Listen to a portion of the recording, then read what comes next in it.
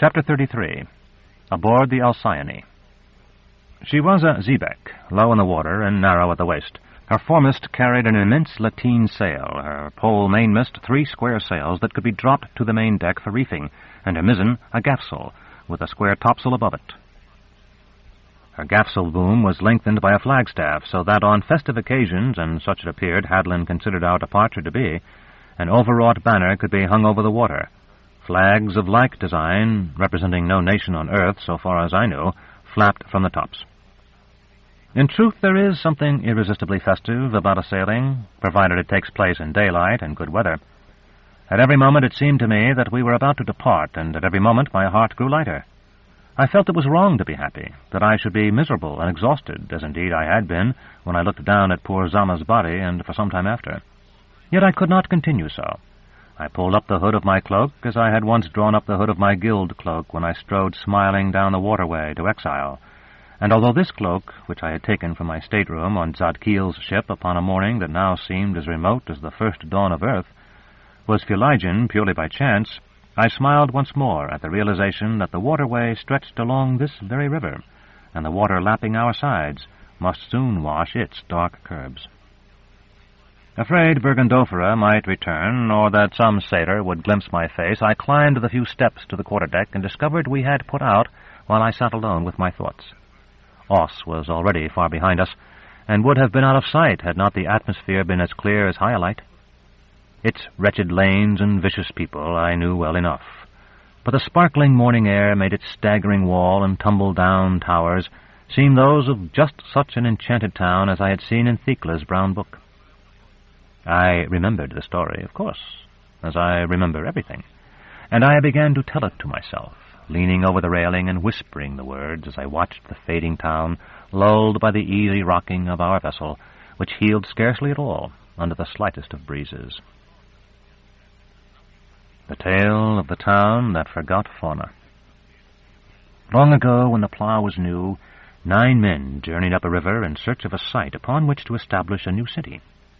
After many a day of weary rowing through mere wilderness, they came upon a place where an old woman had built a hut of sticks and planted a garden. There they beached their boat, for the supplies they had carried with them were gone, and for many days they had eaten only such fish as they could catch in the river and drunk only river water. The old woman, whose name was Fauna, gave them mead and ripe melons, beans, white, black, and red, carrots and turnips, cucumbers as thick as your arm, and apples, cherries, and apricots. That night they slept before her fire, and in the morning, as they walked over the land eating its grapes and strawberries, they saw that everything needed to build a great city was there, where stone could be floated down from the mountains upon rafts of logs, where there was good water in abundance, and the rich soil engendered a green birth from every seed. Then they held a council. Some urged that they should kill the old woman, others more merciful that they should only drive her away. Still others proposed that they should trick her by this means or that. But their leader was a pious man who said, "If we do any of these evil things, you may be sure the Increate will not permit it to pass without notice, for she has welcomed us and given us of all she possesses except her land. Let us offer our money for that. It may be she will accept it, not knowing the value of what she has." So they polished each brass or copper bit, put them into a bag, and offered it to the old woman. But she refused, for she loved her home. "Let her be tied and laid into one of her own tubs," some said. "Then we will only have to push the tub into the current, and we will be rid of her, and which of us will have her blood upon his hands?" Their leader shook his head. "Surely her ghost would haunt our new town," he told them, and so they added their silver to the money in the sack and offered it again. But the old woman refused as before. "She is old," one said, "and in the course of nature she must die soon. I will remain here to care for her while you return to your families. When she is dead, I will return also, bearing the news."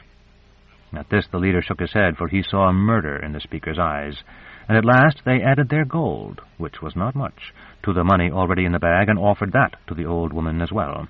But she, who loved her home, refused, just as before. Then their leader said, "Tell us what you will take for this place, for I warn you we will have it by one means or another, and I cannot much longer restrain the rest." At that the old woman thought long and hard, and at last she said, "When you build your town, you must put a garden in the midst of it, with trees that blossom and fruit, and humble plants likewise. And in the center of this garden you must erect a statue of me made of precious stuffs." To this they readily agreed, and when they returned to the place with their wives and children, the old woman was no more to be seen. Her hut, her dovecotes, and her rabbit hutches they used for firewood, and they feasted on her produce while they built their town. But in the center of it, as they had sworn, they made a garden, and though it was not a large garden, they promised to make it bigger by and by. In the middle of this garden they erected a statue of painted wood. Years passed. The paint peeled away, and the wood cracked. Weeds sprang up in the flower beds, though there were always a few old women who pulled them out and planted marigolds and hollyhocks, and scattered crumbs for the doves that perched on the shoulders of the wooden figure. The town gave itself a grand name and grew walls and towers, though its walls were but little walls to keep out beggars, and owls nested in the empty guard-rooms of its towers. Its grand name was not used by travelers or farmers, the former calling the place Pestis, and the latter Urbis. Yet many merchants and many outlanders settled there, and it grew until it reached the heels of the mountains, and the farmers sold their fields and meadows and were rich. At last a certain merchant purchased the weedy little garden in the center of the old quarter, and built godowns and shops upon its flower beds. He burned the gnarled old apples and mulberries in his own fireplaces, for wood was dear, and when he burned the wooden woman, ants fled from her to explode among the coals. When the harvest was poor, the town fathers took what corn there was and shared it out at the price paid the year before. But a year came when the harvest failed. The merchants demanded to know by what right the fathers of the town did this, for they desired to sell what corn there was for the price it would bring. Prompted by the merchants, the town's many poor asked too, demanding bread at public cost. Then the town fathers recalled that their own fathers had taught them the name by which they governed the town, but none could lay tongue to it. There was fighting and many fires, but no bread, and before the last fire had smoldered out, many had left the town to search for berries and hunt rabbits. That town lies in ruins now, all its towers cast down. Yet it is said that one old woman remains, who has made a garden at its center among the tumbled walls. When I murmured the words I have just written here, Oss had nearly vanished, but I remained where I was, leaning on the rail of the little quarter-deck near the stern-post, looking back along the upper river that lay gleaming to the north and east. This part of Giall, below Thrax but above Nessus, is as different from that below Nessus as can be imagined. Though it carries already its burden of silt from the mountains, it flows too swiftly to foul its channel, and because it does not, and is hemmed by rocky hills on either side, it runs as straight as a spar for 100 leagues. Our sails had brought us to the center of the flood, where the current will bear a vessel 3 leagues in a watch. Close hauled, they gave us just enough way for the rudder to bite the swirling water. The upper world was fair and smiling and full of sunshine, though in the farthest east there was a patch of black no bigger than my thumb. From time to time the breeze that filled our sails died away, and the strange, stiff flags ceased their uneasy stirring and fell lifelessly to the masts. I had been aware of 2 sailors crouched nearby, but had assumed they were on watch, waiting to trim the mizzen, our mizzen-mast extended to the sun-deck, if the need arose. When I turned at last, thinking to go to the bow, they were looking up at me, and I recognized both. "We've disobeyed you, sir," Declan muttered, "but we did it because we love you for our lives. We beg you to forgive us." He could not meet my eyes. Harina nodded. "My arm ached to follow you, sir. It will cook and wash and sweep for you. Do whatever you order it to do." When I said nothing, she added, "It's only my feet that rebel. They won't stand idle when you go away." Declan said, "We heard the doom you laid on us. I can't write, sir, but I remember it all, and I'll find someone who can. Your curse upon that evil city won't be forgotten." I sat on the deck before them. "It isn't always good to leave your native place." Harina held out her cupped hand, the hand I had shaped for her, then turned it upside down. "How can it be good to find the master of Urth and lose him again?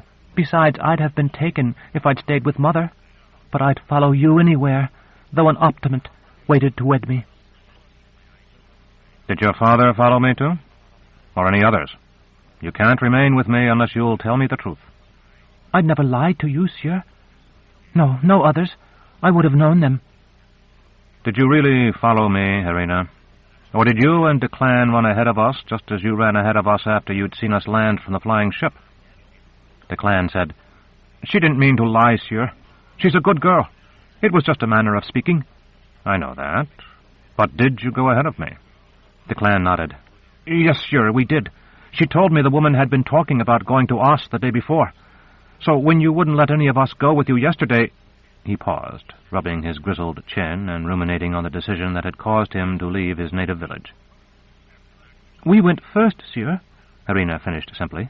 You said nobody but the woman was to come with you, and nobody could follow you. But you didn't say we couldn't go to Oss at all. We left while Anian and Chilak were making a staff for you. So you arrived before we did, and you talked to people, didn't you? You told them what had happened in your villages. We didn't mean any harm, sir, Harina said. Declan nodded. I didn't. That's what she should say. It wasn't really her that talked, not until they asked her. It was me, though I've always been so slow with my words.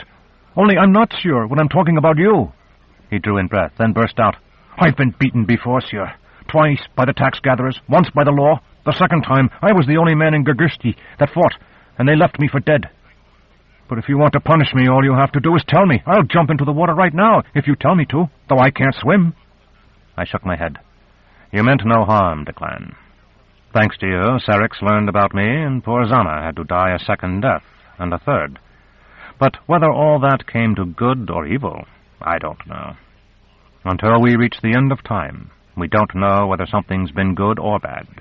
We can only judge the intentions of those who acted. How did you learn that I was going to take this ship? The wind was rising. Harina drew her stola more closely around her.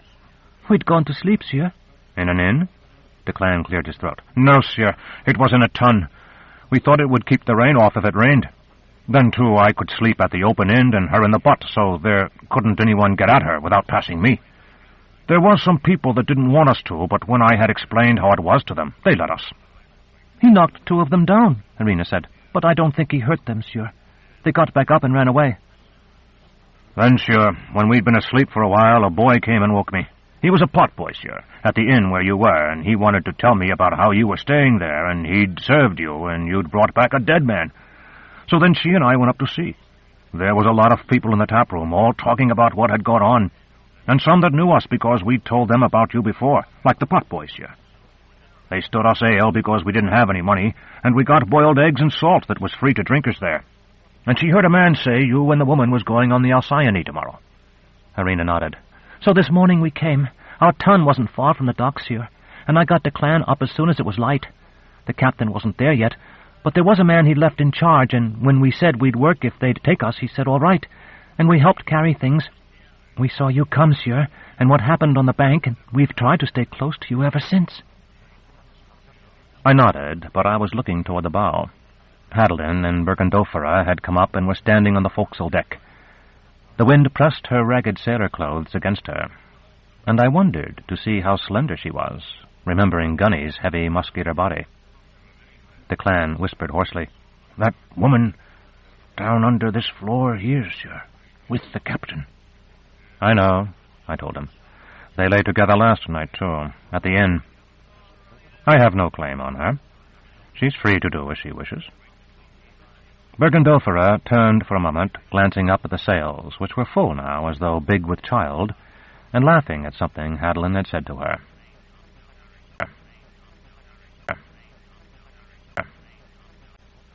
Chapter 34. Saltus again. Before noon we were racing along like a yacht. The wind sang in the rigging, and the first big drops of rain spattered the ship like paint flung at her canvas. From my position by the quarter-deck rail, I watched the mizzen-top and main-topgallant struck, and the remainder of our hamper reefed again and again. When Hadlin came to me, excessively polite, to suggest I go below, I asked him if it would not be wise to tie up. Can't, sir. There's no harbor between here and Saltus, sir. Wind'd beach us if I tied to the bank, sir. A blow's coming, sir, it is indeed. We've rowed out worse, sir. He dashed away to belabor the mizzen gang and shout obscenities at the helmsman. I went forward. I knew there was a chance I would soon be drowned, but I was enjoying the wind and found I did not greatly care. Whether my life had come to its end or not, I had both succeeded and failed. I had brought a new sun that could not possibly cross the gulf of space in my lifetime, nor in that of any infant born in mine. If we reached Nessus, I would reclaim the Phoenix throne, scrutinize the acts of the suzerain who had replaced Father Aniri, for I felt sure the monarch mentioned by the villagers could not be Aniri, and reward or punish him as his conduct deserved. I would then live out the remainder of my life amid the sterile pomp of the House Absolute or the horrors of battlefields.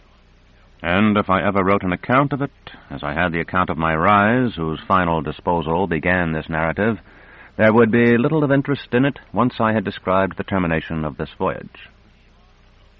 The wind snapped my cloak like a banner, and made our lateen foresail flap like the wings of some monstrous bird, as the tapered yard bent again and again to spill the blasts. The foresail had been reefed to the last point, and with every gust Alcyone shied toward Gial's rocky shore like a skittish steed. The mate stood with one hand on the backstay, watching the sail and cursing as monotonously as a barrel organ. When he caught sight of me, he stopped abruptly and mouthed, "May I speak with you, sir?" He looked absurd, doffing his cap in that wind. I smiled as I nodded. "I suppose you can't furl the foresail without making her harder to steer?" It was just at that moment that the full fury of the storm descended on us. Though so much of her hamper had been struck or reefed, Alcyone was laid on her beam ends. When she righted herself, and to the glory of her builders, she did right herself, the water all around us was boiling with hail, and the drumming of the hailstones on her decks was deafening. The mate sprinted for the overhang of the sundeck. I followed him, and was startled to see him fall to his knees as soon as he had gained its shelter. "Sure, don't let her sink. I don't want it for me, sure. I got a wife, 2 babies, only married last year, sure. I asked, "What makes you think I can save your ship?" It's the captain, ain't it, sure? I'll see to him soon as it gets dark." He fingered the hilt of the long dirk at his side. "I got a couple hands that's sure to stand by me, sir. I'll do it. I swear it to you, sir." "You're talking mutiny," I said. "And nonsense." The ship rolled again until one end of the main yard was under water. "I can no more raise storms." I was addressing no one. He had bolted from beneath the overhanging deck and vanished into the hail and pouring rain. I seated myself once more on the narrow bench from which I had watched the ship loaded. Or rather, I rushed through the void as I had been rushing through the void since Bergendorfera and I had leaped into the black emptiness under that strange dome on Yesod. And as I did, I made the lay figure I moved with strings that might have strangled half Bria sit upon the bench. In the space of a dozen breaths, or 100, the mate returned with Harina and Declan. He knelt again while they crouched at my feet. "Stop the storm, sir," Harina pleaded. "You were kind to us before. You won't die, but we will. Declan and me. I know we've offended you, but we meant well, and we beg you to forgive us." Declan nodded mutely. I told them all, "Violent thunderstorms are common in autumn. This one will soon pass, like other storms." Declan began, "Sure." "What is it?" I asked him. "There's no reason you shouldn't speak." "We saw you. She and I did. We were up there where you left us when the rain came. The mate here, he ran. You walked, sure. You walked and the hail didn't hit you. Look at my clothes, sure, or hers." "What do you mean, Declan?" The mate mumbled, "They're soaked, sure. So am I. But feel your cloak, sure. Feel your cheeks." I did, and they were dry. When it is confronted with the incredible, the mind flies to the commonplace. The only explanation I could think of was that the fabric was of some extern weave that could not be wet, and that my face had been shielded by the hood. I pushed it back and stepped out into the waist. With my face turned to the wind, I could see rain streaming toward my eyes and hear the whizzing hail as it passed my ears, but no hailstone ever struck me, and my face and hands and cloak remained dry.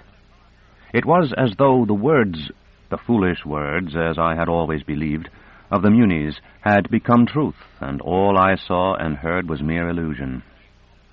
Almost against my will, I whispered to the storm, I had thought to speak as men speak to men, but I found that my lips produced the sounds of soft wind, of distant thunder rolling among the hills, and of the gentle timpanation of the rain of Yasod. A moment passed, then another. The thunder rumbled away, and the wind fell. A few hailstones, like pebbles flung by a child, plopped into the river. I knew that with those few words I had called the storm back into myself, and the feeling was indescribable. Earlier I had somehow sent forth my feelings, and they had become a monster as wild as I was then, a monster with the strength of 10,000 giants. Now they were only feelings again, and I was angry again as I had been angry before, and not least angry because I was no longer certain where the line ran between this strange, sordid world of Urth and myself.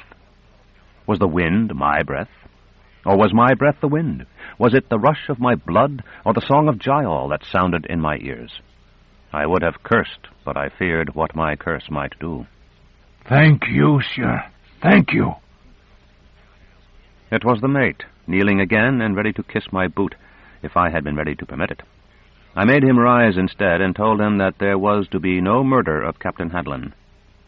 In the end, I was forced to make him swear it, because I could see that he, like the clan or Harina, would cheerfully have acted in what he felt to be my cause, in direct disobedience to my orders. I had become a miracle-monger, whether I liked it or not, and miracle-mongers are not obeyed, as are autarchs. Of the remainder of that day, as long as the light lasted, there is little to say. I thought much, but I did nothing but wander once or twice from the quarter-deck to the forecastle deck and back, and watched the riverbank slide by. Harina and the clan, and indeed all the crew, left me strictly alone. But when Urth seemed about to touch the red sun, I called the clan to me, and pointed toward the eastern shore now brilliantly illuminated. "You see those trees?" I asked. "Some are in ranks and files like soldiers, some in clusters, and some in triangles, interlaced. Are those orchards?" He shook his head sadly. "I'd mine own trees, sir. Nothing from them this year but green apples for cooking." "But those are orchards?" He nodded. "And on the west bank, too, are those orchards as well?" "The banks are too steep for fields, sir.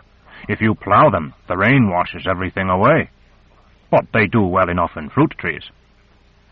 Half to myself, I said, "Once I stopped at a village called Saltus. There were a few fields and a few cattle, but it wasn't until I got farther north that I saw much fruit." Hadlin's voice surprised me. "Strange you should mention that. Dark at Saltus and half a watch, sir." He looked like a boy who knows he is to be beaten. I sent the clan away and told Hadlin he had nothing to fear, that I had indeed been angry with him and with Bergendofera, too, but that I was angry no longer. "Thank you, sir. Thank you." He turned aside for a moment, then looked back, meeting my eyes, and said something that required as much moral courage as anything I have ever heard. "You must think we were laughing at you, sir. We weren't. In the chowder pot we thought you'd been killed. Then down in your cabin we couldn't help it. We were pulled together. She looked at me, and me at her. It happened before we knew. Thought we were going to die after, and I suppose we nearly did." I told him, "You have nothing more to worry about." "I'd best go below and talk to her, then." I went forward, but soon discovered that, close-hauled as we were, the view was actually better from the quarter-deck, which was higher. I was standing there, studying the northwestern bank, when Hadlin came back, this time bringing Bergendofera. When she saw me, she released his hand and went to the farther side of the deck. "If you're looking for the spot where we're going to dock, sir, it's just coming into sight. Can you see it? Look for the smoke, sir, not the houses." "I see it now." "They'll be fixing dinner for us in Saltus, sir. A good inn's there." I answered, "I know," thinking, as I did, how Jonas and I had walked there through the forest after the Ulans had scattered our party at the Piteous Gate, or finding the wine in our ewer, and many other things. The village itself seemed larger than I remembered. I had thought most of the houses stone. These were wood. I looked for the stake to which Morwenna had been chained when I had first spoken with her. As the crew struck our sails and we glided into the little bay, I found the patch of waste ground where it had stood, but there were no stake and no chain. I searched my memory, which is perfect, except perhaps for a few slight lapses and distortions. I recalled the stake and the soft clinking of the chain when Morwenna raised her hands in supplication, the way the midges buzzed and bit, and Barnock's house, all built of mine stone. "It's been a long time," I told Hadlin. Sailors loosed the halyards. Sail after sail dropped to the deck, and with the way remaining to her, the Alcyone slid toward her berth. Hands with boat hooks stood on the grating decks that extended behind the sun deck and beyond the forecastle, ready to fend us from the wharf or draw us to it. They were hardly needed. Half a dozen loungers scurried out to catch our lines and make them fast, and the helmsman laid us alongside so smoothly that the fenders of old cordage hanging from Alcyone's quarter merely kissed the timbers. "Terrible storm today, Captain," one of the loungers called. "Just cleared away a bit ago. Water up over the street here. You're lucky you missed it." "We didn't," Hadlin said. I went ashore half convinced that there were two villages with the same name, perhaps Saltus and New Saltus, or something of the sort. When I reached the inn, it was not as I recalled it, yet it was not so very different either. The courtyard and its well were much the same, so were the wide gates that let in riders and carts. I took a seat in the public room and ordered supper from an innkeeper I did not recognize, wondering all the while whether Bergendofera and Hadlin would sit with me. Neither did, but after a time Herina and de Clan came to my table, bringing with them the brawny sailor who had manned the aft boat-hook, and a greasy, close-faced woman they said was the ship's cook. I invited them to sit down, which they did only reluctantly, and after making it quite clear that they would not permit me to buy them food or wine. I asked the sailor, who I assumed must have stopped here often, if there were no mines in the area. He told me a shaft had been driven into a hillside about a year ago upon the advice of a hatif that had whispered in the ears of several of the principal citizens of the village, and that a few interesting and valuable items had been brought to the surface. From the street outside we heard the tramp of booted feet, halted by a sharp command. They reminded me of the Kilau, who had marched singing from the river through that Saltus to which I had come as an exiled journeyman, and I was about to mention them in the hope of leading the conversation to the war with Asia, when the door burst open and a gaudily uniformed officer stalked in, followed by a squad of fusiliers. The room had been abuzz with talk. It fell deathly still. The officer shouted to the innkeeper, "Show me the man you call the conciliator." Bergendofera, who had been sitting with Hadlin at another table, rose and pointed to me.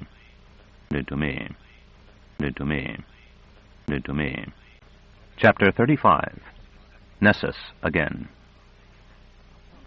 When I lived among the torturers, I often saw clients beaten, not by us, for we inflicted only such punishments as had been decreed, but by the soldiers who conveyed them to us and took them from us.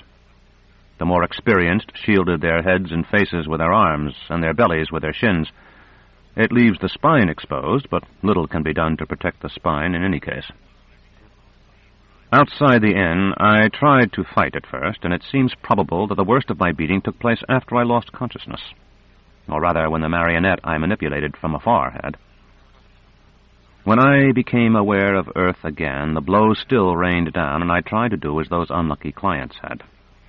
The fusiliers used their boots, and, what were much more dangerous, the iron-shod butts of their fusils. The flashes of pain I felt seemed remote. I was aware mostly of the blows, each sudden, jolting, and unnatural. At last it was over, and the officer ordered me to rise. I floundered and fell, was kicked, tried again, and fell again. A rawhide noose was slipped around my neck, and I was lifted with that. It strangled me, yet helped me balance, too. My mouth was full of blood. I spit it out again and again, wondering whether a rib had punctured my lungs. 4 fusiliers lay in the street, and I recalled that I had wrested his weapon from one, but had been unable to release the catch that would have allowed it to fire. On such small matters do our lives turn. Some comrades of the 4 examined them and found that 3 were dead. "You killed them!" the officer shouted at me. I spat blood in his face. It was not a rational act, and I expected another beating for it. Perhaps I would have received one, but there were 100 people or more around us, watching by the light that streamed from the windows of the inn. They muttered and stirred, and it seemed to me that a few of the soldiers felt as they did, reminding me of the guardsmen in Dr. Tallis's play who had sought to protect Miscayene, who was Dorcas and the mother of us all. A litter was contrived for the injured fusilier, and 2 village men pressed into service to carry it. A cart filled with straw sufficed for the dead. The officer, the remaining fusiliers, and I walked ahead of them to the wharf, a distance of a few hundred paces. Once, when I fell, 2 men dashed out of the crowd to help me up. Until I was again on my feet, I supposed that they were Declan and the sailor, or perhaps Declan and Hadlin. But when I gasped my thanks to them, I found that they were strangers. The incident seemed to enrage the officer, who fired his pistol into the ground at their feet to warn them away when I fell a second time, and kicked me until I rose again with the aid of the noose and the fusilier who held it. The Alcyone lay at the wharf, just as we had left her. But alongside her was such a craft as I had never seen before, with a mast that looked too slight to carry sail, and a swivel gun on her foredeck, far smaller than the Samru's. Seeing the gun and the sailors manning it seemed to put new heart into the officer. He made me stop and face the crowd, and ordered me to point out my followers. I told him I had none, and that I knew none of the people before me. He struck me with his pistol then. When I got up once more, I saw Bergendofera near enough to have touched me. The officer repeated his demand, and she vanished into the darkness. Perhaps he struck me again when I refused again, but I do not recall it. I rode above the horizon, futilely directing my vitality toward the broken figure sprawled so far away. The void put it at naught, and I channeled Urth's energies instead. His bones knit, and his wounds healed, but I noted with dismay that the cheek torn by the pistol sight was that which Aegea's iron claw had once torn too. It was as if the old injury had reasserted itself, only slightly weakened. It was still night. Smooth wood supported me, but leaped and pounded as though lashed to the back of the most graceless destrier that ever galloped. I sat up and found I was aboard a ship, and that I had lain in a puddle of my own blood and spew. My ankle was chained to a staple. A fusilier stood nearby with one hand on a stanchion, keeping his balance with difficulty on that wild deck. I asked him for water. As I had learned when I marched through the jungle with Vodalis, when one is a captive, it does no harm to ask favors. They are not often granted, but when they are refused, nothing is lost.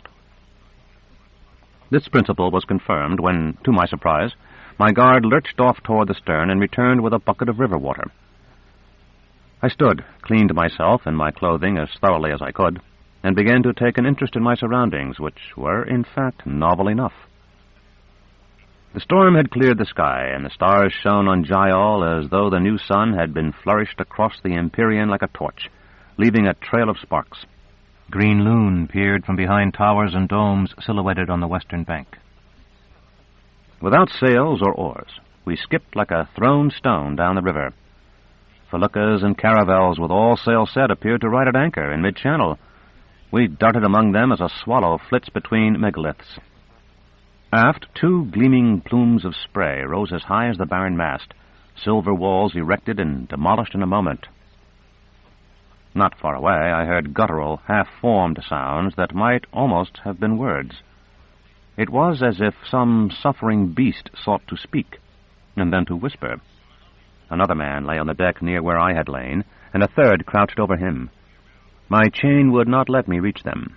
I knelt to add the length of my calf to it, and thus got close enough to see them as well as they could be seen in the darkness. Both were fusiliers.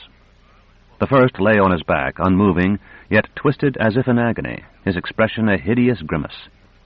When he noticed me, he tried to speak again, and the other man murmured, "It's right, Eskel. Doesn't matter now." I said, "Your friend's neck has been broken." He answered, "You should know, Vatis." I broke it then. I thought so. Eskel made some strangled sound, and his comrade bent over him to listen. "He wants me to kill him," he told me when he straightened up again. "He's been asking for the last watch, ever since we put out." "Do you intend to do it?" I don't know. His fusel had been across his chest. As he spoke, he laid it on the deck, holding it there with one hand. I saw light glint on the oiled barrel. He'll die soon, no matter what you do. You'll feel better afterward if you let him die naturally. I would have said more, perhaps, but Eskel's left hand was moving, and I fell silent to watch it. Like a crippled spider, it crept toward the fusel, and at last closed on it and drew it toward him. His comrade could have taken it back easily, but he did not, and seemed as fascinated as I. Slowly, with an infinity of pain and labor, Eskel lifted and turned it until its barrel was directed toward me. Dimly, by starlight, I watched his stiff fingers fumbling. As the striker, so the stricken. Earlier, I might have saved myself if only I could have discovered the catch that would have permitted the weapon to fire. He who knew so well where it was and how it operated would have killed me, could only he have made his numb fingers release it.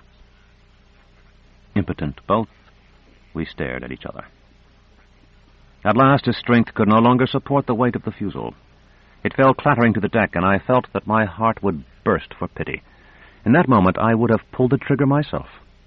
My lips moved, but I scarcely knew what it was I said.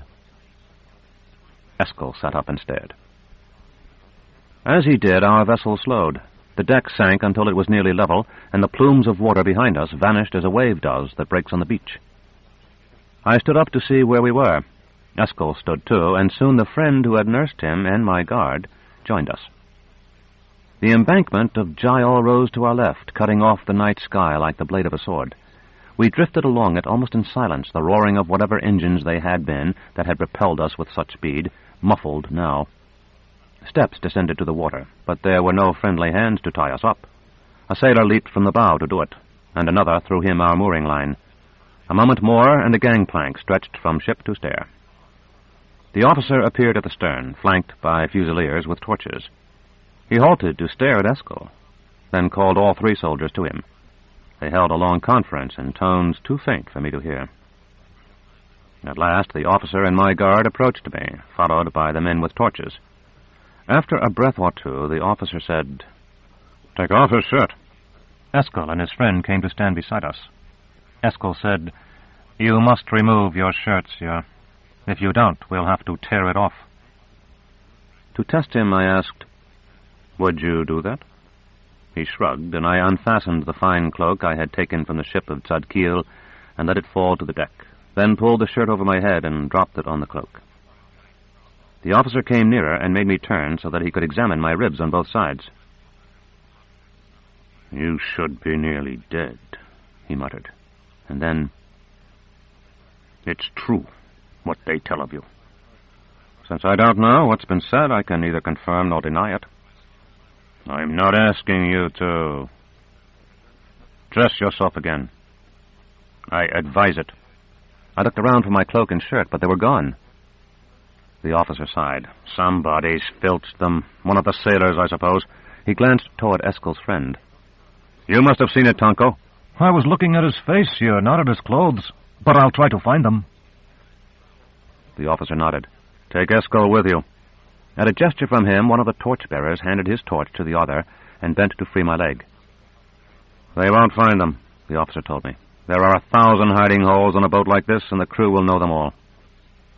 I told him I was not cold. The officer slipped off his uniform cape.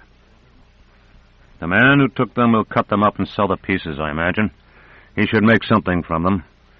Wear this. I've got another one in my cabin." I disliked taking his cape, but it would have been foolish to refuse his generosity. "I must fetter your hands. Regulations." The manacles gleamed like silver in the torchlight. Still, they bit into my wrists, like others. The four of us crossed the gangplank to water stairs that seemed nearly new, mounted them, and marched in single file up a narrow street bordered with little gardens and rambling houses, mostly of a single story.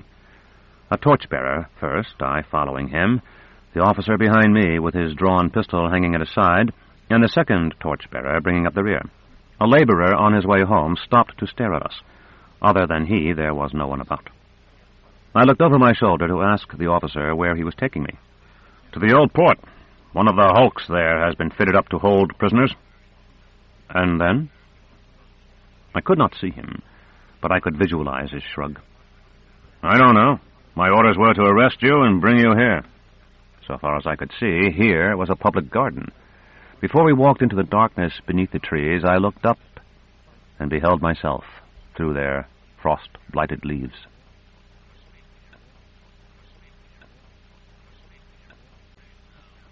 Chapter 36.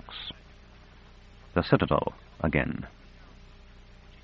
It was my hope to see the old sun rise before I was locked away. That was not to be. For a long time, or at least for what felt like a long time, we climbed a gentle hill. More than once our torches set fire to raddled leaves overhead that ignited a few others, releasing the pungent smoke that is the very breath of autumn before they smoldered out. More leaves strewed the path we trod, but they were sodden with rain. At last we came to a brooding wall, so lofty that the light of our torches failed to reveal its summit, so that for a moment I took it for the wall of Nessus. A man in half armor leaned on the shaft of his vouge before the dark and narrow archway of a sallyport in the wall. When he caught sight of us, he did not straighten his stance or show any other sign of respect for the officer, but when we had traced the path almost to his feet, he pounded the iron door with the steel-shod butt of his weapon. The door was open from within. As we passed through the thickness of the wall, which was great, but not nearly so great as that of the wall of Nessus, I stopped so suddenly that the officer behind me collided with me. The guard within was armed with a long, double-edged sword, whose squared tip he permitted to rest upon the paving stones. "Where am I?" I asked the officer. "What is this place?" "Where I told you I would bring you," he answered. "There is the hulk." I looked and saw a mighty tower, all of gleaming metal. The guard drawled, "He's afraid of my blade. She has a good edge, fellow. You'll never feel it." The officer snapped, "You will address this prisoner as Sieur." "While you're here, Sieur, perhaps." What the officer might have said or done to him then, I do not know. While they spoke, a woman had come out of the tower, followed by a serving boy with a lantern.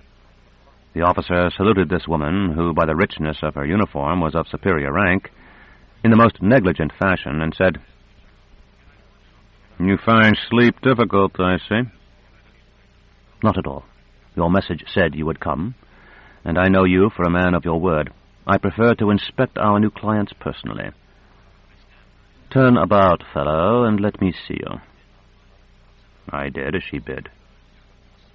"A fine specimen, and you haven't marked him at all." He didn't resist. The officer said, "We present you with a tabula rasa."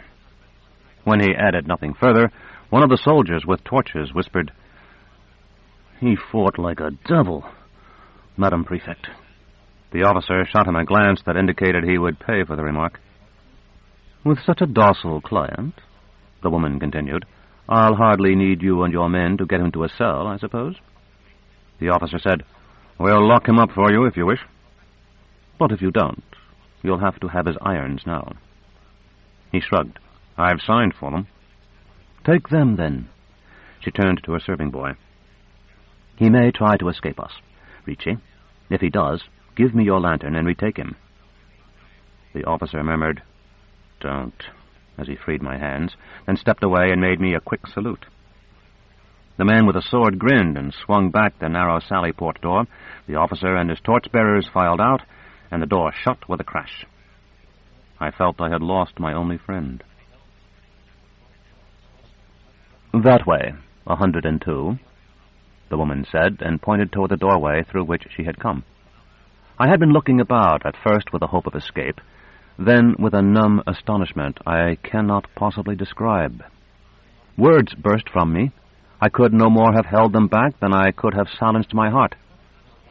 "That's our Madichin Tower. That one's the Witch's Keep, but it's straight now, and there's the Bear Tower." "You're called a holy man," she said. "I see you're wholly deranged." As she spoke, she held out her hand so I could see she was not armed, and gave me a twisted smile that would have been enough warning if the officer had not warned me already. It was plain the ragged boy had no weapon, and posed no threat. She, I imagined, had a pistol or something worse under her rich uniform. Most do not know it, but it is difficult to learn to strike another human being with all one's force. Some ancient instinct makes even the most brutal soften the blow. Among the torturers, I had been taught not to do so. I struck her, the heel of my hand, against her chin as hard as I have ever struck anyone in my life, and she crumpled like a doll. I kicked the lantern, which went out as it flew from the boy's hand. The guard at the sally port raised his sword, but only to bar the way. I whirled and made off toward the broken court. The pain that struck me at that moment was like the pain of the revolutionary, the only pain I have ever felt that could be compared with it. I was being torn apart, and the separation of each limb was prolonged and prolonged until being quartered with a sword would have been nothing to it. The ground seemed to leap and reel under me, even when that hideous flash of pain was gone and I lay in the dark. All the great guns of the Battle of Urth were thundering together. Then I had returned to the world of Yasad. Its pure air filled my lungs, and the music of its breezes soothed my ears. I sat up and found that it was only Urth, as she seemed to one who had suffered Abaddon. As I rose, I thought of all the aid I had sent this ruined body, yet my arms and legs were stiff and cold, and pain lingered in every joint. I had lain upon a cot in a room that seemed oddly familiar. The door, which I felt sure had been of solid metal when I had last seen it, was a lattice of bars. It looked out into a narrow hall whose twistings I had known from childhood. I turned back to study the odd shape of the room. It was the bedchamber Roche had occupied as a journeyman, and it was to this very room that I had come to don lay clothing on the evening of our excursion to the house Azure. I stared at it in astonishment. Roche's bed, a trifle wider, had stood just where my cot was now. The position of the port, I recalled how surprised I had been to find Roche had a port, and that I myself had later been given a room without one, and the angles of the bulkheads were unmistakable. I went to the port. It was open, admitting the breeze that had awakened me. No bars crossed it, but of course no one could have climbed down the smooth walls of the tower, and only a very small man could have squeezed his shoulders through the port. I thrust out my head. Below me lay the old yard, just as I recalled it, basking in the late summer sunshine. Its cracked flagstones looked a trifle newer, perhaps, but otherwise they were the same. The Witch's Keep now leaned awry, precisely as it had always leaned in the recesses of my memory. The wall lay in ruins, exactly as in my day, its unsmeltable metal slabs half in the old yard and half in the necropolis. A lone journeyman, so I already thought him, lounged at the corpse door, and though he wore a strange uniform and clasped a sword, as Brother Porter had not, he stood at the spot where Brother Porter used to stand. Soon a boy, just such a ragged apprentice as I myself had been, crossed the old yard on some errand. I waved and shouted to him, and when he looked up I recognized him and called his name. "Ricci! Ricci!" He waved in return and went on about his business, clearly afraid to be seen speaking to a client of his guild. His guild, I write, but I was sure by then that it had been mine, too. Long shadows told me it was still early morning. They were confirmed a few moments later by the slamming of doors and the footsteps of the journeyman bringing my atole. My door lacked the slot it ought to have had, so that he was forced to stand aside, holding his stack of trays, while another journeyman, with a vouge, looking almost like a soldier, unlocked for him.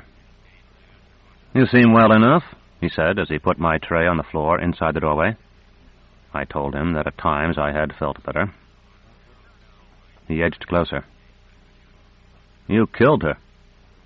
"The woman called Madam Prefect?" He nodded, as did the other journeyman. "Broke her neck." "If you'll take me to her," I told them, "I may be able to restore her."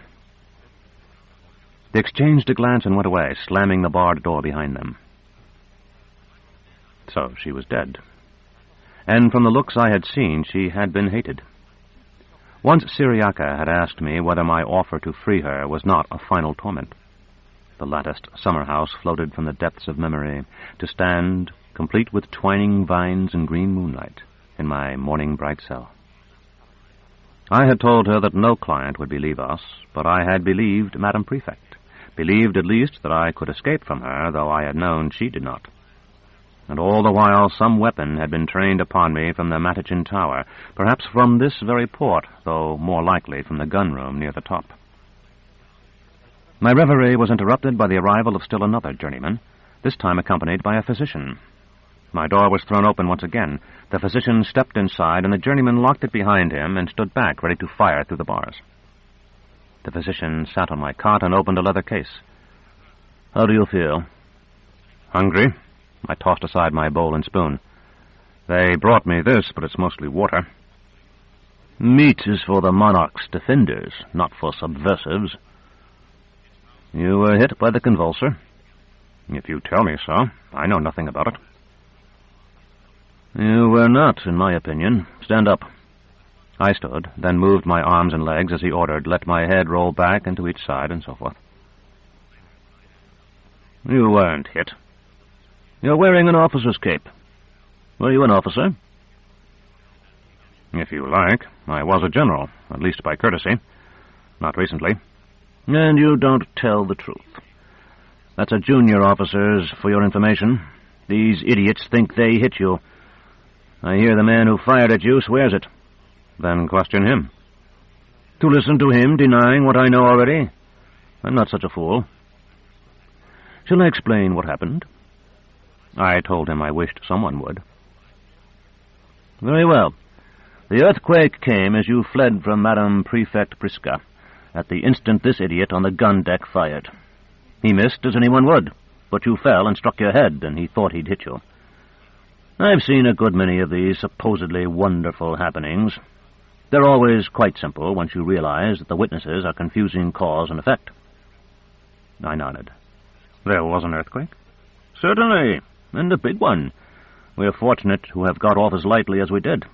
Haven't you looked outside yet? You must be able to see the wall from here." He stepped over to the port and looked out himself, then pointed, as people do, as if I had. "A big section fell next to the Zoetic transport there.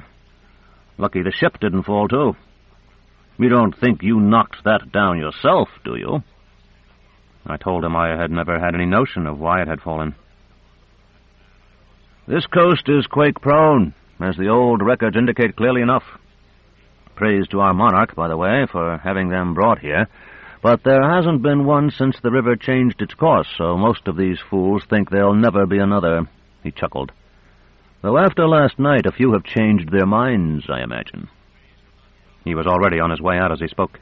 The journeyman banged my door closed and locked it again. I thought of Dr. Tolos's play, in which the ground shakes and Jahi says, "The end of Urth, you fool. Go ahead and spear her. It's the end for you anyway."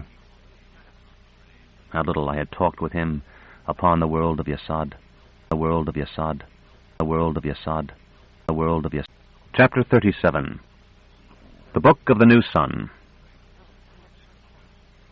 As in my time, we prisoners were fed twice a day, and our water carafes replenished at the evening meal. The apprentice carried my tray, gave me a wink, and returned when the journeyman was no longer about, with cheese and a loaf of fresh bread. The evening meal had been as scanty as the morning one. I began to eat what he had brought me, while I thanked him for it. He squatted in front of my cell door. "May I talk to you?" I said I did not govern his acts, and he was likely to know the rules of the place better than I. He flushed, his dark cheeks growing darker still. "I mean, will you talk with me?" "If it won't get you a beating." "I don't think there'll be any trouble, at least not now. But we ought to keep our voices down.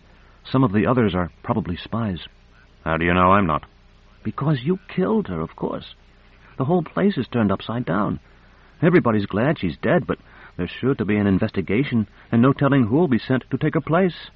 He paused, seeming to think deeply about what he would say next. "The guards say you said you might be able to bring her back." "And you don't want me to." He waved that away. "Could you have? Really?" "I don't know. I'd have to try. I'm surprised they told you." "I wait around and listen to them talk, shine boots or run errands for money." "I have none to give you. Mine was taken from me by the soldiers who arrested me." "I wasn't after any." He stood up and dug in one of the pockets of his ragged trousers. "Here, you better take these." He held them out. They were worn brass tokens of a design unfamiliar to me. Sometimes you can get people to bring you extra food or whatever. You brought me more food, and I gave you nothing. Take them, he said. I want to give them to you. You might need them. When I would not extend my hand, he tossed them through the bars and disappeared down the corridor. I picked up these coins and dropped them into one of my own pockets, as puzzled as I have ever been in my life. Outside, afternoon had become chill evening, with the port still open.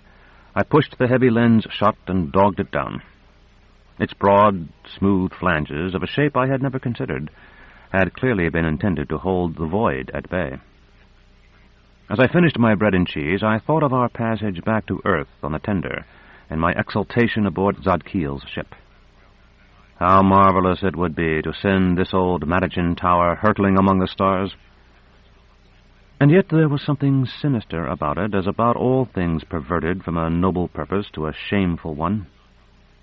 I had grown to manhood here, feeling nothing of that.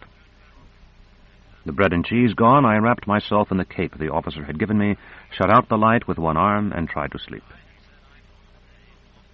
Morning brought more visitors.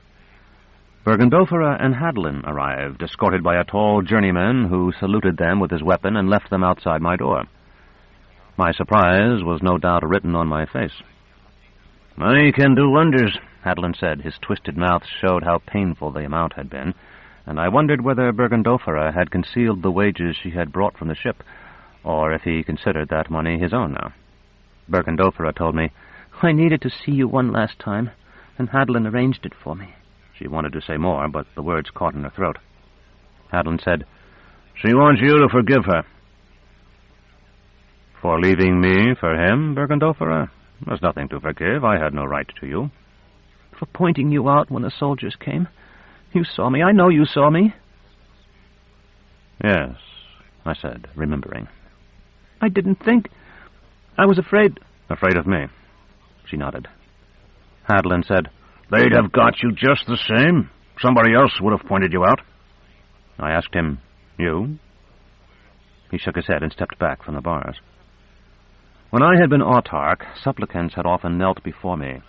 Now Bergendofera knelt, and it seemed hideously inappropriate. "I had to talk to you, Severian. One last time. That was why I followed the soldiers to the wharf that night. Won't you forgive me? I wouldn't have done it, but I was so afraid." I asked whether she remembered Gunny. "Oh, yes, and the ship. Except that it seems like a dream now." "She was you, and I owe her a great deal. For her sake, your sake, I forgive you. Now and at every other time. Do you understand?" "I think so," she said, and instantly she was happy, as if a light had been kindled in her. "Severian, we're going down the river to Liti. Hadlin goes there often, and we'll buy a house where I'll live when I'm not with him on Alcyone. We want to have children. When they come, can I tell them about you?" Although I believed at the time that it was only because I could see Hadlin's face as well as hers, a strange thing took place as she spoke. I grew conscious of her future, as I might have been of the future of some blossom that Valeria had plucked in the gardens. I told her, "It may be, Bergendofera, that you will have children as you wish. If you do, you may tell them anything you like about me. It may also be that in a time to come you'll want to find me again. If you look, you may, or you may not. But if you look, remember you aren't looking because I've told you to, or because I've promised you'll find me." When they had gone, I thought for a moment about her and about Gunny, who had once been Bergendofera. We say that a man is as brave as an Atrix, or that a woman is as lovely as a red roe, as Bergendofera was. But we lack any such term for loyalty, because nothing we know is truly loyal, or rather because true loyalty is found only in the individual, and not in the type. A son may be loyal to his father, or a dog to its master, but most are not. As Thecla, I had been false to my autarch, as Severian to my guild. Gunny had been loyal to me, and to Urth, not to her comrades. And perhaps we are unable to advance some paragon of loyalty to an apothegm only because loyalty, in the final analysis, is choice. Yet how strange that Gunny should sail the empty seas of time to become Bergendofera again. A poet would sing that she searched for love, I suppose, but it seemed to me she searched for the illusion that love is more than it is, though I would like to believe that it was for some higher love which has no name. Another visitor soon came, but was no visitor at all, since I could not see his face. A whisper that seemed to originate in the empty corridor asked, "Are you the Thurgist?" "If you say it," I answered. "But who are you, and where are you?" Canog, the student. I'm in the cell next to you. I heard the boy talking to you and the woman and the captain just now." I asked, "How long have you been here, Canog?" hoping he might advise me upon certain matters. "Nearly 3 months. I'm under sentence of death, but I don't think it'll be carried out. Usually they're not, after such a long time. Probably the old Frontisarian has interceded for her erring child, eh? At least I hope so." I had heard much such talk in my own day. It was strange to find it unchanged. I said, "You must know the ways of the place by now?"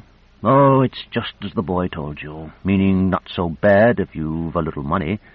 I got them to give me paper and ink, so now I write letters for the guards. Then, too, a friend brought a few of my books. I'll be a famous scholar if they keep me here long enough." Having always asked the question when I toured the dungeons and oubliettes of the Commonwealth, I asked why he was imprisoned. He was silent for a time. I had opened the port again, but even with a breath of wind coming through it, I was conscious of the reek from the slop jar under my cot as well as the general stench of the place. The cawing of rooks rode upon the breeze. Through my barred door came the endless tramping of boots upon metal. At last he said, "We don't pry into those matters here." "I'm sorry I have offended you, but you asked such a question of me. You asked if I was the Thurgist, and it's as a Thurgist that I have been imprisoned." Another long pause. "I killed a fool of a shopkeeper. He'd been asleep behind his counter. I knocked over a brass candlestick, and up he came, roaring, with a pillow sword in his hand. What else could I do? A man has a right to save his own life, doesn't he?" "Not under every circumstance," I said. I had not known the thought was in me until I had expressed it. That evening the boy brought my food, and with it Harina, the clan, the mate, and the cook I had seen briefly in the Inn of Saltus. "I got them inside, sir," the boy said. He tossed back his wild black hair with a gesture fit for any courtier. "The guard owes me a few favors." Harina was weeping, and I pushed my arm between the bars to stroke her shoulder. "You're all in danger," I told them. "You may be arrested because of me. You mustn't stay here long." The mate said, "Let them come for me with their sweet-arsed soldier boys. They'll find no virgin."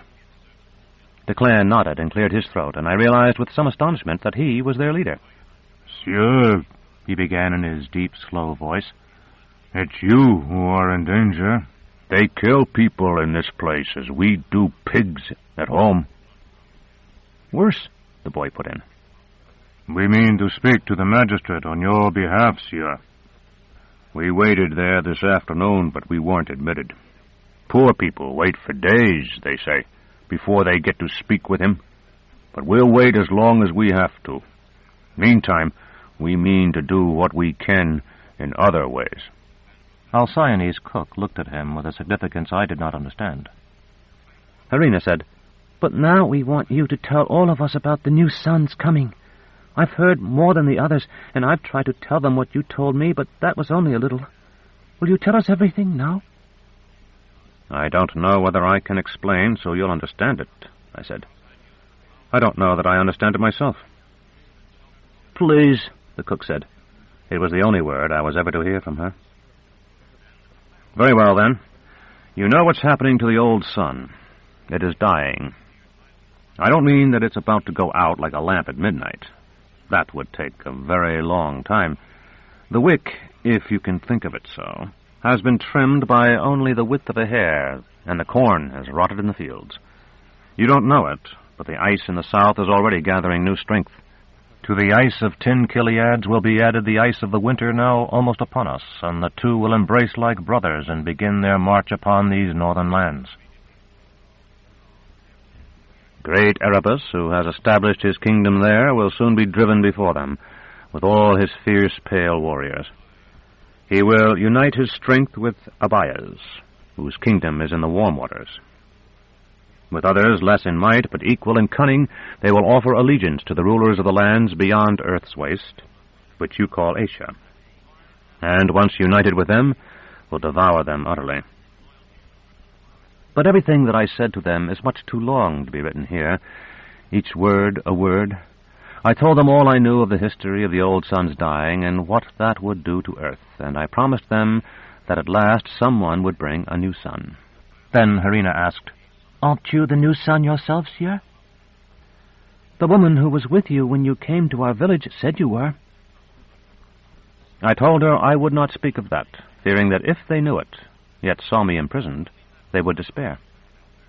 The clan wished to know how Urth would fare when the new son came, and I, understanding little more than he did himself, drew upon Dr. Tollis's play, never thinking that in a time yet to come Dr. Tollis's play would be drawn from my words.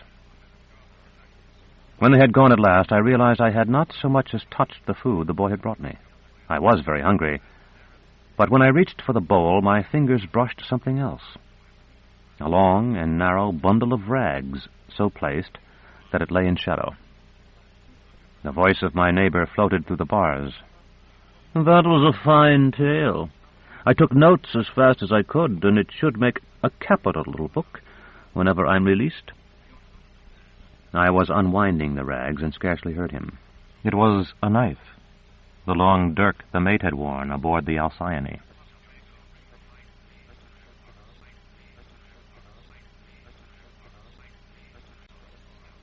Chapter 38. To the Tomb of the Monarch. For the remainder of the evening I gazed at the knife. Not in fact, of course. I had rewrapped it in its rags and hidden it under the mattress of my cot. But as I lay upon that mattress, staring up at the metal ceiling that was so like the one I had known in the apprentice's dormitory as a child, I felt the knife below my knees. Later it revolved before my closed eyes, luminant in the darkness and distinct from hilt of bone to needlepoint. When I slept at last, I found it among my dreams as well. Perhaps for that reason I slept badly. Again and again I woke and blinked at the cell light glowing above my head, rose and stretched and crossed to the port to search for the white star that was another self. At those times I would gladly have surrendered my imprisoned body to death if I could have done it with honor, and fled streaming through the midnight sky to unite my being. In those moments I knew my power, that could draw whole worlds to me and incremate them as an artist burns his earths for pigments. In the brown book, now lost, that I carried and read so long that at last I had committed to memory its whole contents, though they had once seemed inexhaustible, there is this passage, "Behold, I have dreamed a dream more. The sun and the moon and 11 stars made obeisance to me." Its words show plainly how much wiser the peoples of ages long past were than we are now. Not for nothing is that book titled, "The Book of the Wonders of Earth and Sky." I, too, dreamed a dream. I dreamed that I called the power of my star down upon myself, and rising crossed, Thecla as well as Severian, to our barred door, and grasping its bars, bent them until we could easily have passed between them. But when we bent them, it seemed we parted a curtain, and beyond it beheld a second curtain, and Tzadkil, neither larger than ourselves nor smaller, with the dirk of fire. When the new day, like a flood of tarnished gold, poured at last through the open port, and I waited for my bowl and spoon, I examined those bars, and though most were as they ought to have been, those at the center were not quite so straight as the rest. The boy carried in my food, saying, "Even if I only heard you once, I learned a lot from you, Severian. I'll be sorry to see you go." I asked whether I was to be executed. As he set down my tray, he glanced over his shoulder at the journeyman guard leaning against the wall. "No, it's not that. They're just going to take you somewhere else. A flyer's coming for you today, with Praetorians." "A flyer? Because it can fly over the rebel army, I suppose. Have you ever ridden in one? I've only watched them taking off and landing. It must be terrific. It is. The first time I flew in one, we were shot down. I've ridden in them often since, and even learned to operate them myself. But the truth is that I've always been terrified. The boy nodded. I would be, too, but I'd like to try it. Awkwardly, he offered his hand. Good luck, Severian, wherever they take you. I clasped it. It was dirty, but dry, and seemed very small. Ricci, I said. That's not your real name, is it? He grinned. No. It means I stink. Not to my nose. It's not cold yet, he explained, so I can go swimming. In the winter I don't have much chance to wash, and they work me pretty hard. Yes, I remember. But your real name is... Imar? He withdrew his hand. Why are you looking at me like that? Because when I touched you, I saw the flash of gems about your head. Imar, I think I'm beginning to spread out, to spread through time, or rather to be aware that I am spread through time, since all of us are. How strange that you and I should meet like this. I hesitated for a moment, my voice bewildered among so many swirling thoughts. Or perhaps it isn't really strange at all. Something governs our destiny, surely. Something higher even than the hierogrammates. What are you talking about? Imar, someday you will become the ruler. You'll be the monarch, although I don't think you'll call yourself that. Try to rule for Urth, and not just in Urth's name, as so many have. Rule justly, or at least as justly as circumstances permit. He said, You're teasing me, aren't you? No, I told him.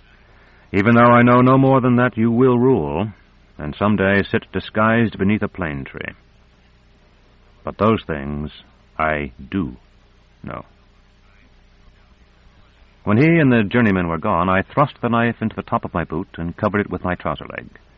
As I did, and afterward, while I sat waiting on my cot, I speculated upon our conversation. Was it not possible Imar had reached the Phoenix throne only because some Epopt, myself, had prophesied he would? So far as I am aware, history holds no record of it, and perhaps I have created my own truth. Or perhaps Imar, now feeling he rides his destiny, will fail to make the cardinal effort that would have won him a signal victory. Who can say? Does not Zadkiel's curtain of uncertainty veil the future, even from those who have emerged from its mists? The present, when we leave it before us, becomes the future once more. I had left it, I knew, and waded deep in a past that was, in my own day, scarcely more than myth. Watch followed weary watch as ants creep through autumn to winter. When at last I had concluded beyond question that Imar's information had been mistaken, that the Praetorians would come not that day but the next, or not at all, I glanced out the port, hoping to amuse myself with the errands of those few persons who chanced to cross the old yard. A flyer rode at anchor there, as sleek as a silver dart. I had no sooner seen it than I heard the measured tread of marching men, broken as they mounted the stair, resumed when they reached the level at which I waited. I rushed to the door. A bustling journeyman led the way. A bemedaled Kiliarch sauntered after him. Thrust well into his sword belt, his thumbs proclaimed him not a subordinate, but one infinitely superior. Behind them, in a single file maintained with the disciplined precision of hand-colored troops, commanded by a child, though they were less visible than smoke, tramped a squad of guardsmen in the charge of a vintner. As I watched, the journeyman waved in the direction of my cell with his keys.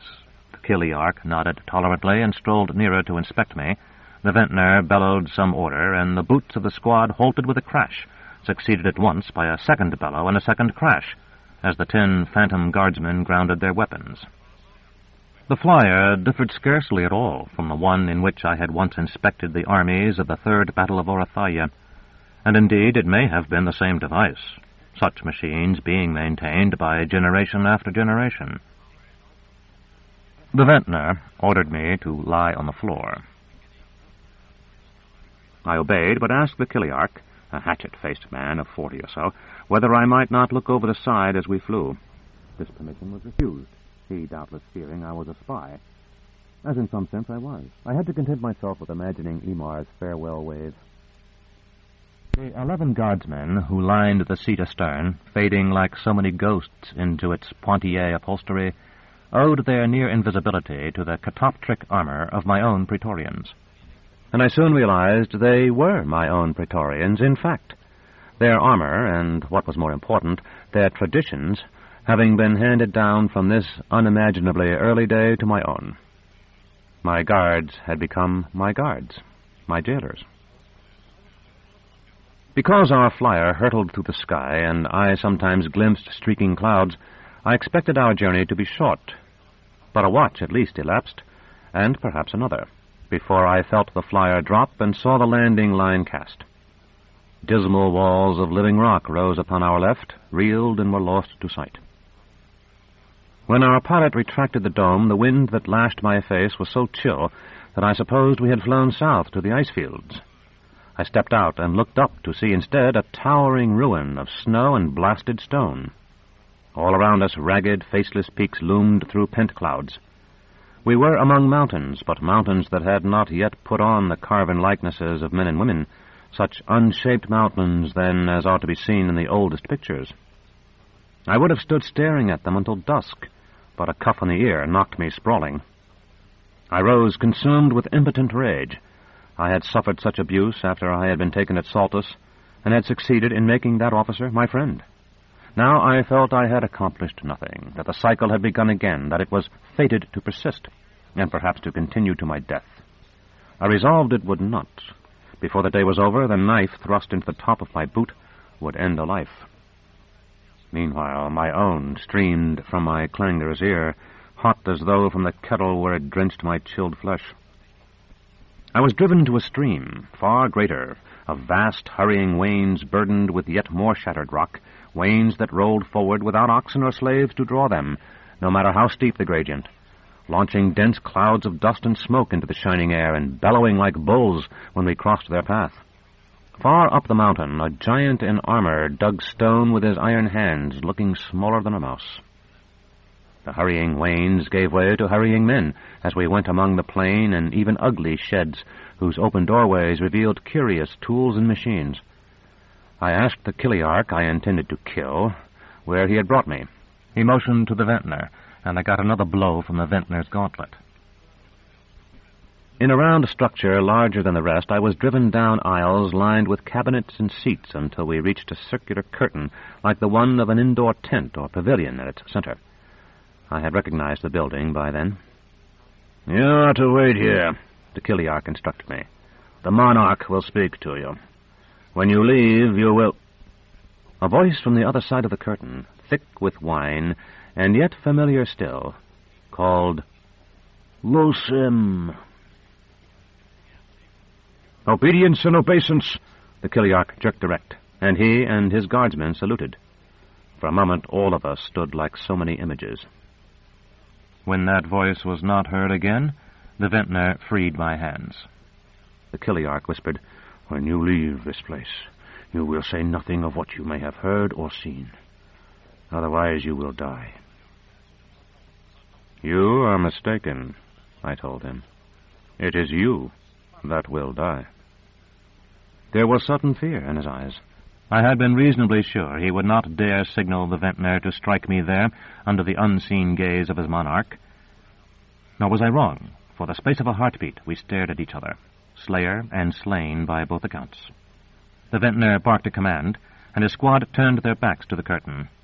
When the Kiliarch had assured himself that none of the guardsmen would be able to see what lay beyond the curtain when it parted, he told me, "Go through." I nodded and advanced to it. It was of crimson triple silk, luxurious to the touch. As I pushed it aside, I saw the faces I had expected. Seeing them, I bowed to their owner. Owner. Owner. Owner. Chapter 39. The Claw of the Conciliator Again. The two-headed man lounging upon the divan beyond the crimson curtain raised his cup to acknowledge my bow. I see you know to whom you come. It was the head on the left that spoke. You're Typhon, I said. The monarch, the sole ruler, or so you think, of this ill-starred world, and of others as well. But it wasn't to you I bowed, but to my benefactor, Phaeton. With a mighty arm that was not his, Typhon brought the cup to his lips. His stare across its golden rim was the poisoned regard of the Yellowbeard. You have known Phaeton in the past? I shook my head. I'll know him in the future. Typhon drank and set his cup upon a small table. What is said of you is true, then. You maintain that you are a prophet. I hadn't thought of myself in that way. But yes, if you like. I know that you'll die on that couch. Does that interest you? That body will lie among the straps you no longer need to restrain Phaeton, and the implements you no longer need to force him to eat. The mountain winds will dry his stolen body until it is like the leaves that now die too young, and whole ages of the world will stride across it before my coming reawakens you to life. Typhon laughed, just as I had heard him laugh when I bared Terminus Est. You're a poor prophet, I fear. But I find that a poor prophet is more amusing than a true one. If you had merely told me that I would lie should my death ever occur, which I've begun to doubt, among the funeral breads in the skull cavity of this monument, you would only have told me what any child could. I prefer your fantasies, and it may be that I can make use of you.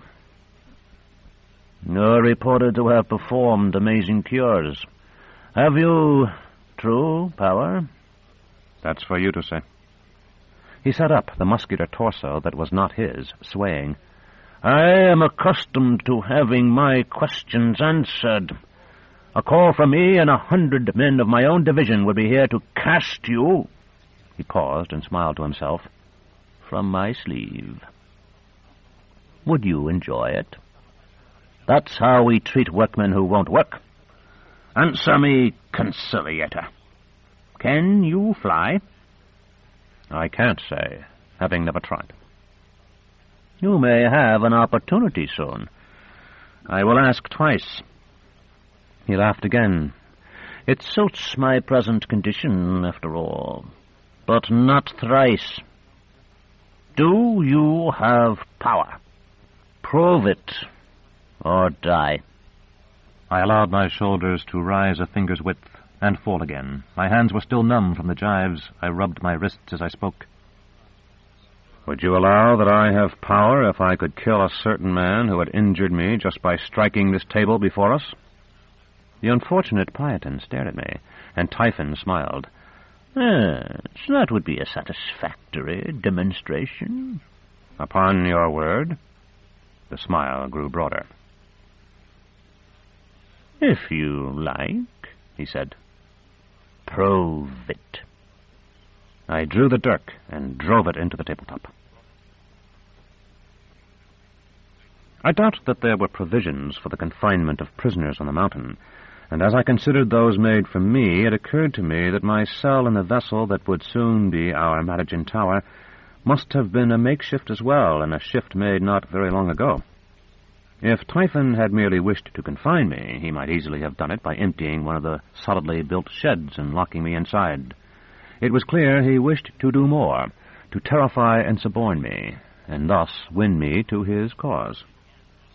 My prison was a spur of rock, not yet cut from the robe of the giant figure that already bore his face. A little shelter of stones and canvas was set up for me on that wind-swept spot, and to it were brought meat and a rare wine that must have been stored for Typhon himself. As I watched, a timber nearly as thick as the Alcyone's mizzenmast, though not so high, was set into the rock where the spur left the mountain, and a smilodon chained to its base. The Kiliarch hung from the top of this timber on a hook passed between his hands, which were manacled as my own had been. For as long as the light lasted, I watched them, though I soon realized that a battle raged at the foot of the mountain. The Smilodon appeared to have been starved. From time to time it sprang up and sought to grasp the Kiliark's legs. Always he lifted them so it fell a cubit short, and its great claws, though they grooved the wood like chisels, would not support it. In that one afternoon I had as much vengeance as I wish ever to have. When night came, I carried food to the Smilodon. Once on my journey to Thrax with Dorcas and Jolenta, I had freed a beast bound much as the Kiliark was now. It had not attacked me, perhaps because I bore the gem called the Claw of the Conciliator, perhaps only because it had been too weak to do so. Now this Smilodon ate from my hands and licked them with its broad, rough tongue. I touched its curving tusks, like the ivory of the mammoths, and I scratched its ears, as I would have Triskeles, saying, "We have borne swords. We know, do we not?" I do not believe the beasts can comprehend more than the simplest and most familiar phrases, yet I felt the massive head nod. The chain was fastened to a collar with 2 buckles as wide as my hand. I loosed it and set the poor creature free, but it remained at my side. The Kiliark was not so readily released. I was able to climb the timber easily enough, locking my knees around it as I once had locked them around the pines in the necropolis as a boy. By then the horizon had dropped far below my star, and I could easily have lifted him free from his hook and flung him into the gulf below, but I dared not drop him for fear he would fall into it, or that the Smilodon would attack him. Although the light was too faint for me to see it, its eyes gleamed as it stared up at us. In the end, I looped his hands about my neck and clambered down as well as I could, nearly slipping and half choking, but reaching the safety of the rock at last. When I carried him to the shelter, the Smilodon followed and lay at our feet. By morning, when 7 guardsmen arrived with food, water, and wine for me, and torches lashed to poles with which to drive back the Smilodon, their Kiliark was fully conscious and had eaten and drunk. The consternation on the soldiers' faces when they saw that he and the Smilodon were gone entertained us, but it was nothing compared to their expressions when they discovered both in my shelter. "Come ahead," I told them. "The beast won't harm you, and your Kiliark will discipline you only if you have been false to your duty, I feel sure." They advanced, though hesitantly, eyeing me with almost as much fear as the Smilodon. I said, "You saw what your monarch did to your Kiliark because he permitted me to retain a weapon. What will he do to you when he learns you've permitted your Kiliark to escape?" The vintner answered, "We'll all die, sir.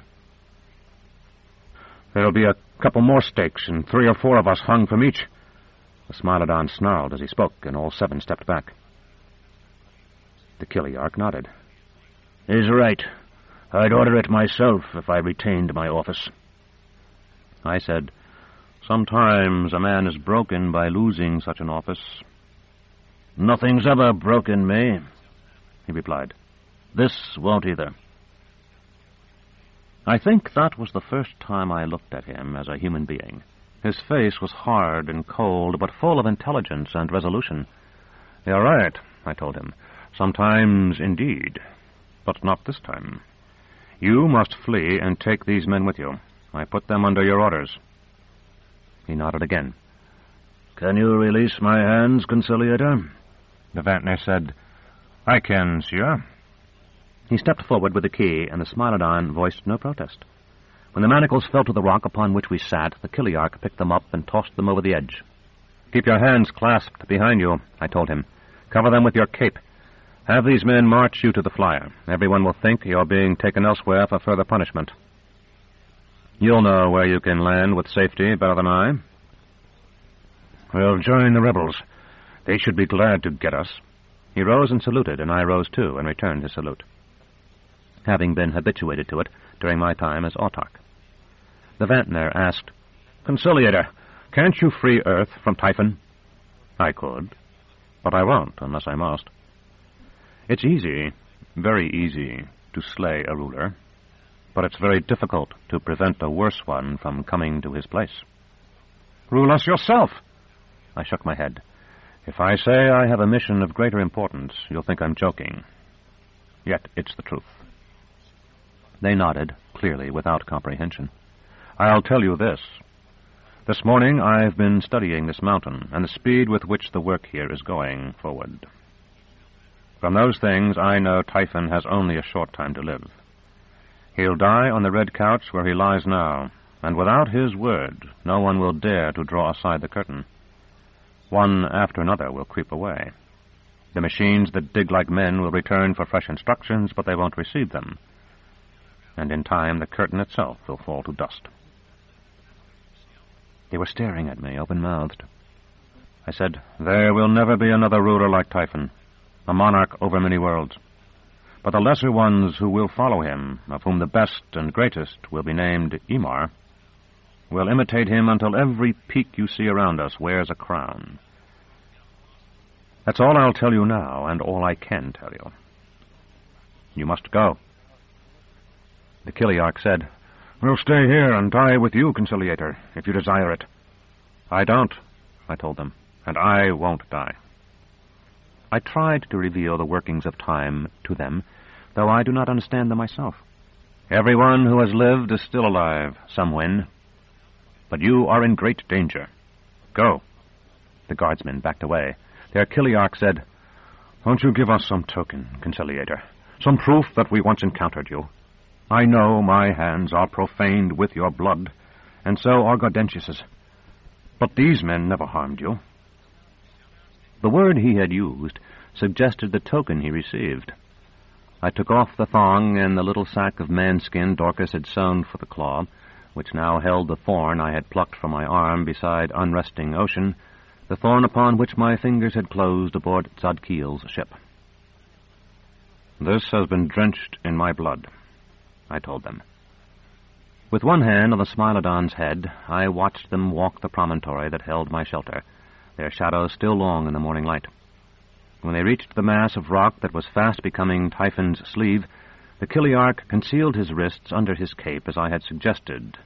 The Vantner drew his pistol, and 2 soldiers aimed their weapons at the Kiliarch's back. Thus disposed, prisoner and guard, they descended the stair on the farther side and were lost to me in the bustling roadways of that place I had not yet named, the accursed town. I had sent them away lightly enough, but now that they were gone I knew once more what it was to lose a friend. For the Kiliarch, too, had become my friend. And my heart, though it may be, as some have said, as hard as metal, felt ready to crack at last. "And now I must lose you, too," I told the Smilodon. "In fact, I should have sent you away while it was still dark." It made a deep rumbling that must have been its purr, surely a sound seldom heard by man and woman. That thunderous purr was echoed faintly from the sky. Far across the lap of the colossal statue, a flyer lifted into the air, rising slowly at first, as those vessels always do when they rely upon the repulsion of Urth alone, then streaking away. I recalled the flyer I had seen when I had parted from Vodalus, after the occurrence I placed at the very beginning of the manuscript I cast into the ever-changing universes. And I resolved then that if ever leisure should come to me again, I would pen a new account, beginning, as I have, with the casting away of the old. Whence comes this unslakable thirst to leave behind me a wandering trail of ink, I cannot say, but once I referred to a certain incident in the life of Emar. Now I have spoken with Emar himself, yet that incident remains as inexplicable as the desire. I would prefer that similar incidents in my own life not suffer a similar obscurity. The thunder that had been so distant sounded again, nearer now, the voice of a column of night-black cloud that outreached even the arm of Typhon's colossal figure.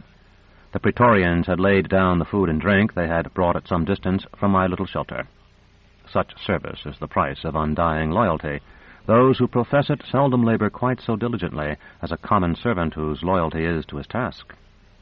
I went out, the Smilodon with me, to carry it back to whatever protection we could give it. The wind had already begun her storm song, and a few raindrops splattered the rock before us, as big as plums and icy cold. "This is as good a chance as you'll ever have," I told the Smilodon. "They're running for shelter already. Go, now." It leaped away as though it had been awaiting my consent, clearing 10 cubits at every bound. In a moment it had vanished over the edge of the arm. In a moment more it reappeared, a tawny streak darkening to rain-wet brown, from which workers and soldiers fled like conies. I was glad to see that, for all the weapons of beasts, no matter how terrible they seem, are merely toys compared to the weapons of men.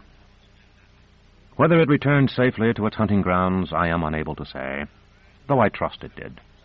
As for myself, I sat under my shelter for a time, listening to the storm and munching bread and fruit, until at last the wild wind snatched the canvas from over my head. I rose. When I looked through the curtains of the downpour, I saw a party of soldiers cresting the Arm. Astonishingly, I also saw places without rain or soldiers. I do not mean that these newly seen places now spread themselves where the abyss had stretched. Its aching emptiness remained, rock dropping a league at least like a cataract, with the dark green of the high jungle far below, the jungle that would hold the village of sorcerers through which the boy Severian and I would pass.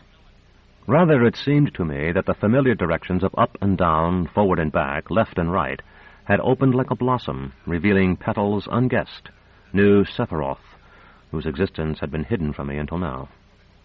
One of the soldiers fired. The bolt struck the rock at my feet, splitting it like a chisel.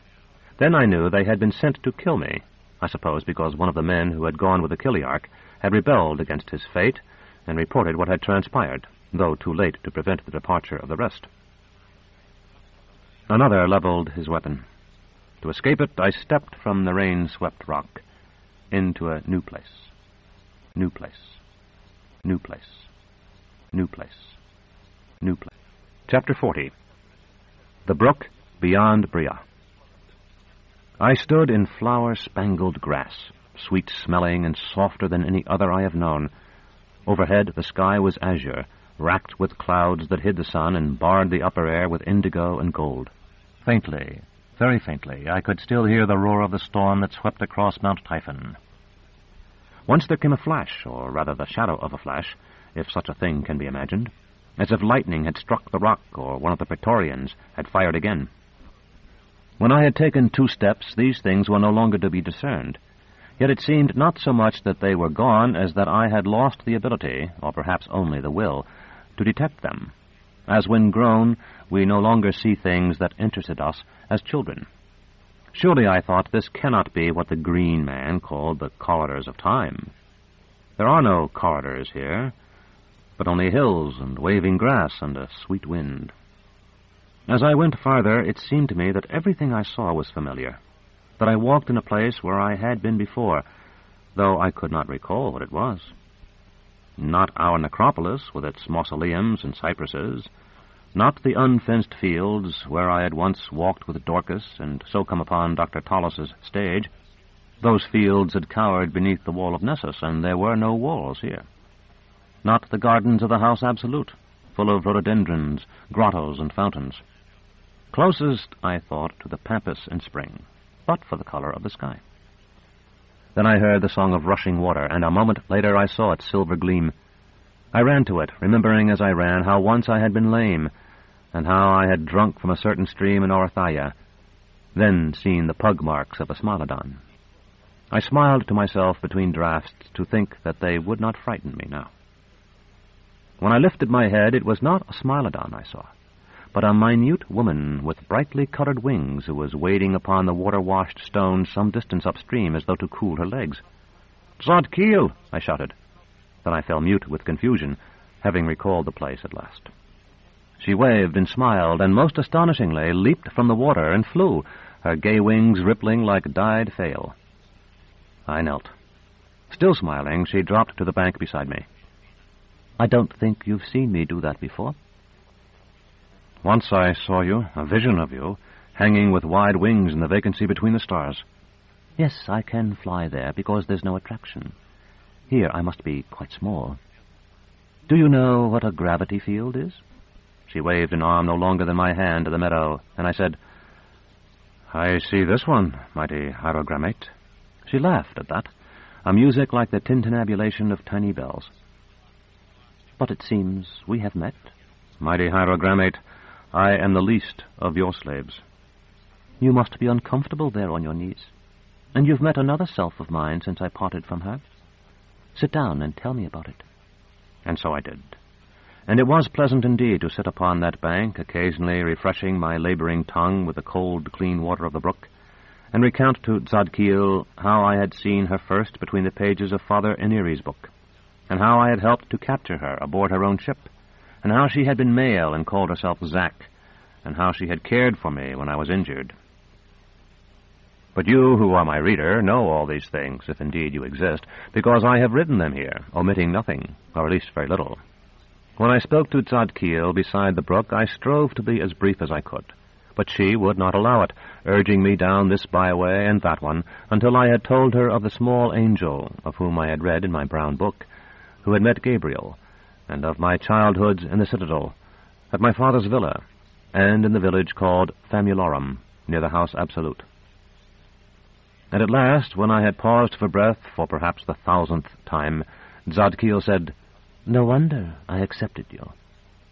In all those words, there was not one lie.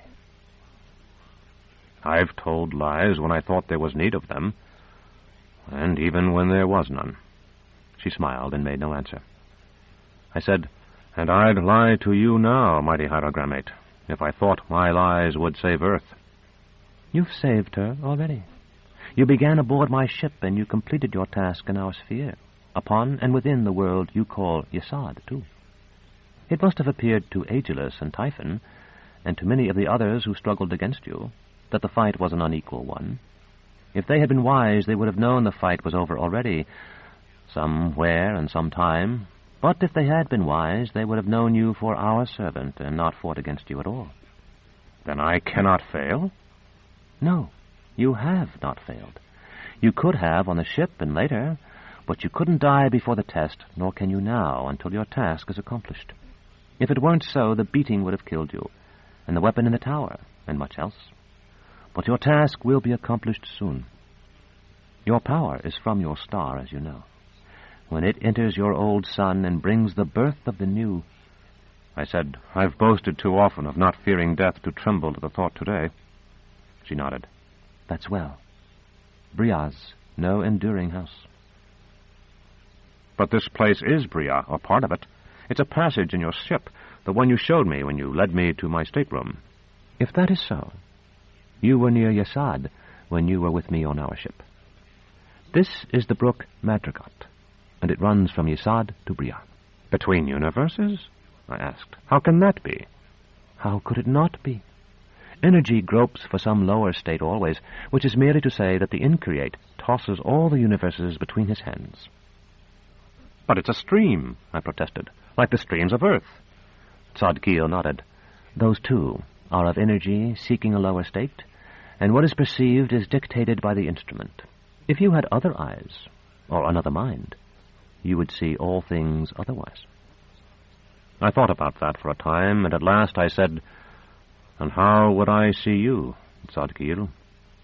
She had been sitting upon the bank beside me. Now she lay down in the grass, her chin in her hands, and her bright wings rising above her back like fans with painted eyes. "You called these fields of gravity, and so they are, among other things. Do you know the fields of Urth, Severian?" "I've never followed the plough, but I know them as well as a city man can." "Just so. And what is found at the edges of your fields?" "Fences of split wood or hedges to keep out cattle. In the mountains, walls of dry-laid stones to discourage deer." "And nothing else?" "I can think of nothing," I said, "though perhaps I saw our fields with the wrong instrument." "The instruments you have are the right instruments for you, because you've been shaped by them. That's another law. Nothing else?" I recalled the hedgerows and a sparrow's nest I had once seen in one, weeds and wild things.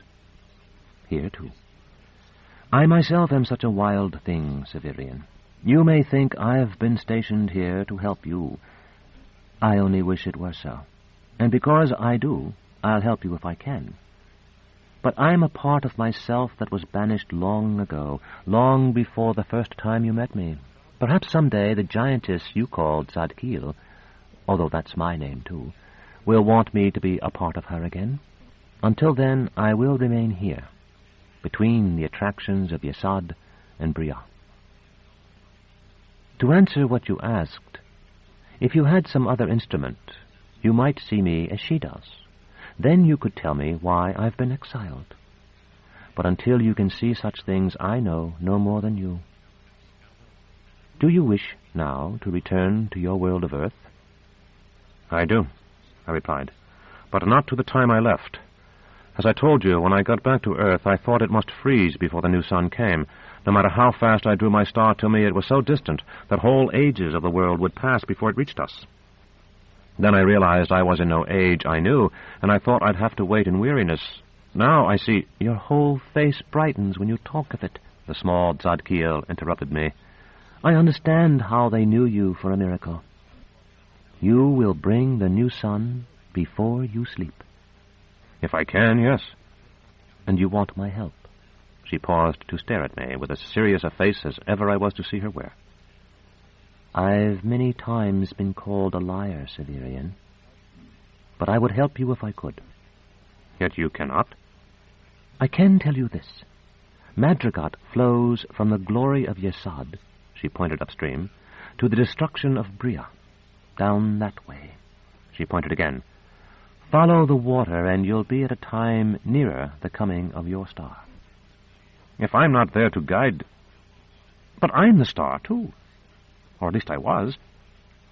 I can't— It's as if that part of myself is numb. You're not in Bria now, remember? You'll know your new son again when you return there, if he still exists. He must, I said. I will need my eyes and ears to tell him what passes on Earth. Then it would be best, the small Tzadkiel remarked, not to go too far downstream. A few steps, perhaps. When I came here, I wasn't in sight of it. I may not have walked straight toward it. Her little shoulders moved up and down, carrying her tiny, perfect breasts with them. Then there's no telling, is there? So this is as good a place as any. I stood, recalling the brook as I had first seen it. It went straight across my path, I told her. Now, I think I'll take a few steps with the water, as you suggested. She rose, too, leaping into the air. No one can say just how far a step will take him. Once I heard a fable about a cock, I said. The man who told it said it was only a foolish tale for children, but there was some wisdom in it, I think. 7, it said, was a fortunate number. 8 carried the little cock too far. I took 7 strides. Do you see anything? The small Tzadkiel asked. Only you, the brook and the grass. Then you must walk away from it. Don't jump across it, though, or you'll end in another place. Go slowly. I turned my back to the water and took a step. What do you see now? Look down the stems of the grass to the roots. Darkness.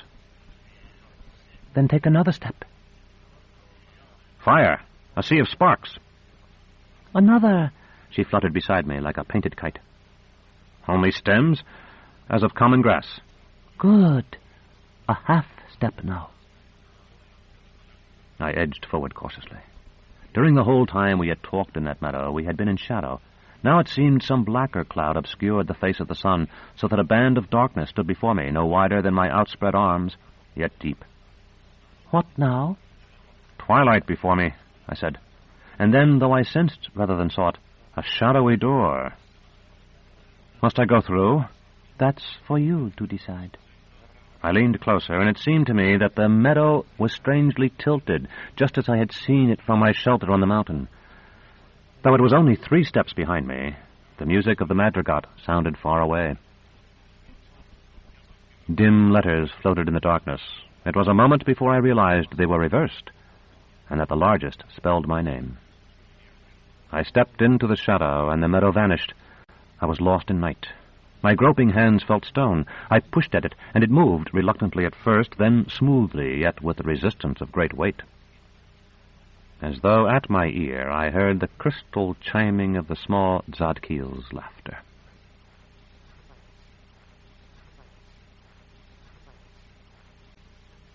Chapter 41. Severian from his cenotaph. A cock crowed. And as the stone swung back, I saw the starry sky and a single bright star, blue now with its velocity, that was myself. I was whole once more, and near. Fair-skulled, rising with the dawn, was not so brilliant and did not show so broad a disk. For a long time, or at least for a time that seemed long to me, I studied my other self, still far beyond the circle of dis. Once or twice I heard the murmur of voices, but I did not trouble to see whose they were, and when at last I looked around me, I was alone. Or nearly so. An antlered buck watched me from the crest of a little hill to my right, his eyes faintly gleaming, his body lost in the deeper dark beneath the trees that crowned the hill. On my left, a statue stared with sightless eyes. A last cricket chirped, but the grass was jeweled with frost. As I had in the meadow about Madrigal, I had the feeling of being in a familiar place without being able to identify it. I was standing upon stone, and the door I had pushed back was of stone also. 3 narrow steps led to a clipped lawn. I went down them, and the door swung silently behind me, changing its nature, or so it seemed, as it moved, so that when it had shut, it appeared no door at all. I stood in the slightest of dells, 1,000 paces or more from lip to lip, set among gentle hills. There were doors in these, some no wider than those of private rooms, some greater than the stone doorway and the obelisk behind me. The doors and the flagged paths that led from them told me I stood upon the grounds of the House Absolute. The long shadow of the obelisk was not born of the plenilune moon, but of the first crescent of the sun, and that shadow pointed to me like an arrow. I was in the west. In a watch or less, the horizon would rise to conceal me. For a moment I regretted that I had given the claw to the Kiliarch. I wanted to read the inscription on the stone door. Then I remembered how I had examined Declan in the darkness of his hut, and I stepped nearer it and used my eyes. To the honor of Severian the Great, autarch of our commonwealth, by right the first man of Urth, memorabilis. It was a lofty shaft of blue chalcedony, and something of a shock. I was thought dead, so much was clear, and this pleasant vale had been appointed my proxy resting place. I would have preferred the necropolis beside the citadel, the place where I must indeed repose at last, or at least be thought to, or the stone town to which the first remark would apply with greater force. That led me to wonder just where on the grounds I was, as well as to speculate on whether Father Eniri or some other had been the erector of my monument.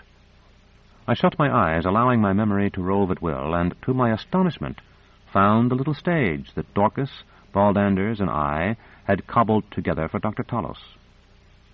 Here was the very spot, and my absurd memorial stood where, at another time, I had feigned to think the giant Nod a statue. Recalling the moment, I glanced at the one I had seen upon stepping back into Bria, and found it was, just as I had supposed, one of those harmless, half-living creatures.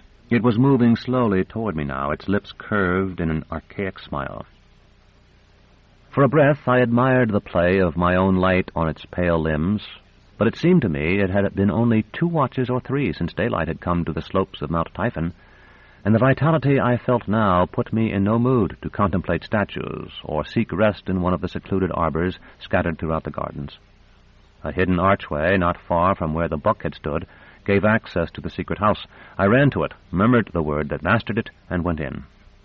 How strange, and yet how good it was to thread those narrow passages once more. Their suffocating constriction and padded ladder-like steps summoned up 1,000 memories of gambades and trysts, coursing the white wolves, scourging the prisoners of the antechamber, re-encountering Oringa.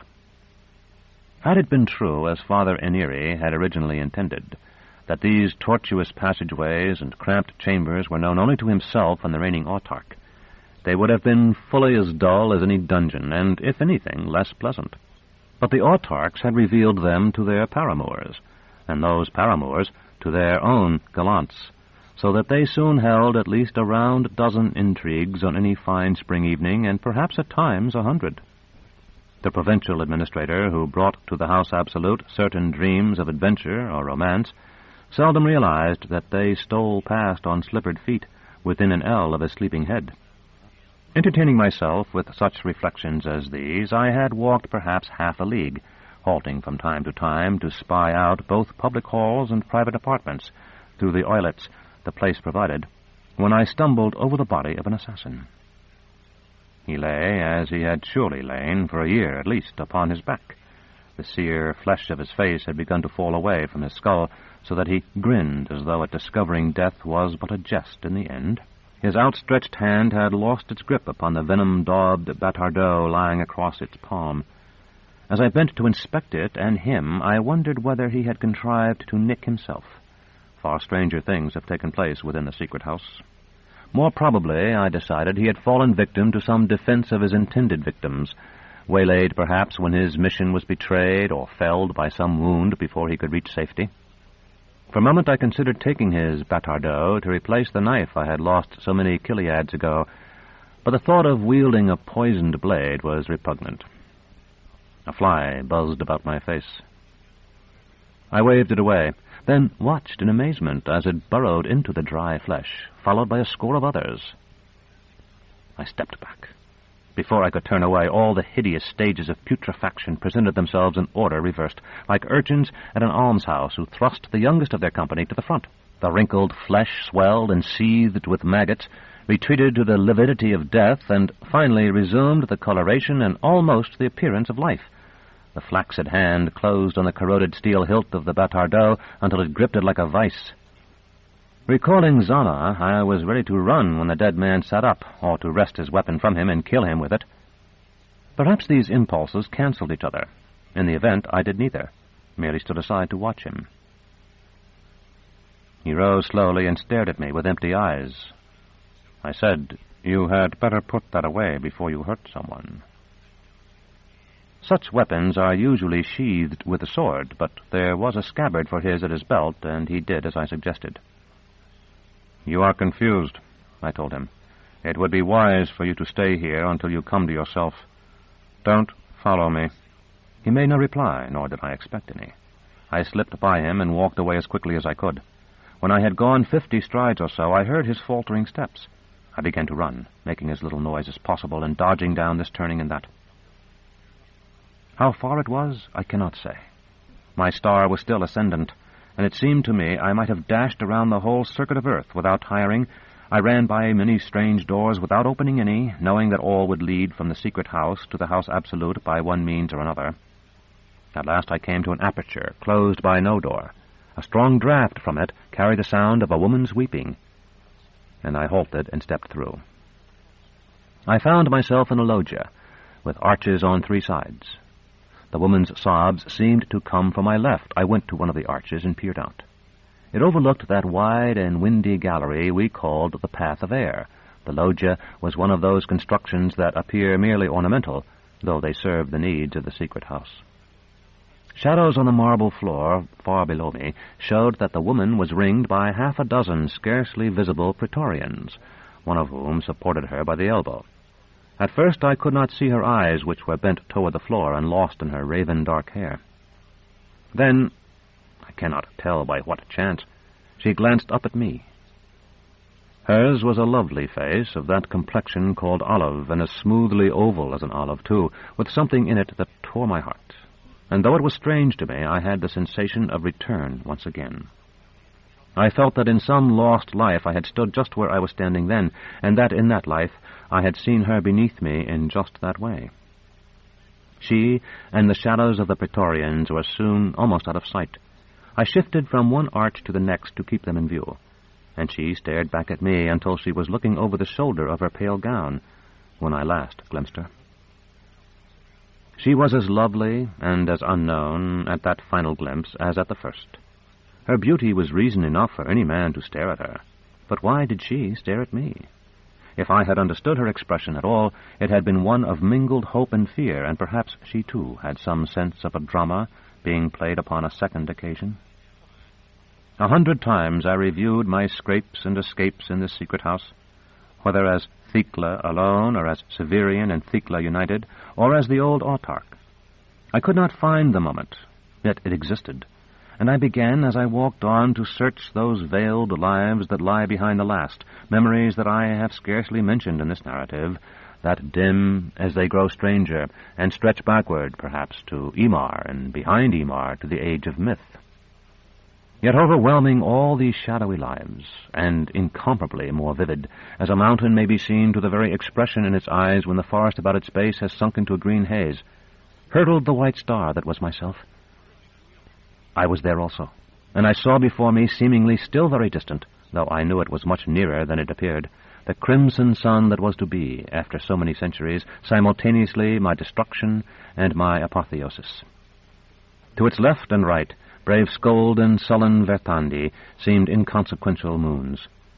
The night, dark dot of Urth crept across its face, nearly lost among its mottlings, and in the dying moments of that night I wandered, bewildered and wondering, underground.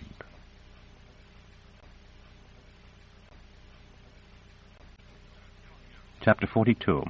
Ding, dong, ding. When I had entered the secret house, I had scarcely known where I was bound, or rather I had scarcely been conscious of it. Unconsciously, I had been directing my steps toward the Hypogeum Amaranthin. As I at length realized, I intended to learn who it was who sat the Phoenix throne, and to reclaim it if I could. When the new sun arrived, our commonwealth would require a ruler who understood what had taken place. So I thought. A certain door of the secret house opened behind the velvet arras that hung behind the throne. I had sealed it with my word in the initial year of my reign, and I had hung the narrow space between the arras and the wall with bells, so that no one could walk there without making some sound that would be overheard by the occupant of the throne. Now the door opened smoothly and silently at my command. I stepped out and closed it after me. The little bells, suspended upon silk threads, tinkled softly. Above them, larger bells, from whose tongues the threads hung, whispered with brazen voices and let fall a shower of dust. I stood motionless, listening. At last the bells ceased their jingling, though not before I had heard the laughter of the small Tzadkiel in it. What is that ringing? It was an old woman who spoke, her tones thin and cracked. Another spoke in a man's deep voice. I could not make out his words. Bells, the old woman exclaimed. We heard bells. Are you grown so deaf, Killiok, that you didn't hear them too? Now I wished indeed for the batardel with which I might have slit the arras and so peered out. As the deep voice spoke again, it struck me that others who had stood where I stood must have had the same thought, and sharp knives to boot. I searched the arras with my fingertips. They rang, we tell you. Send someone to inquire. Perhaps there were many such rents, for I found one in a breath, made by some watcher only a trifle below my own height. Applying my eye to it, I saw that I stood 3 strides to the right of the throne. Only the hand of the occupant was visible to me, where it lay upon the arm, as thin as that of an anatomy, a hand webbed with blue veins and spangled with gems. Before the throne, head bent, crouched a form so vast that for a moment I thought it was that Tzadkiel who had commanded the ship. Its disordered hair was caked with blood. Behind it stood a cluster of shadowy guardsmen, and beside it a helmetless officer whose insignia and virtually invisible armor marked him as the Kiliarch of the Praetorians, though he was not, of course, the Kiliarch who had held the post during my reign, nor the one whom I had carried down from the upright timber in an epoch now unimaginably distant. Before the throne, and thus almost out of my field of view, a ragged woman leaned upon a carven staff. She spoke just as I realized that she was there, saying, They ring to welcome the new sun, Autarch. The whole of Urth prepares for his coming. In our childhood, the old woman on the throne muttered, we had little to do but read history. Thus we know that there have been 1,000 prophets such as you, my poor sister. No, say 100,000. 100,000 crazed paupers who fancied themselves great rhetors and sought to make themselves great rulers as well. Autarch, answered the ragged woman, won't you hear me? You speak of thousands and hundreds of thousands. 1,000 times at least I have heard objections such as you bring. but you have not yet heard what I will say." "Go on," the woman on the throne told her. "You may speak as long as you amuse us." "I haven't come to amuse you, but to tell you that the new sun has come often before, seen perhaps by only a single person or a few. You must recall the claw of the conciliator, for it vanished in our time." "It was stolen," muttered the old woman who sat the throne. "We never saw it." "But I did," the ragged woman with the staff said. "I saw it in the hands of an angel, when I was just a girl and very ill. Tonight, as I was coming here, I saw it again in the sky. So did your soldiers, although they are afraid to tell you. So did this giant who has come as I have to warn you and has been savaged for it. So would you see it, Autarch, if you would quit this tomb." "There have been such portents before. They have portended nothing. It would take more than the sight of a bearded star to change our mind." I thought of stepping onto the stage then to end the play, if I could, and yet I remained where I was, wondering for whose entertainment such plays are staged. For it was a play, and in fact a play I had seen before, though never from the audience. It was Dr. Tolos's play, with the old woman on the throne in a role the doctor had taken for himself, and the woman with the staff in one of the roles that had been mine. I have just written that I chose not to step forth, and it is true, but in the very act of making my decision I must have moved a trifle. The little bells laughed again, and the larger bell, from whose tongue they depended, struck once, though ever so softly. "Bells!" the old woman exclaimed again. "You, sister, you witch, or whatever you call yourself, go out. There's a guard at our door. Tell their lockage we wish to know why the bells ring." "I will not leave this place at your command," the woman said. "I have answered your question already." The giant looked up at that, parting his lank hair with blood-smeared hands. "If bells ring, they're ringing because a new sun is coming," he rumbled in a voice almost too deep to be understood. "I do not hear them, but I do not need to hear them." Though I doubted my eyes, it was Baldanders himself. "Are you saying we are mad?" "My hearing is not acute. Once I studied sound, and the more one learns of that, the less one hears it. Then, too, my tympanic membranes have grown too wide and thick. But I have heard the currents that scour the black trenches and the crash of the waves upon your shore." "Silence!" the old woman commanded. "You can't order the waves to be silent, madam," Baldanders told her. "They are coming, and they are bitter with salt." One of the Praetorians struck the side of his head with the butt of his fusil. It was like the blow of a mallet. Baldanders seemed unaffected. "The armies of Erebus follow the waves," he said, "and all the defeats they suffered at your husband's hands will be avenged." From those words I knew the identity of the Autarch, and the shock of seeing Baldanders once more was as nothing to that.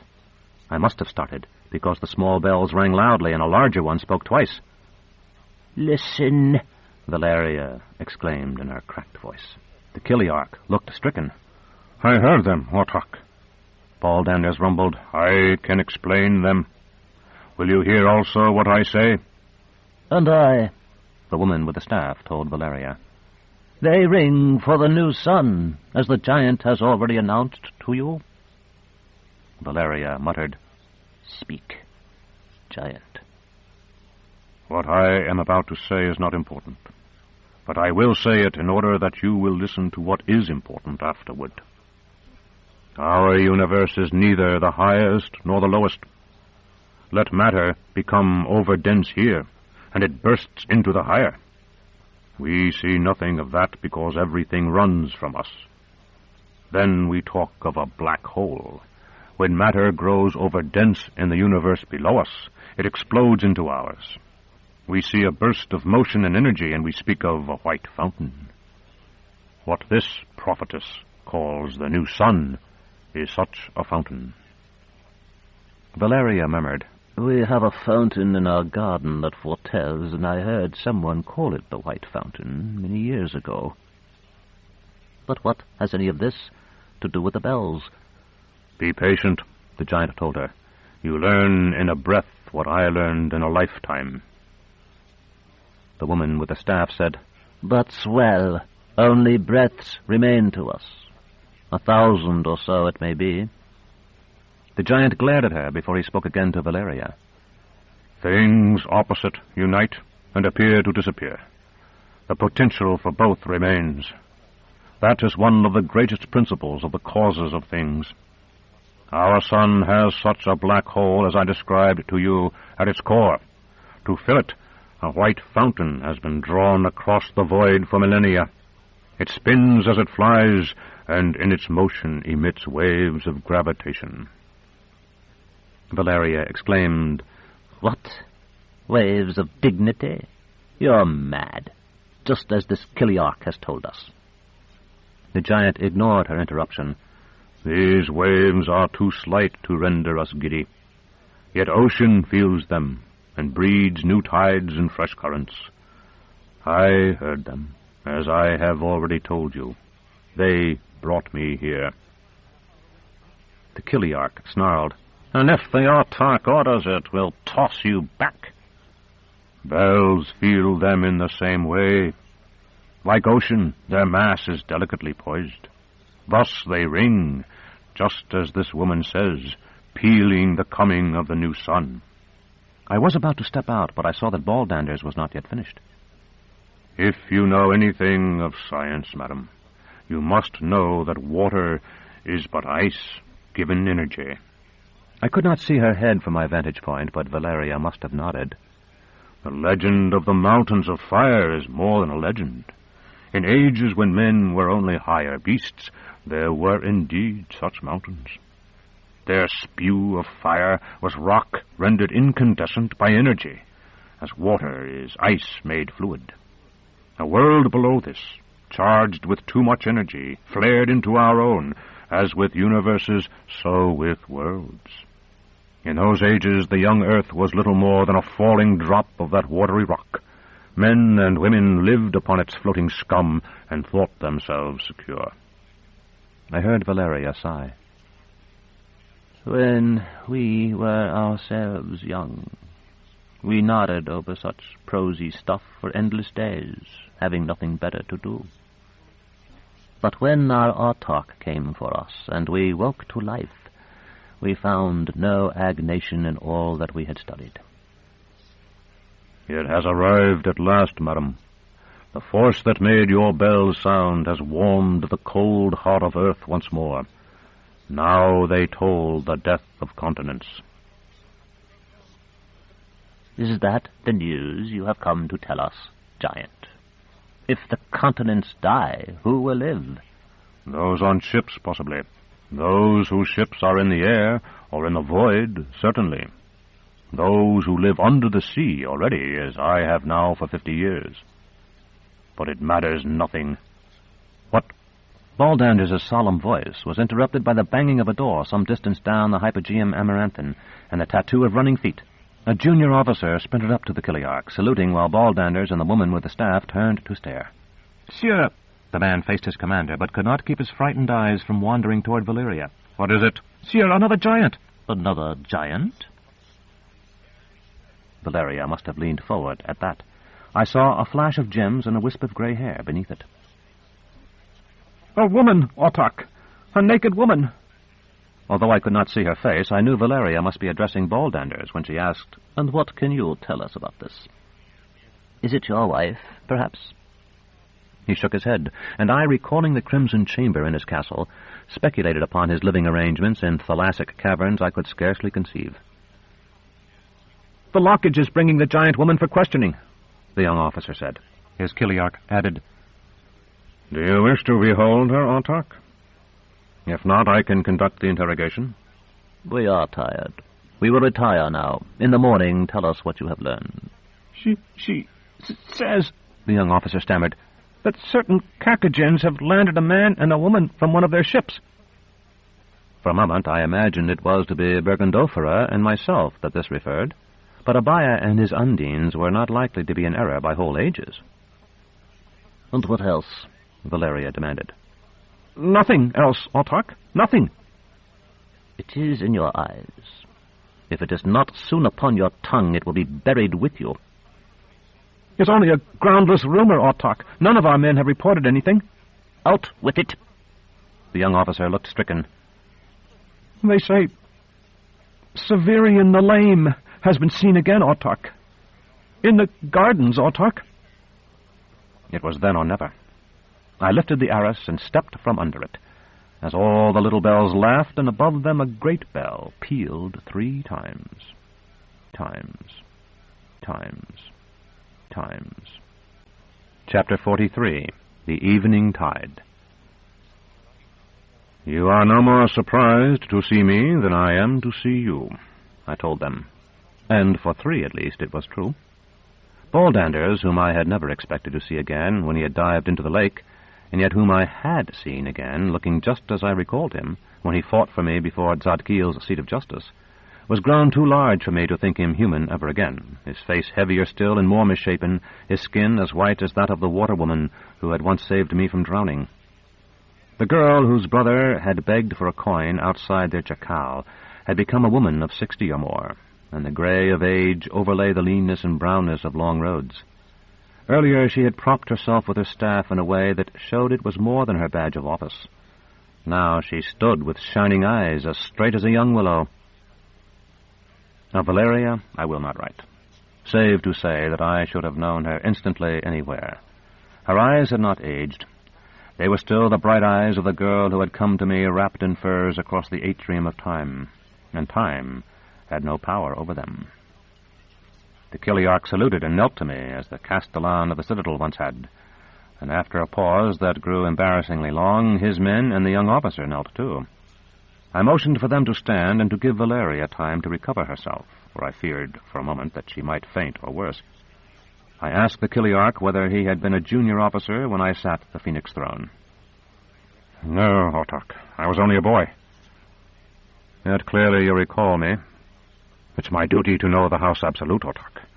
There are pictures and busts of you in some parts of it." They... The voice was so weak I scarcely heard it. I turned to make sure it was indeed Valeria who spoke. They don't really look as you did. They look the way I thought. I waited, wondering. She waved a hand. It was a weak old woman's gesture.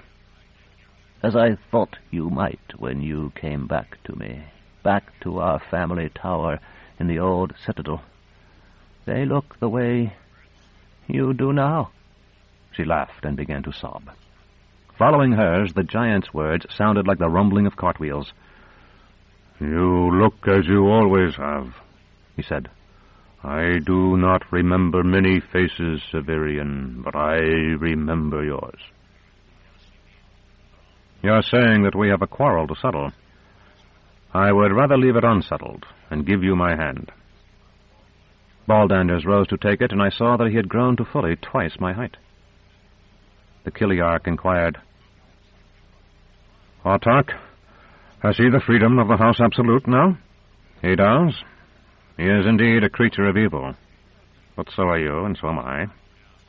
Baldanders rumbled, "I will do no evil to you, Severian. I never have.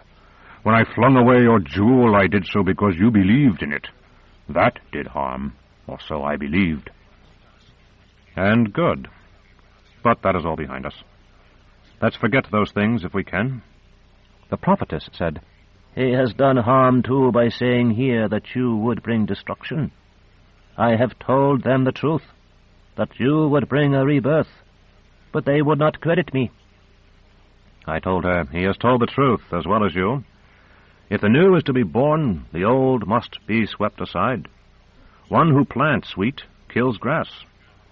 You are both prophets, although of different kinds, and each of you has prophesied as the Increate instructed you." Then the great doors of lapis lazuli and silver at the most distant end of the Hypogeum Amaranthine, doors used in my reign only for solemn processions and the ceremonial presentations of extern ambassadors, were flung wide, and this time it was not a lone officer who burst into the hypogeum, but 200 troopers, each brandishing a fusel or a blazing spear. Their backs were turned even toward the Phoenix throne. For a moment they occupied my attention so completely that I forgot how many years had passed since Valeria had last seen me. For me, the time had not been years, but fewer perhaps than 100 days, all told. And so from the side of my mouth, in the old way I had often used when we stood together at some lengthy ritual, the stealthy way of talking that I had learned as a boy whispering behind Master Malrubius's back, I murmured, "This will be something worth seeing." Hearing her gasp, I glanced at her and saw her tear-stained cheeks and all the damage time had wrought. We love most when we understand that the object of our love has nothing else, and I do not think I have ever loved Valeria more than I did then. I put my hand upon her shoulder, and though that was not a time or place for intimate scenes, I have been glad since that I did, for there was time for nothing more. The giantess crawled through the doorway, her hand first like some 5-legged beast, then her arm. It was larger than the trunks of many trees that are counted as old, and as white as sea foam, but disfigured by a crusted burn that cracked and bled even as it appeared. I heard the prophetess mumble some prayer that ended with a mention of the conciliator and the new sun. It is strange to hear yourself prayed to, and stranger still to realize that the supplicant has forgotten you are present. A gasp, then, and not just from Valeria, but from us all, I believe, save Baldanders. The Undine's face appeared with her other hand, and although they did not in reality fill all that wide door, so large were they, and the mass of brilliant green hair, that they appeared to. I have sometimes heard it said in hyperbole that eyes are as big as platters. Of her eyes it was so. They wept tears of blood, and more blood trickled from her nostrils. I knew she must have followed Gial from the sea, and from Gial traced its tributary, which wandered through the gardens where Jolenta and I had once floated upon it. I called to her, "How were you caught and driven from your element?" Perhaps because she was a woman, her voice was not so deep as I anticipated, though it was deeper even than Baldander's. Yet there was a lilt to it, as though she who struggled to pass the doorway, even as she spoke and was so clearly dying, had yet some vast joy that owed nothing to her own life or the sun's. She said, "Because I would save you." With those words her mouth filled with blood. She spat it out, and it seemed some drain had opened from an abattoir. I asked, "From the storms and fires that the new sun will bring? We thank you, but we have been warned already. Are you not a creature of Abaya's?" "Even so." She had dragged herself through the doorway to the waist. Now her flesh seemed so heavy it must be torn from her bones by its own weight. Her breasts hung like the haycocks a child sees, who stands upon his head. I understood that it would never be possible to return her to her water, that she would die here in the Hypogeum Amaranthine, and 100 men would be needed to dismember her corpse, and 100 more to bury it. The Kiliarch demanded, "Then why shouldn't we kill you? You're an enemy of our Commonwealth." "Because I came to warn you." She had allowed her head to sink to the terrazzo, where it lay at so unnatural an angle that her neck might have been broken, yet she still spoke. "I can give you a more forcible reason, Kiliarch," I said, "because I forbid it. She saved me once when I was a boy, and I remember her face as I remember everything. I would save her now if I could." Looking at her face, a face of supernal beauty made hideous by its own weight, I asked, "Do you remember that?" "No, it hasn't yet occurred. It will, because you spoke." "What's your name? I've never known it." "Juturna. I want to save you. Not earlier. Save all of you." Valeria hissed, "When has Abaya sought our good?" "Always. He might have destroyed you." For the space of 6 breaths she could not continue, but I motioned Valeria and the rest to silence. "Ask your husband. In a day or a few days, he's tried to tame you instead. Catch Catadon. Cast out his carnation. What good Abaya would make of us a great people." I was reminded then of what Famulinius had asked me when I met her first. Is all the world a war of good and bad? Have you not thought it might be something more? And I felt myself upon the marches of a nobler world, where I should know what it might be. Master Malrubius had led me from the jungles of the north to ocean, speaking of hammer and anvil, and it seemed to me also that I sensed an anvil here. He had been an aquastor, like those who had fought for me in Yasad, created from my mind. Thus he had believed, as I had, that the Undine had saved me because I would be a torturer and an autarch. It might be that neither he nor the Undine were wholly wrong. While I hesitated, lost among such thoughts, Valeria, the prophetess, and the Kiliarch had whispered among themselves. But soon the Undine spoke again. "Your day fades. A new sun. And you are shadows." "Yes," the prophetess seemed ready to leap for joy. "We are the shadows cast by his coming. What more can we be?" "Another comes," I said, for I thought I heard the patter of hurrying feet. Even the Undine lifted her head to listen. The sound, whatever it was, grew louder and louder still. A strange wind whistled down that long chamber, fluttering its antique hangings so that they strewed the floor with dust and pearls. Roaring like the thunder, it flung back the double doors that had been propped open by the Undine's waist, and it carried that perfume, wild and saline, as fetid and fecund as a woman's groin, that once met can never be forgotten. So that, at that instant, I would not have been surprised to hear the crash of surf or the mewing of gulls. "It's the sea," I called to the others. Then, as I tried to adjust my mind with what must surely have occurred, "Nessus must be under water." Valeria gasped. "Nessus drowned 2 days ago." As she spoke, I snatched her up. Her frail body seemed lighter than a child's. The waves came then, the uncountable white-maned destriers of ocean, foaming across the Undine's shoulders, so that for a breath I saw her as though I saw two worlds together, at once a woman and a rock. She lifted her heavy head higher at their coming and cried out in triumph and despair. It was the wail a storm gives as it sweeps over the sea, and a cry I hope never to hear again. The Praetorians were clattering up the steps of the dais to escape the water. The young officer, who had seemed so frightened and feeble before taking Jader's sister, a prophetess no longer, for she had no more to prophesy, by the hand and drawing her up with him. "I will not drown," Baldanders rumbled, "and the rest do not matter. Save yourself if you can." I nodded without thinking, and with my free arm jerked aside the arras. The Praetorians crowded forward, so that the bells that had pealed 3 times for me jangled madly and broke their cracked dry straps, falling clangorously. Not whispering, but shouting, for the word would never be of use again, I commanded the sealed door through which I had come. It flew open, and through it came the assassin, mute still, half unknowing, numbed by the memory of the ashen plains of death. I called to him to halt, but he had caught sight of the crown and Valeria's poor, ravaged face beneath it. He must have been a swordsman of renown. No master-at-arms could have struck more quickly. I saw the flash of the poisoned blade, then felt the fiery pain of its thrust through my wife's poor, raddled body into my own, where it reopened the wound that Aegilus's Avern leaf had made so many years before.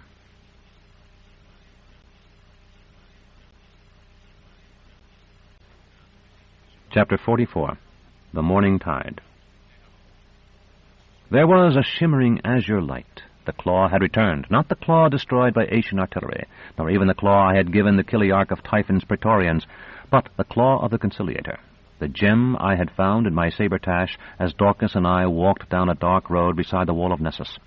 I tried to tell someone, but my mouth was sealed and I could not find the word. Perhaps I was too distant from myself, from the Severian of bone and flesh, born by Catherine in a cell of the oubliette under the Mattachin Tower. The claw endured, shining and swaying against the dark void. No, it was not the claw that swayed, but I, swaying gently, gently, while the sun caressed my back. The sunlight must have brought me to myself, as it would have raised me from my deathbed. The new sun must come, and I was the new sun. I lifted my head, opened my eyes, and spat a stream of crystal fluid like no water of Urth's. It seemed not water at all, but a richer atmosphere, corroborant as the winds of Yasad. Then I laughed with joy to find myself in paradise, and in laughing felt that I had never laughed before, that all the joy I had ever known had been but a vague intuition of this, sickly and misguided. More than life I had wished a new sun for Urth, and Urth's new sun was here, dancing about me like 10,000 sparkling spirits and tipping each wave with purest gold. Not even on Yasad had I seen such a sun. Its glory eclipsed every star, and was like the eye of the Increate, not to be looked upon, lest the paralator go blind. Turning from that glory, I cried out as the Undine had, in triumph and despair. Around me floated the wrack of Urth, trees uprooted, loose shingles, broken beams, and the bloated corpses of beasts and men.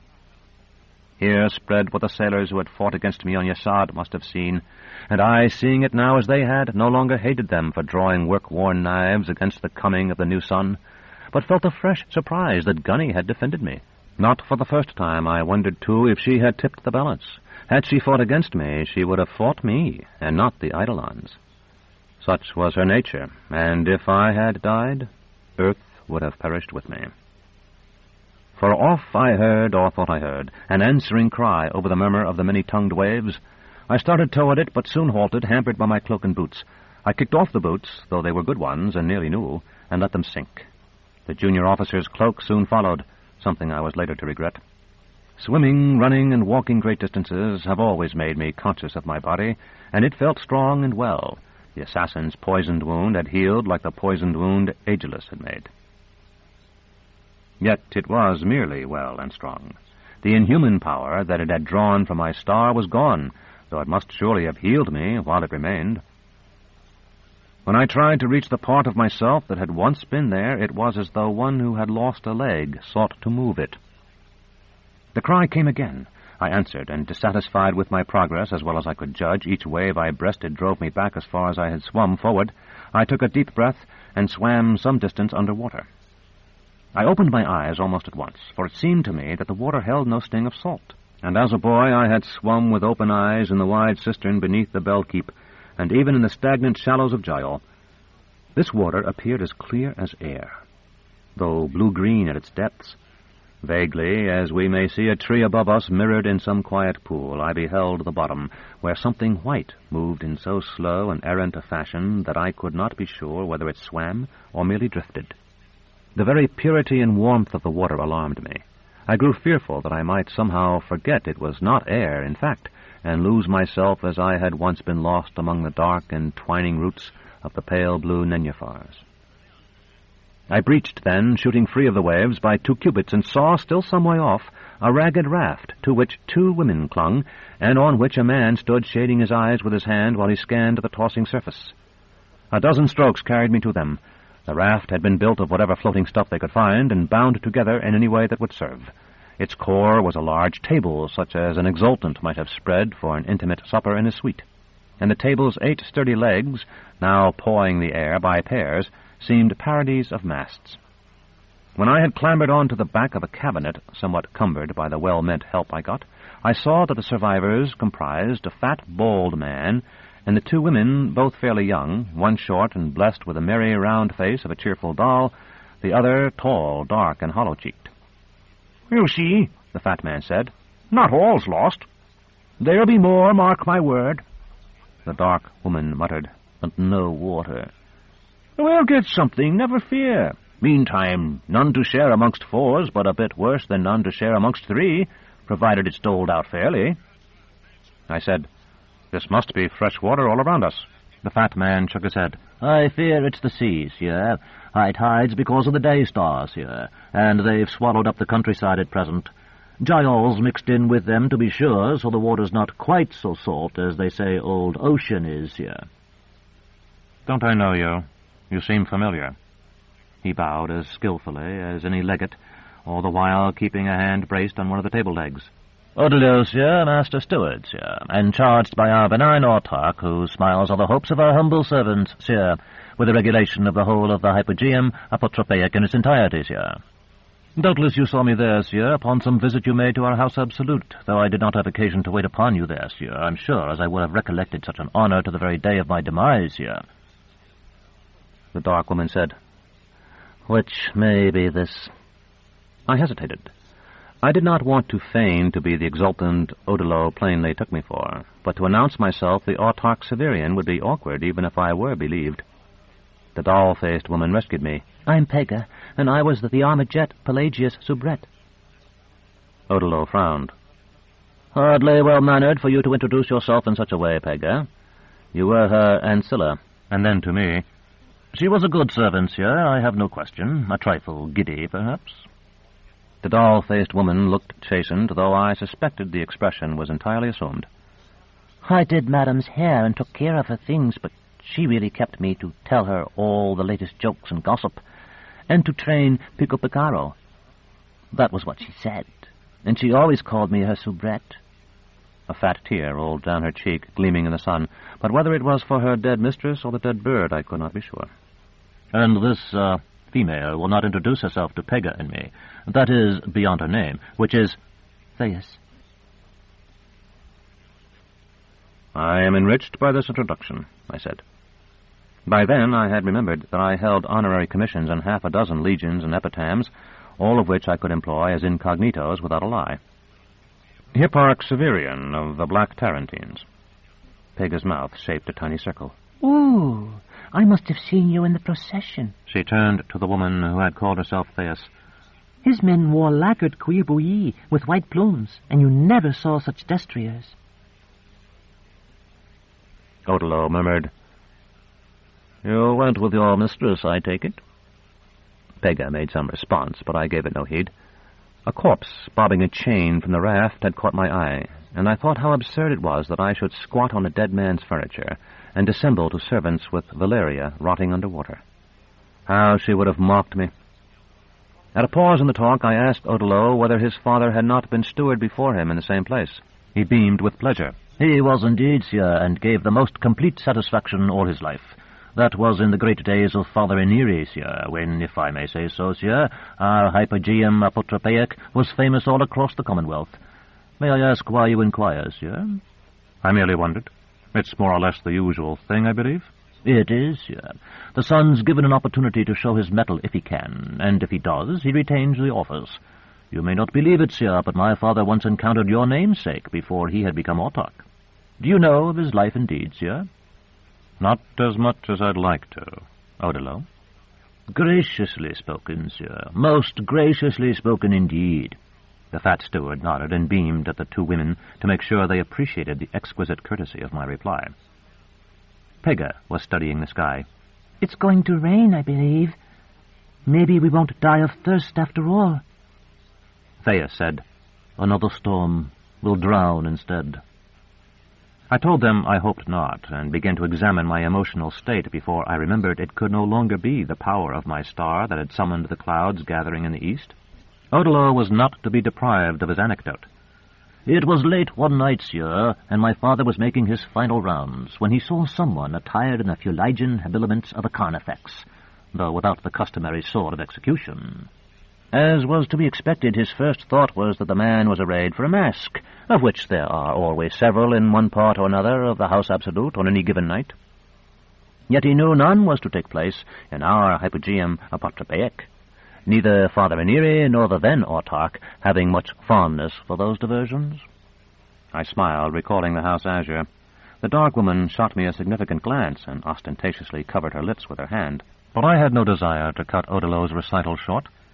Now that I would no longer wander through the corridors of time, all that concerned the past or the future seemed infinitely precious to me. His next thought, which had better been his first, sir, as he often owned to my mother and me as we sat by the fireside, was that this carnifex had set out upon some sinister mission, supposing himself apt to pass unobserved. It was vital, sir, as my father understood at once, to learn if his errand served Father Eniri or some other. My father therefore approached him as boldly as if he'd a cohort of Hastarii at his back, and asked his business straight out. Thais murmured, "If he had been set upon some evil errand, he would have owned it, no doubt."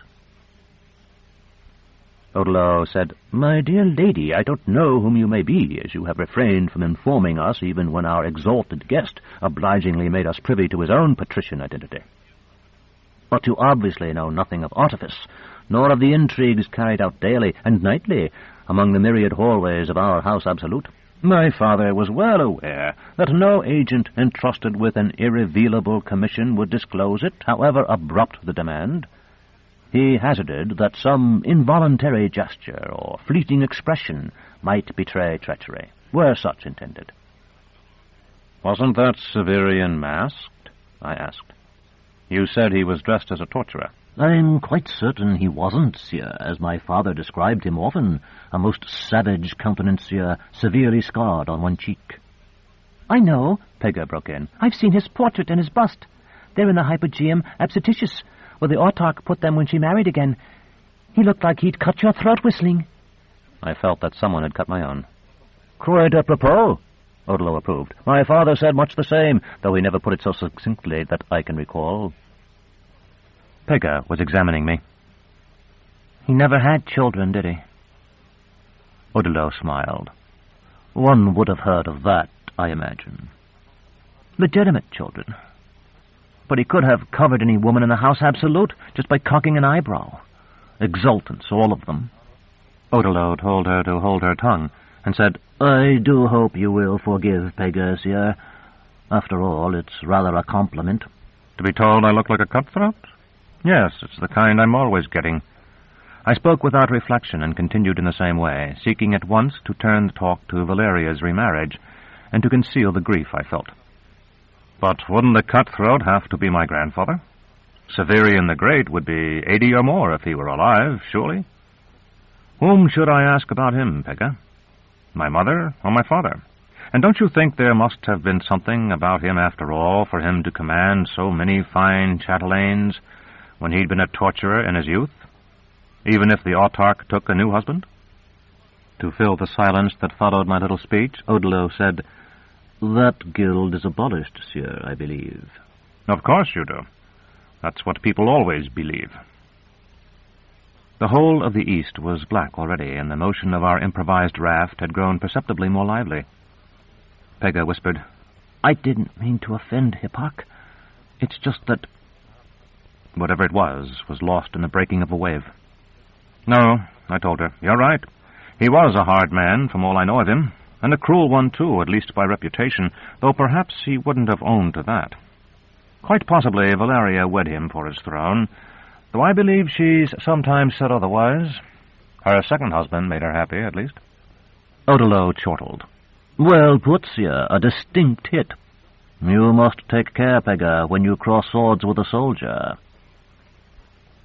Thea stood, grasping a table leg with one hand and pointing with the other. Look!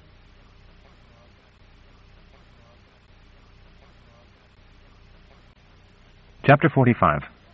The Boat. It was a sail lifted at times so high that we could glimpse the dark hull under it, at others nearly lost dipping and spinning down the trenches of the flood. We shouted till we were hoarse, all of us, and capered and waved our arms, and at last I lifted Pegah onto my shoulder, balancing as precariously as I had in the tossing howdah of Odilus's Beluchither. The wind spilled from the gaff-rigged sail. Pegah groaned. They're sinking. No, I told her. They're coming about. The little jib emptied and flapped in its turn, then filled again. I cannot say just how many breaths or how many beatings of my heart passed before we saw the sharp jib-boom stabbing the sky like a flagstaff set on a green hill. Time has seldom gone more slowly for me, and I feel they might have numbered several thousands. A moment more, and the boat lay within long bow-shot of us, with a rope trailing in the water. I plunged in, not sure that the others would follow me, but feeling I would be better able to help them on board than on the raft. At once it seemed I had plunged into another world, more outlandish than the brook Madrigot. The unresting waves and clouded sky vanished as if they had never existed. I sensed a mighty current, yet I could not have said by what means I knew of it, for although the drowned pastures of my drowned nation slipped under me and its trees gestured to me with supplicating limbs, the water itself seemed at rest. It was as if I watched the slow rolling of earth across the void. At length I saw a cottage with its walls and stone chimney still standing. Its open door appeared to beckon me. I felt a sudden terror, and swam upward toward the light as desperately as when I had been drowning in Gial. My head broke the surface. Water streamed from my nostrils. For a moment it seemed that both raft and boat were gone, but a wave lifted the boat so that I glimpsed its weather-stained sail. I knew I had been under water a long time, even though it had not seemed so. I swam as fast as I could, but I was careful to keep my face in air as much as possible, and I closed my eyes when it was not. Odilo stood in the stern, with a hand on the tiller. When he saw me, he waved and shouted some encouragement I could not hear. In a moment or two, Pegah's round face appeared above the gunwale, then another face, one I did not know, brown and wrinkled. A wave picked me up as a cat does her kittens, and I dove head first down its farther side and found the floating rope in the trough. Odello abandoned the tiller, which was held with a loop of cordage in any case, as I saw when I got on board, and joined in hauling me in. The little boat had only a couple of cubits of freeboard, and it was not difficult to brace my foot on the rudder and vault over the stern. Although Pegga had first seen me less than a watch before, she hugged me like a stuffed toy. Odello bowed as though we were being presented to each other in the Hypogeum Amaranthine. Sir, I feared that you had lost your life among these raging seas. Odello bowed again. Sir, it is my exceeding pleasant, as well as quite astonishing, sir, if I may say so, sir, to see you once again, sir. Pegga was more straightforward. All of us thought you were dead, Severian. I asked him where the other woman was, then caught sight of her as a bucketful of water flew over the side and back into the flood. Like a sensible woman, she was bailing, and like a woman of sense, bailing downwind. "'Tis here, sir. We are all here now, sir. I myself was the first to reach this craft." Odello inflated his chest with pardonable pride. "I was able to assist the females a bit, sir, but no one had seen you at all, sir, not since we cast our lots with the waves, if I may phrase it thus, sir. We are most happy, sir, indeed we are quite delighted." He recollected himself. "Not that a young officer of your physique and undoubted prowess could be in much danger, sir, where such humble persons as we had come safely through, sir, though but narrowly, sir, very narrowly, sir. And yet the young women were concerned for you, sir, for which I hope and trust you'll forgive them." "There's nothing to forgive," I told him. "I thank all of you for your help." The old sailor, whose boat it was, made some complex gesture, half concealed by his thick coat, that I was unable to follow, then spit to windward. "Our rescuer," Odello continued, beaming, "is—" "Don't matter," the sailor snapped. "You get down there and trim that mainsail. Jib's fouled, too. You stamp now and stutter, or she'll capsize." It had been 10 years and more since I had sailed on the Samru, but I had learned then how a fore and aft rig operates, and I do not forget. I had trimmed the gaff mainsail before Odello and Pegga had fathomed the mysteries of its simple rigging, and with a little help from the stay, I freed the jib and paid out the sheet. For the remainder of the day we lived in fear of the storm, flying before the strong winds that preceded it, always escaping but never completely sure we had. By night the danger seemed to have lessened, and we hove to. The sailor gave each of us a cup of water, a round of hard bread, and a scrap of smoked meat. I had known I was hungry, but I discovered that I was ravenous, as was everyone else. "We've got to keep both eyes open for something to eat," he directed Odello and the women solemnly. "Sometimes when there's a wreck, you can find biscuit boxes or barrels of water. This is about the biggest wreck there ever was, I suppose." He paused, squinting at his vessel and the surrounding flood, still lit by the lingering incandescence of Earth's new sun. "There's islands, or there was, but we might not find them. And we've not got food enough nor water, neither, to reach the Xanthic lands."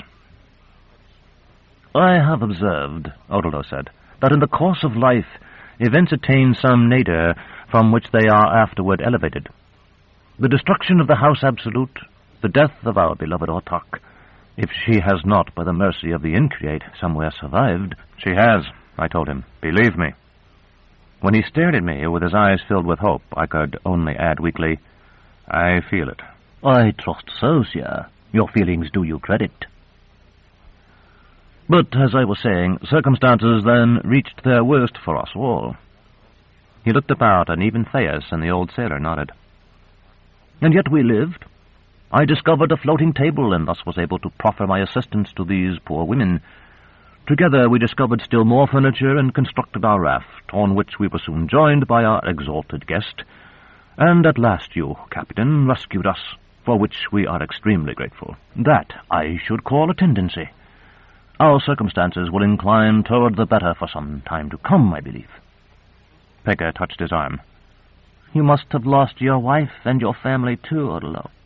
It's admirable of you not to mention them, but we know how you must feel." He shook his head. "I never married. I'm glad of it now, though I've often regretted it. To be the steward of an entire hypogeum, and particularly, as I was in my youth, to be steward of my hypogeum Apotropaic in the time of Father Veneri requires the most unremitting effort. One has hardly a watch in which to sleep. Previous to my own father's lamented demise, there was a certain young person, the confidential servitrix of a chatelaine, if I may say so, to whom I hoped... But the chatelaine retired to her estates. For a time, the young person and I corresponded. He sighed. Doubtless she found another, for a woman will always find another, if she wishes. I hope and trust that he was worthy of her. I would have spoken then to relieve the tension if I could, but torn between amusement and sympathy as I was, I could think of nothing innocuous to say. Odelot's inflated manner rendered him ridiculous, and yet I was conscious it was a manner that had evolved over many years, through the reigns of many autarchs, as a means of preserving such people as Odelot had lately been from dismissal and death. And I was conscious, too, that I myself had been one of those autarchs. Pega had begun to talk to him in a low tone that was nearly a whisper, and although I could hear her voice above the slap of the waves against our side, I could not tell what was said, nor was I sure I wished to hear it. The old sailor had been rummaging under the little poop deck that covered the last couple of ells of the stern. "Haven't but 4 blankets," he announced. Odelot interrupted Pega to say, "Then I must do without. My clothing is dry now, and I should not be uncomfortable." The sailor tossed a blanket to each of the women, and one to me, keeping the last for himself. I put mine in Odelot's lap. "I'm not going to sleep for a while. I have some things to think about." "Why don't you use it until I'm ready for it? When I get sleepy, I'll try to take it without waking you." Thais began, and though I was not meant to, I saw Pega elbow her so sharply. She had to catch her breath. Odelot hesitated. I could hardly make out his drawn face in the fading light, but I knew he must be very tired. At last he said, "That is most kind, sire. Thank you, sire." I had finished my bread and smoked meat long before. Not wishing to give him time to repent his decision, I went to the bow and stared out over the water. The waves still retained a twilight gleam from the sun, and I knew that their light was mine. I understood at that moment how the Increate must feel about his creation, and I knew the sorrow he knows because the things he creates pass away. I think it may be a law binding even him, that is to say, a logical necessity, that nothing can be eternal in the future that is not rooted in eternity in the past, as he himself is. And as I contemplated him in his joys and sorrows, it came to me that I was much like him, though somewhat smaller.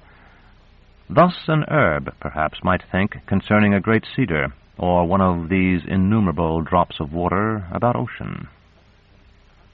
Night fell, and all the stars came out, so much the brighter for having hidden like frightened children under the gaze of the new sun. I searched them, not for my own star, which I knew I would never see again, but for the end of the universe. I did not find it, not upon that night, nor any night since. Yet surely it is there, lost among the myriad constellations. Virescent radiance peeped across my shoulder like a ghost, and I, remembering the colored and many-faceted lanterns at the stern of the Samru, imagined we had hoisted a similar light. I turned to look, and it was the bright face of Lune, from which the eastern horizon had fallen like a veil. No man since the first had seen it as brilliant as I did that night. How strange to think that it was the same poor, faint thing I had seen only the night before beside the cenotaph.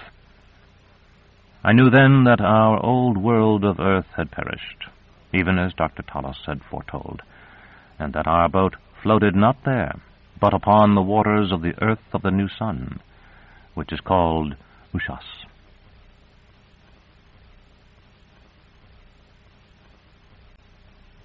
Chapter 46. The Runaway. For a long while I stood there in the bow, sifting the sentinels of the night as Ushas's swift motion revealed them.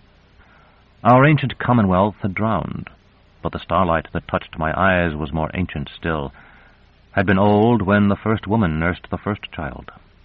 I wondered if the stars would weep when Ushas herself was old, to learn of the death of our commonwealth. Certainly I, who had once been such a star, wept then. From this I was taken by a touch at my elbow. It was the old sailor, the captain of our boat. He who had seemed so aloof before, now stood with his shoulder next to mine, staring across the floodwaters as I did. It struck me that I had never learned his name. I was about to ask it when he said, "Think I don't know you?" "Possibly you do," I told him. "But if so, you have the advantage of me." "The Kakajins. They can call up a man's thought and show it to him. I know that." "You think I'm an Eidolon?" "I've met them, but I'm not one of them. I'm a man like you." He might not have heard me. "All day I've been watching you. I've been lying awake watching you ever since we laid down. They say they can't cry, but it's not true, and I saw you crying, and remembered what they said and how it's wrong.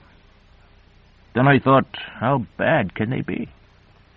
But it's bad luck to have them on a ship, bad luck to think too much." "I'm sure that's true. But those who think too much cannot help it." He nodded.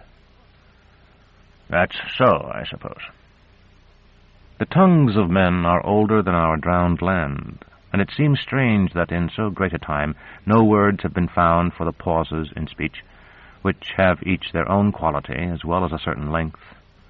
Our silence endured while 100 waves slapped the hull, and it held the rocking of the boat, the sigh of the night wind in the rigging, and pensive expectation. "I wanted to say there's nothing you can do to her that'll hurt me. Sink her or run her aground, I don't care." I told him I supposed I might do both, but that I would not do them intentionally. "You never did me much harm when you were real," the sailor said after another long pause. "I wouldn't have met Maxilindus if it hadn't been for you. Maybe that was bad. Maybe it wasn't. We'd some good years together, Maxilindus and me." I examined him from a corner of my eye as he stared blindly over the restless waves. His nose had been broken, perhaps more than once. In my mind I straightened it again and filled in his lined cheeks. "There was that time you pounded me. Remember, Severian? They'd just made you the captain. When it came my turn, I did the same thing to Timon." "Ita!" Before I knew what I was doing, I had grabbed him and picked him up just as I used to when we had been apprentices together. "Ita, you little snot-nose! I thought I'd never see you again!" I spoke so loudly that Odilo moaned and stirred in his sleep. Ita looked startled. His hand went toward the knife at his belt, then drew away. I put him down.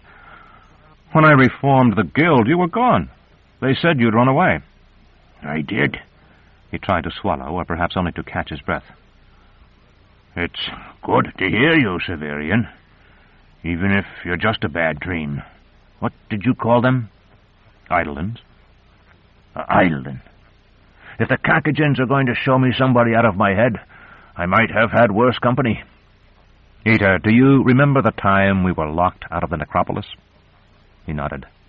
"And Drought made me try to squeeze through the bars, but I couldn't do it. Then when the volunteers opened it, I ran off and left you and him and Roche to the crows.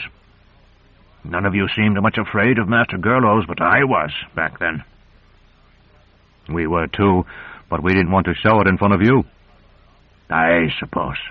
He was grinning. I could see his teeth flash in the green moonlight and the black smudge where one had been knocked out. "That's what boys are like the skipper said when he showed his daughter."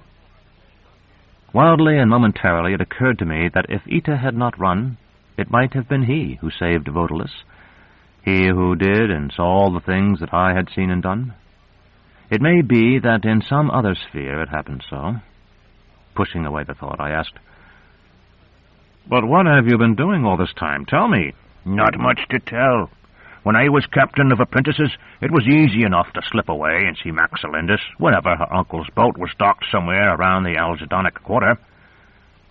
I had talked to the sailors and learned to sail a bit myself, and so when it came feast time, I couldn't go through with it.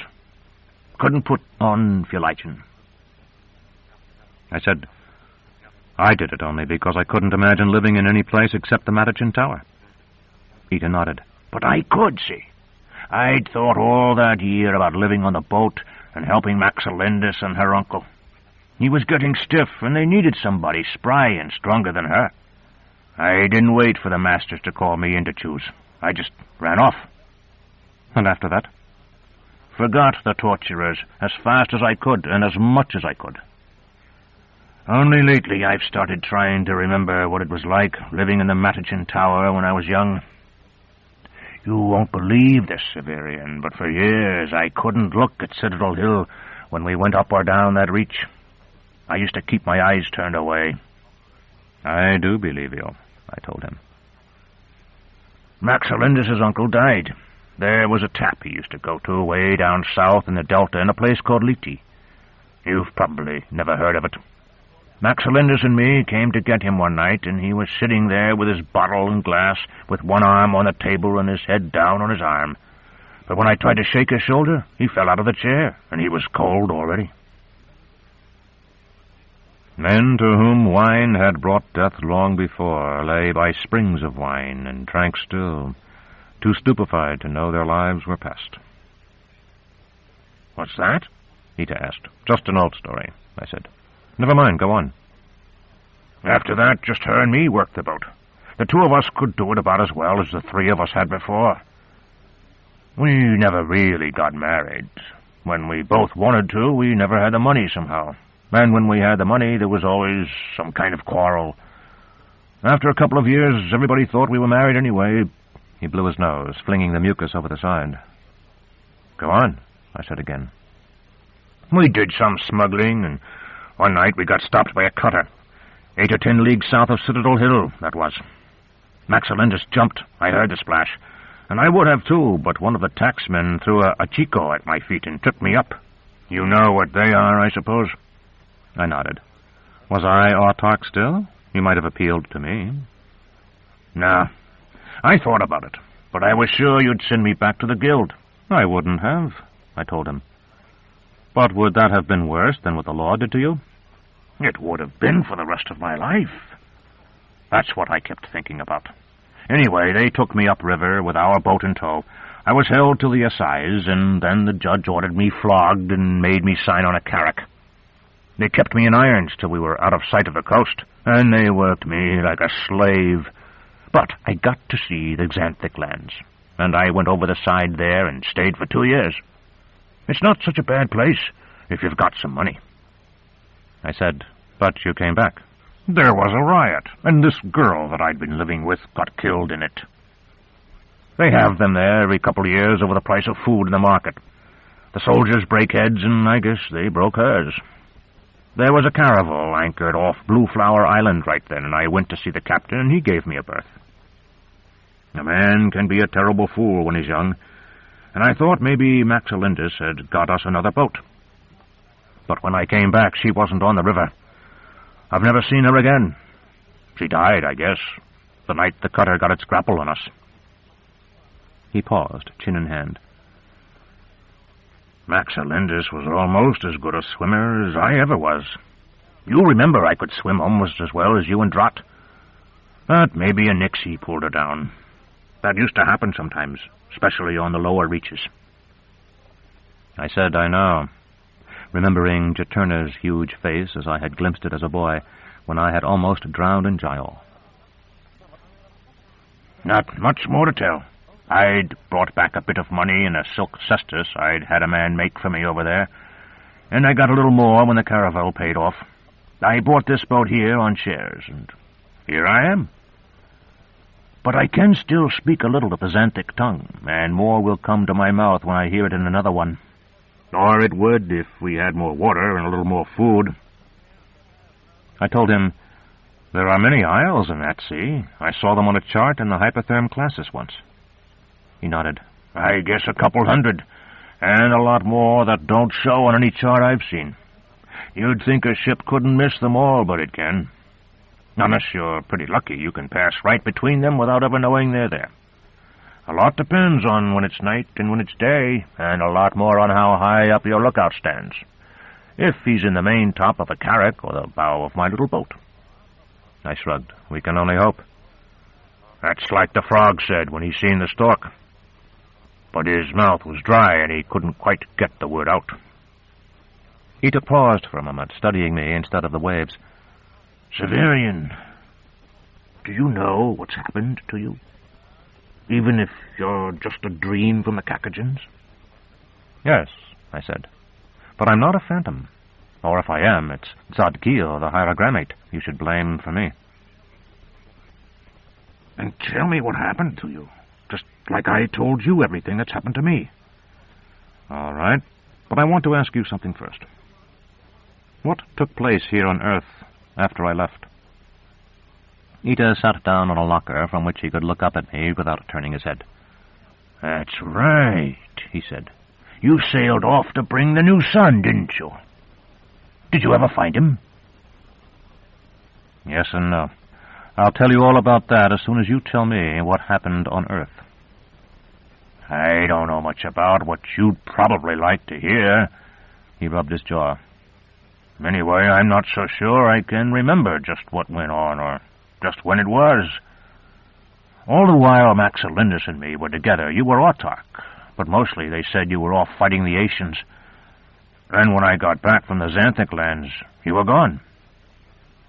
I said, if you stayed 2 years, you must have been 8 with Maxilindus. That would be about right.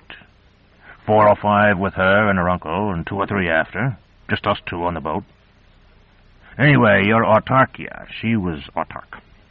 People talked about it because of her being a woman, and they said she didn't have the words. So, when I traded my extern gold for Chrysos, some had your face on them and some hers, or anyway, some woman's. She married Dux Cassidius. They had a big celebration all up and down Ayabar Street. Meat and wine for everybody. I got drunk, and I didn't get back to my boat for 3 days. People said their marrying was good. She could stay in the House Absolute and take care of the Commonwealth, while he took care of the Asians. I remember him, I said. He was a fine commander. It was strange to summon up that hawk face and imagine its fierce, surly owner lying with Valeria. Some said she did it because he looked like you, Ita told me. But he was handsomer, I think. And maybe a little taller. I tried to remember. Handsomer, certainly, than I had been with my scarred face.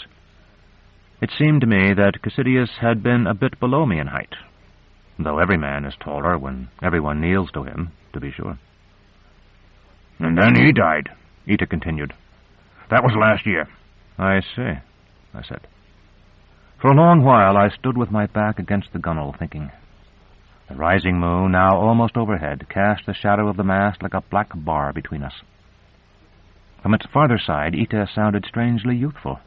Now what about the new son, Severian? You promised you'd tell me all about him. I began, but while I spoke of stabbing Itis, I saw that Ita was asleep. There was asleep. There was asleep. There was asleep. Chapter 47. The Sunken City.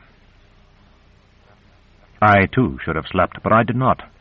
For a watch or more I remained standing in the bow, looking sometimes at the sleepers and sometimes at the water.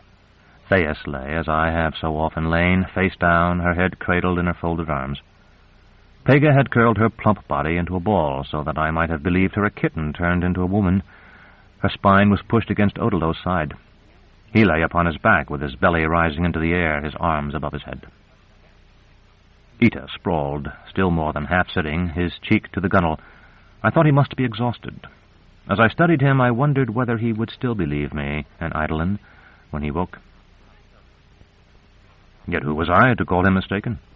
The true Severian, and I felt sure there had once been a true Severian, had disappeared among the stars long ago.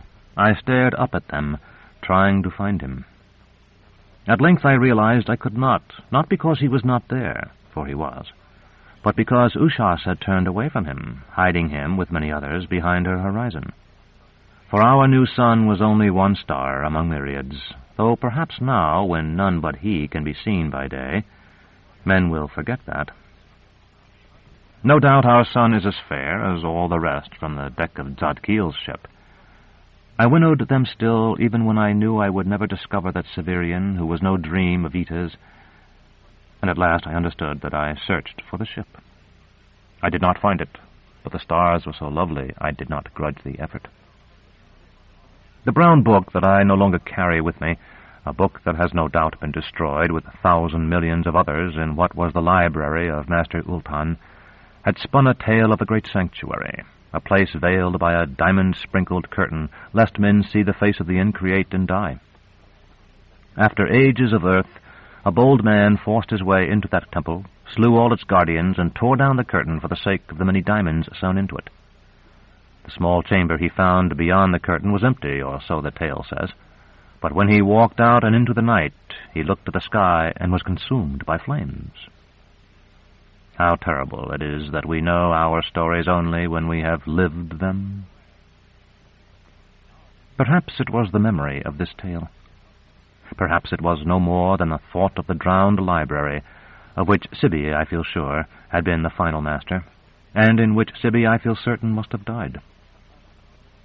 However it may be, the knowledge that Urth had been destroyed came to me with a clarity and horror it had not had before, not even when I had seen the ruined cottage with its chimney still standing, though that had filled me with so much dread. The forests where I had hunted were gone, every tree and every stick. The million little freeholdings that had nourished 1,000,000 melitoes and sent them north armed with so much ingenuity and humble courage, the broad pampas from which Foila had ridden at the gallop with her lance and her high heart, all were gone, every turnip and every blade of grass. A dead child rocked by the waves seemed to gesture to me. When I saw him, I understood that there was but one way in which I might expiate what I had done. A wave beckoned, the dead boy beckoned, and even as I told myself I lacked the will to take my own life, I felt the gunwale slipping from my hands. Water closed over me, yet I did not drown. I felt I might breathe that water, yet I did not breathe. Illuminated by Lune, which flamed now like an emerald, the flood spread about me like green glass. Slowly I sank through an abyss that seemed clearer than air. Far off, great shapes loomed, things 100 times larger than a man. Some seemed ships and some clouds. One was a living head without a body, another had 100 heads. In time they were lost in the green haze, and I saw below me a plain of muck and silt, where stood a palace greater than our house absolute, though it lay in ruins. I knew then that I was dead, and that for me death held no release. A moment later I knew also that I was dreaming, that with the crowing of the cock, whose bright black eyes would not again be pierced by the magicians, I would wake to find myself sharing the bed with Baldanders. Dr. Talos would beat him, and we would go forth in search of Asia and Jolenta. I gave myself to the dream, but almost I think I had rent the veil of Maya, that glorious spinning of appearances hiding the last reality. Then it was whole once more, though fluttering still in the icy winds that blow from reality to dream and carry us with them like so many leaves. The palace that had suggested the house absolute was my city of Nessus. Vast as it had been, it seemed larger than ever now. Many sections of the wall had fallen like our citadel wall, making it truly an infinite city. Many towers had fallen too, their walls of brick and stone crumbled like the rinds of so many rotten melons. Mackerel schooled, where yearly the curators had paced in solemn procession to the cathedral. I tried to swim and discovered that I was swimming already, my arms and legs stroking rhythmically without my willing it. I stopped, but I did not, as I had expected, float to the surface. Drifting torpidly in an unseen current, I discovered the channel of Gial stretched below me, crossed by its proud bridges still, but robbed of its river now that water was everywhere. Drowned things waited there, decayed and decked with green and streaming weeds. Wrecked vessels and tumbled columns. I tried to expel the final breath from my lungs, that I might drown as well. Air indeed bubbled forth, but the chill water that rushed in did not bring with it the chill of death. Still I sank, ever so slowly, until I stood where I had never thought to stand, in the mud and filth at the bottom of the river. It was like standing upon the deck of Zadkiel's ship, for there was scarcely pressure enough on the soles of my bare feet to hold me down. The current urged me to go with it, and I felt myself a ghost who might be dispersed with a puff of breath if only the breath muttered words of exorcism. I walked, or rather say that I half swam and feigned to walk. Each step raised a cloud of silt that drifted beside me like a living creature. When I paused and looked up, I beheld a green loon, a shapeless blur above the unseen waves.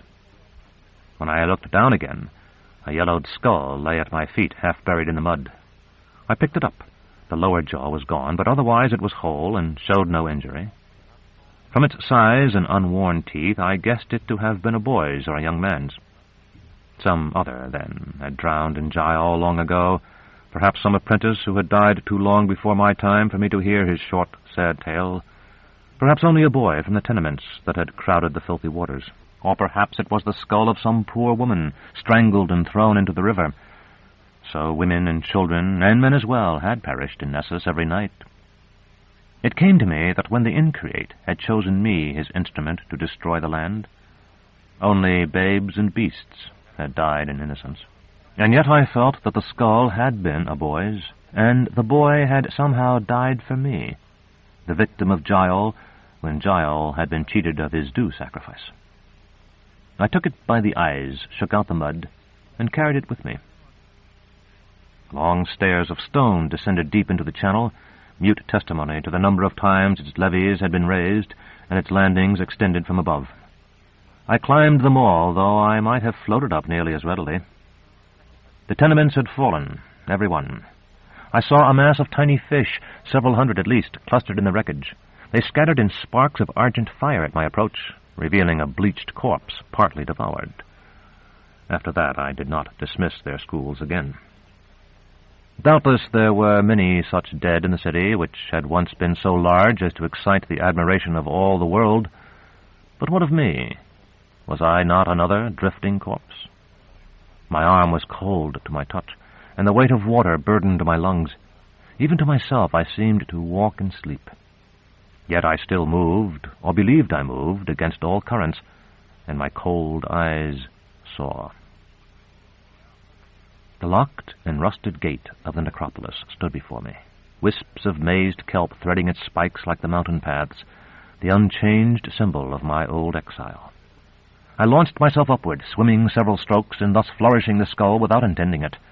Suddenly, ashamed, I released it, but it appeared to follow me, propelled by the motion of my hand. Before I had embarked upon the ship of the Hierodules that was to carry me to the ship of Zadkiel, I had crouched in air, surrounded by circling, singing skulls. Here spread the reality the ceremony had foretold.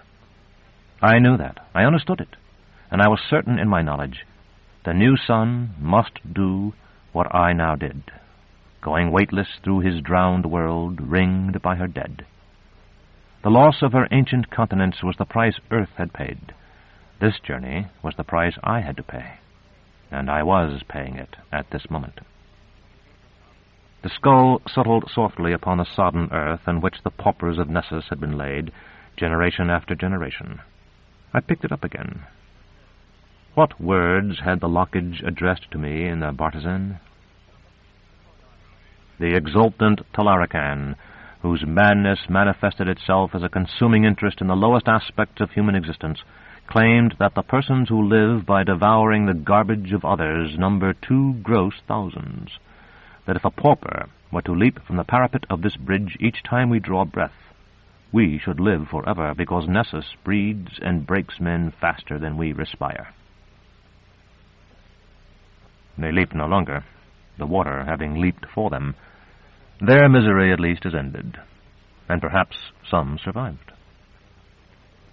When I reached the mausoleum where I had played as a boy, I found its long jammed door shut, the force of the onrushing sea having completed a motion begun perhaps a century ago. I laid the skull on its threshold and swam hard for the surface, a surface that danced with golden light.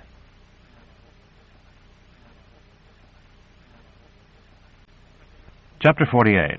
Old Lands and New. Ita's boat was nowhere in sight. To write, as I must write, that I swam all that day and most of the following night seems preposterous. Yet it was so. The water the others had called salt did not seem salt to me. I drank when I thirsted and was refreshed by it. I was seldom tired. When I was, I rested on the waves, floating. I had already discarded all my clothes except my trousers, and now I slipped those off. From an old habit of prudence, I examined the pockets before I abandoned them. There were 3 small brass coins there, the gift of Ymar. Their legends, like their faces, had worn away, and they were dark with verdigris, in appearance precisely the ancient things they were. I let them slip from my fingers, with all Urth. Twice I saw great fish, which were perhaps dangerous, but they appeared to pose no threat to me. Of the water women, of whom Idas had been perhaps the smallest, I saw nothing. Nor did I see Abaya, their master, nor Erebus, nor any other such monstrous thing. Night came with teeming stars in her train, and I floated on my back and gazed at them, rocked by the warm arms of ocean. How many rich worlds flew above me then! Once when I had fled from Abdesis, I had huddled in the lee of a boulder and stared at these same stars, trying to imagine their companions and how men might live upon them and lift cities that knew less of evil than ours. Now I knew how foolish all such dreams must be, for I had seen another world and found it stranger than anything I might have imagined. Nor could I have dreamed the Heteroclite crewmen I had met aboard Zadkiel's ship, nor the Jibers, and yet both had come from Bria, even as I, and Zadkiel had not scrupled to take them into his service. But though I rejected all such dreams, I found that they came unbidden. About certain stars, though they appeared but embers wafted through the night, I seemed to see stars smaller still, and as I watched them, dim vistas took shape in my mind, lovely and terrifying. At last clouds came to blot the stars, and for a time I slept. When morning came, I watched the night of Ushas fall from the face of the new sun. No world of Bria could hold a sight more wonderful, nor had I seen a thing more marvelous on Yesod. The young king, bright with such gold as is not found in any mine, strode across the waves, and the glory of him was such that he who looked on it should never look upon another. Waves danced for him and cast 10,000 drops to honor his feet, and he turned each to diamond. A great wave came, for the wind was rising, and I rode it as a swallow rides the spring air. At its crest I could stay for less than a breath, but from that summit I glimpsed his face, and I was not blinded, but knew his face for my own. It is a thing that has not happened since, and perhaps never will. Between us, 5 leagues or more away, an Undine rose from the sea, lifting her hand to him in salute. Then the wave subsided, and I with it. If I had waited, a second wave would have come, I think, raising me a second time, but for many things, of which that moment was for me the chief, there can be no second time. So that no inferior memory should obscure it, I sounded the sun-bright water, pushing ever deeper, eager to test the powers I had discovered only the night before. They remained, although I no longer swam half in dream, and the urge to end my life had vanished. My world was now a place of palest, purest blue, floored with ochre and canopied in gold. The sun and I floated in space and smiled down upon our spheres. When I had swum a while, how many breaths I cannot say, for I did not draw breath, I recalled the Undine and set out to find her. I feared her still, but I had learned at last that such as she were not always to be feared, and though Abaya had conspired to prevent the coming of our new son, the age in which my death might have prevented it was past. Deeper I swam, and deeper, for I soon learned how much easier it was to see a thing that moved against the bright surface. Then all thoughts of the Undine evaporated. Under me lay another city, one I did not know, a city that was never Nessus. Its towers sprawled along the floor of ocean where the stumps of a few yet stood, and ancient wrecks lay among them, who had been ancient already when the wrecks had been fair young ships launched to shouts of joy, with banners in their rigging and dancing on their forecastles. Searching among the fallen towers, I discovered treasures so noble they had withstood the passing of eons, splendid gems and bright metals. But I did not find the things I sought, the name of the city, and the name of the forgotten nation that had raised it, and had lost it to ocean just as we had lost Nessus. With shards and shells I scraped lintels and pedestals. There were many words written there, but in a character I could not read. For several watches I swam and searched among those ruins, and never raised my eyes. But at last a huge shadow glided down the sand-strewn avenue before me, and I looked up to behold the Undine, crockin-tressed and ship-bellied, pass swiftly overhead and vanish in a dazzle of sunfire. At once I forgot the ruins. When I reached the air again, I blew out water and foggy breath like a manatee, and threw back my head to toss my hair away from my eyes. For as I shot up, I had seen the shore, a low brown coast from which I was barred by less water than had once divided the Botanic Gardens from the bank of Gial. In hardly more time than I take to dip my pen, there was land beneath my feet. I waded out of the sea while loving it still, even as I had earlier dropped from the stars while loving them. And in truth, there is no place in Bria that is not lovely, when it no longer holds the threat of death, save for the places men have made so. But it was the land that I loved best, for it was to the land that I was born. Yet what a terrible land it was! Not a blade of grass grew anywhere. Sand, a few stones, many shells, and thick black mud that baked and cracked in the sun made up the whole of it. Some lines of Dr. Tollis's play returned to torment me.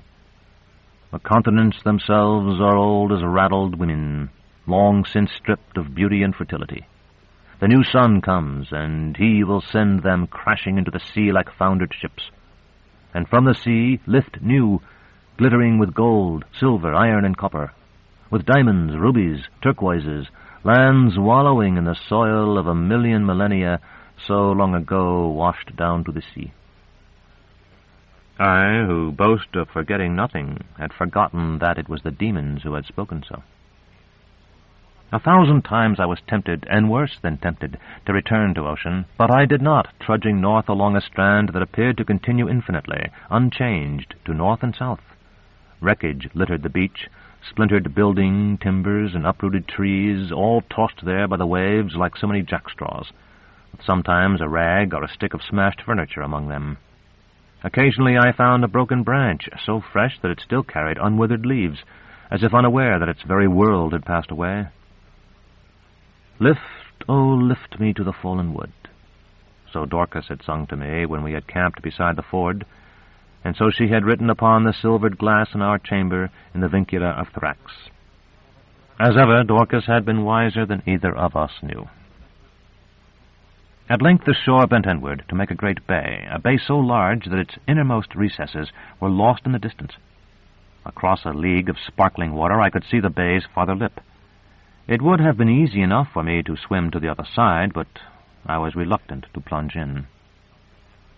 The new sun had nearly vanished behind the rising shoulder of the world, and although it had been pleasant enough to sleep cradled by the waves, I had no desire to do it again, nor did I want to sleep wet ashore. I decided to camp where I was, build a fire if I could, and eat if I could find food. For the first time that day it occurred to me that I had not tasted food since the meager meal we had shared on the boat. There was firewood enough for an army, but though I sifted it for the kegs and boxes Ita had hoped to find, they were not there. After 2 watches, a stoppered bottle half full of rough red wine was the sole discovery I could boast, the rack of some low tavern like that in which Maxilindus's uncle had died. By striking stone upon stone and discarding those that seemed least promising, I eventually produced an occasional feeble spark, but nothing that would ignite the still damp tinder I had collected. When the new sun was hidden and my futile efforts were mocked by the silent fires of stars, I gave up and settled down to sleep, somewhat warmed by the wine. I had thought never to behold Aphata again. In that I had been mistaken, for I saw her that night looking down from the sky just as she had looked down at me when I had left Yesod with Bergandofera. I blinked and stared, but soon saw only the green disk of Lune. It did not seem to me that I slept, but Valeria sat beside me, weeping for drowned Urth. Her sweet, warm tears pattered on my face. I woke and found I was hot and flushed, and that Lune was concealed behind clouds from which fell a gentle rain. Not far down the beach, a door without a doorway offered the shelter of a crude roof. I crept beneath it, buried my face in my arm, and slept once more, wishing never to wake. Again, green light drenched the beach. One of the flapping horrors that had snatched me from the wreck of the old autarch's flyer fluttered moth-like between my eyes and Lune, waxing ever larger. For the first time I knew that nodules were its wings. It landed clumsily among white wolves on the cracked mud. Without memory of mounting, I was upon its back and slipping off. Moonlit waves closed about me, and I saw the citadel below me. Fish as large as ships swam between the towers which I had been wrong to think fallen, Save for the water and their wreaths of weed, all stood as they had before. For a moment I trembled to think I might be impaled on their spires. The great gun that had fired at me when I had been taken to the Prefect Prisca now boomed again, its bolt cleaving ocean with a roar of steam. The bolt struck me, but it was not I who died. This drowned citadel vanished like the dream it was, and I found that I was swimming through the gap in the curtain wall and into the real citadel itself. The tops of its towers thrust above the waves, and Juturna sat among them, submerged to the neck, eating fish. "You lived," I called, and felt that this too was merely a dream. She nodded. "You did not."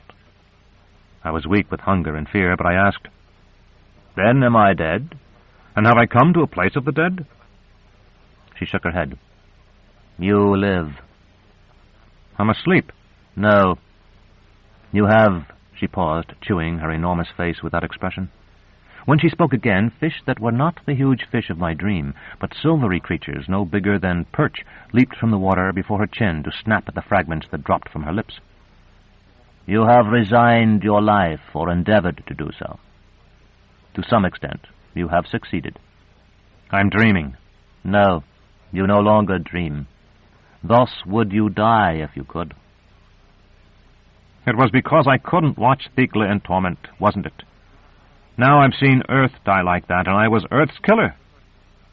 "Who were you," she asked me, "when you stood before the Hierogrammate's seat of justice?" A man who had not yet destroyed everything he ever loved. "You were Urth, and thus Urth lives." I shouted, "This is Ushas!" "If you say it. But Urth lives in Ushas, and in you." "I must think," I told her. "Go away and think." I had not meant to plead, but when I heard my voice, I knew it for a beggar's. "Then do so." I looked without hope at the half-submerged citadel. Juturna pointed like a village woman directing some lost traveler, her hands and arms extending in directions I had not seen until she indicated them. "That way the future. This way the past. There is the margin of the world, and beyond that your sons' other worlds and the worlds of other sons. Here is the stream that rises in Yesod and rushes to Bria." I did not hesitate.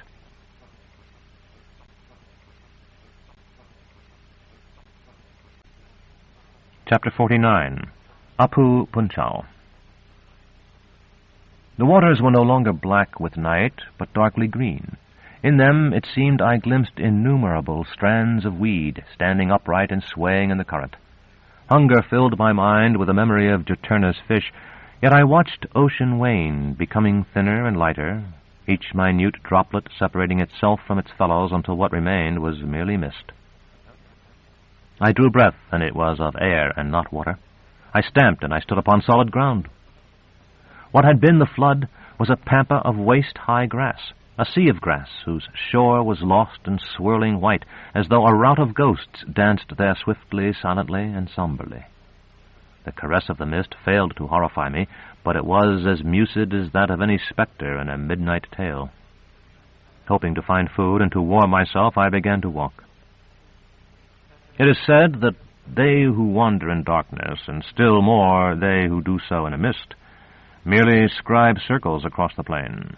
Perhaps it was so for me, but I do not believe it. A faint wind stirred the mist, and I kept that wind ever at my back. Once I had strode grinning along the waterway, and imagined myself unlucky, and I had been ecstatic in my misfortune. Now I knew that I had then begun the journey that was to make me Urth's executioner.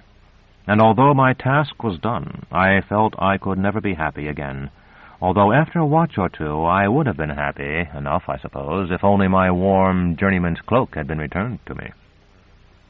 At last, Urth's old sun rose behind me, and rose in glory crowned with gold. The spectres fled before it. I beheld the spreading pampa, an endless, whisperous green ocean, across which raced 1,000 waves. Endless, that is, except in the east, where mountains lifted haughty fastnesses not yet stamped with a human form. I continued westward, and it came to me as I walked that I, who had been the new sun, would hide myself behind the horizon if I could. Perhaps he who had been the old sun had felt the same.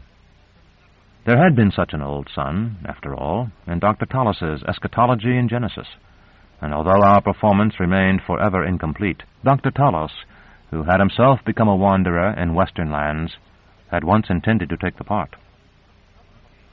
Long-legged birds stalked the pampa, but fled when I drew too near. Once, just after the sun appeared, I saw a spotted cat, but it was full-fed and slunk away.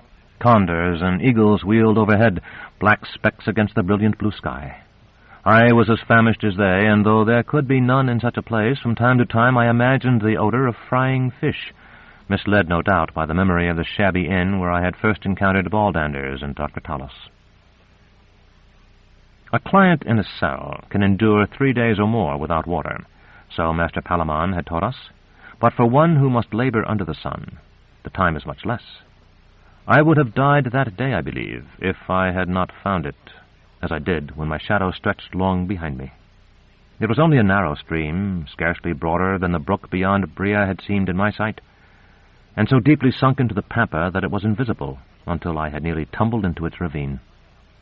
I scrambled down the rocky sides as readily as any monkey, and sated my thirst with sun-warmed water that tasted of mud to one who had drunk of the clean sea. Had you been with me then, reader, and insisted I walk farther with you, I think I would have taken your life. I sank down among the stones, too weary to go another step, and slept before I closed my eyes. But not, I think, for long. Nearby, a big cat coughed, and I woke shaking with a fear older than the first human dwelling. When I was a boy sleeping beside the other apprentices in the Matachin Tower, I had often heard that cough from the Bear Tower and had not been frightened. It is the presence or absence of walls that makes the difference, I think. I had known then that walls enclosed me, and that others imprisoned the Smilodons and Atrixes. I knew now that there were none, and I gathered stones by starlight, stacking them, as I told myself, for missiles. But in fact, as I now believe, to build a wall. How strange it was. When I had swum and walked far beneath the flood, I had fancied myself a godling, or at least something more than a man. Now I felt myself something less. Yet it seems to me, upon reflection, to be not so strange after all. In this place I was, perhaps, at a time far earlier than that at which Zack had done whatever he had done aboard the ship of Zadkiel. Here the old sun had not yet dimmed, and even those influences that cast shadows behind them as long as mine, when I walked to the ravine, might fail to reach me. Dawn came at last. The sun of the preceding day had left me reddened and tender. I stayed in the ravine, where there was at times a little shade, and made my way through the stream or beside it, finding the body of a peccary killed when it had come to drink. I tore a bit of meat away, chewed it, and washed it down with muddy water. It was about nones when I came in sight of the first pump. The ravine was nearly 7 ells deep, but the autochthons had built a series of little dams like the steps of a stair, piling up the river stones. A wheel hung with leathern buckets reached thirstily down for the water, turned by 2 squat, mummy-colored men who grunted with satisfaction each time a bucketful splashed into their clay trough. They shouted to me in a tongue I did not know, but did not try to stop me. I waved to them and walked on, wondering to see them watering their fields, for among the constellations of the previous night had been the Crotali, the winter stars that bring the rattle of ice-sheathed branches. I passed a score of similar wheels before I reached the town, where a stone stair led up from the water. Women came there to wash clothes and fill jugs, and remained to gossip. They stared at me, and I displayed my hands so they could see I was unarmed, though my nakedness must have made that clear enough without the gesture. The women talked among themselves in some lilting language. I pointed to my mouth to show I was hungry, and a gaunt woman, a trifle taller than the rest, gave me a strip of old, coarse cloth to tie around my waist, women being much the same in every place. Like the men I had seen, these women had small eyes, narrow mouths, and broad, flat cheeks. It was a month or more before I understood why these seemed so different from the autochthons I had seen at Salter's Fair, in the market of Thrax, and elsewhere, though it was only that these people had pride, and were far less inclined to violence.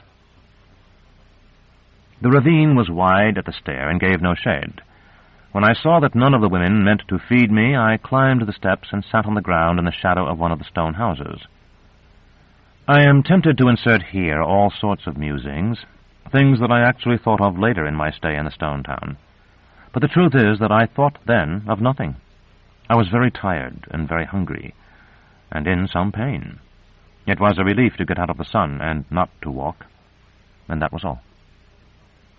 Later, the tall woman brought me a flat cake and a jar of water, setting them 3 cubits beyond my reach and hurrying off. I ate the cake and drank the water and slept that night in the dust of the street. Next morning I wandered about the town. Its houses were built of river stones laid with a mortar of mud. Their roofs were nearly flat, of meager logs covered with more mud mixed with straw, husks, and stalks.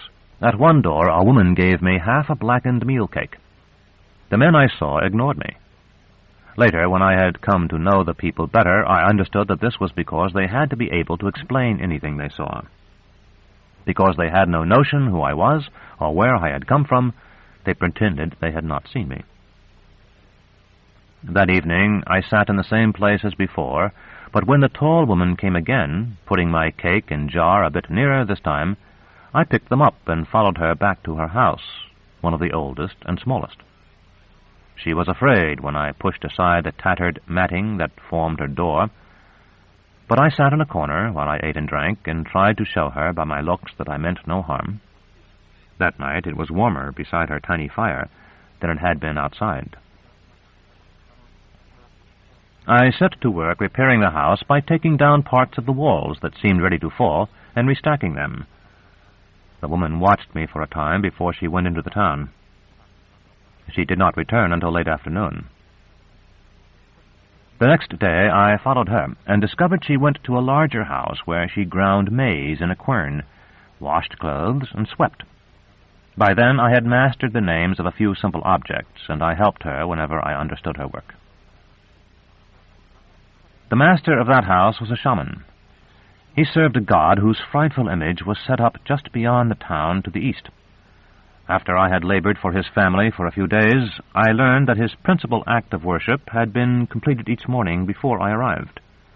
After that, I rose earlier and carried the sticks to the altar where he burned meal and oil, and at the midsummer feast slit the throat of a koipu to the slap of dancing feet and the thudding of little drums. Thus I lived among these people, sharing as much of their lives as I could. Wood was very precious. Trees would not grow on the pampa, and they could give up only the edges of their fields to them. The tall woman's fire, like all the rest, was of stalks, cobs, and husks, mixed with sun-dried dung. At times, stalks appeared even in the fire the shaman kindled new each day, when, singing and chanting, he caught the old sun's rays in his sacred bowl. Though I had rebuilt the walls of the tall woman's house, there seemed little I could do about the roof. The poles were small and old, and several were badly cracked. For a time I considered erecting a stone column to shore it up, but such a column would have left the house very cramped. After some thought, I tore down the whole sagging structure and replaced it with intersecting arches like those I remembered from the shepherd's bothy, where I had once left a shawl of the Pellerines, all of loose-laid river stones, all meeting over the center of the house. I used more stones, pounded earth, and the poles from the roof for the scaffolding needed until each arch was whole, and strengthened the walls to bear the outward thrust with yet more stones I carried from the river. The woman and I had to sleep outside while the construction was in progress, but she did so without complaint, and when everything was complete, and I had plastered the beehive roof with mud and matted grass as before, she had a new dwelling, high and sturdy. When I started to work tearing away the old roof, no one paid much attention to me, but when that was done and I began to lay up my arches, men came from the fields to watch, and some helped me. While I was dismantling the last scaffolding, the shaman himself appeared, bringing the hetman of the town. For some time they walked around and around the house, but when it became clear that the scaffolding was no longer holding up the roof, they carried torches inside. And at last, when all my work was finished, they made me sit down and questioned me about it, using many gestures because I still knew so little of their tongue. I told them all I could, piling chips of flat stone to show how it was done. Then they asked me about myself, where I had come from, and why I lived among them. It had been so long since I had been able to talk with anyone other than the woman that as much of my tale came stumbling forth as I could give form to. I did not expect them to believe me. It was enough that someone, had been told. At last, when I stepped outside to point toward the sun, I found that evening had come while I had stammered and scratched my crude pictures in the dirt floor. The tall woman sat beside the door, her black hair whipped by a fresh, cold wind from the pampas. The shaman and the hetman came out too, carrying their guttering torches, and I saw that she was very frightened. I asked what the trouble was, but the shaman began a long speech before she could reply, a speech of which I grasped no more than every 10th word. When he had finished, the hetman spoke in the same way. What they said drew men from the houses around us, some with hunting spears, for these were not warlike people, some with adzes or knives. I turned back to the woman and asked what was happening. She whispered furiously in return, telling me the shaman and the hetman had said that I had said I brought the day and walked through the night. Now we would have to remain where we were till day came without my bringing it. When that happened, we would die. She wept. Perhaps tears rolled down her gaunt cheeks. If so, I could not see them by the flickering light of the torches. It struck me that I had never seen one of these people cry, not even little children. Her dry, rattling sobs moved me more than any tears I have ever seen. We waited before her house for a long while. Fresh torches arrived, and fuel and live embers carried from the houses nearby gave us several small fires. Despite them, my legs became stiff from the cold that seeped from the earth. Our only hope appeared to lie in outlasting these people, in drawing taut their nerves. But when I studied their faces that might have been so many wooden masks smeared with ochre clay, I felt that they would outwear the year, far less a short summer's night. If only I could speak their tongue fluently, I thought, I might be able to wake fear enough in them, or at least explain what I had actually meant. The words not, alas, in their tongue, but in my own, re-echoed through my mind, so that I fell to speculating about them. Did I myself know what those words meant, those or any others?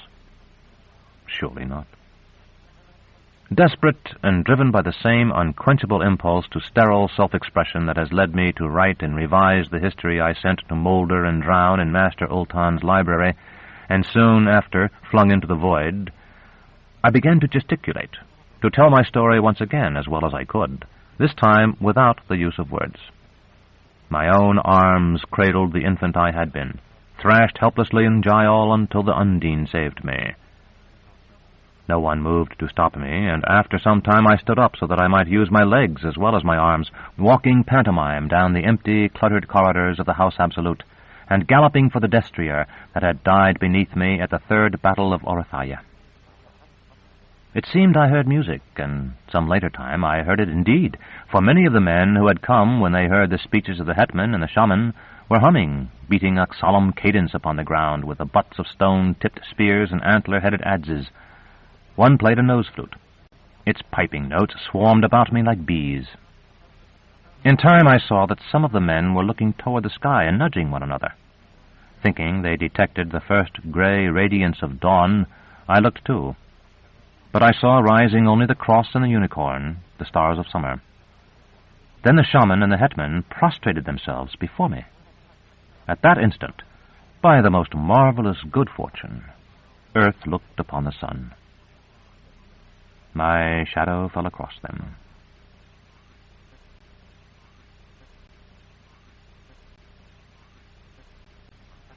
Chapter 50.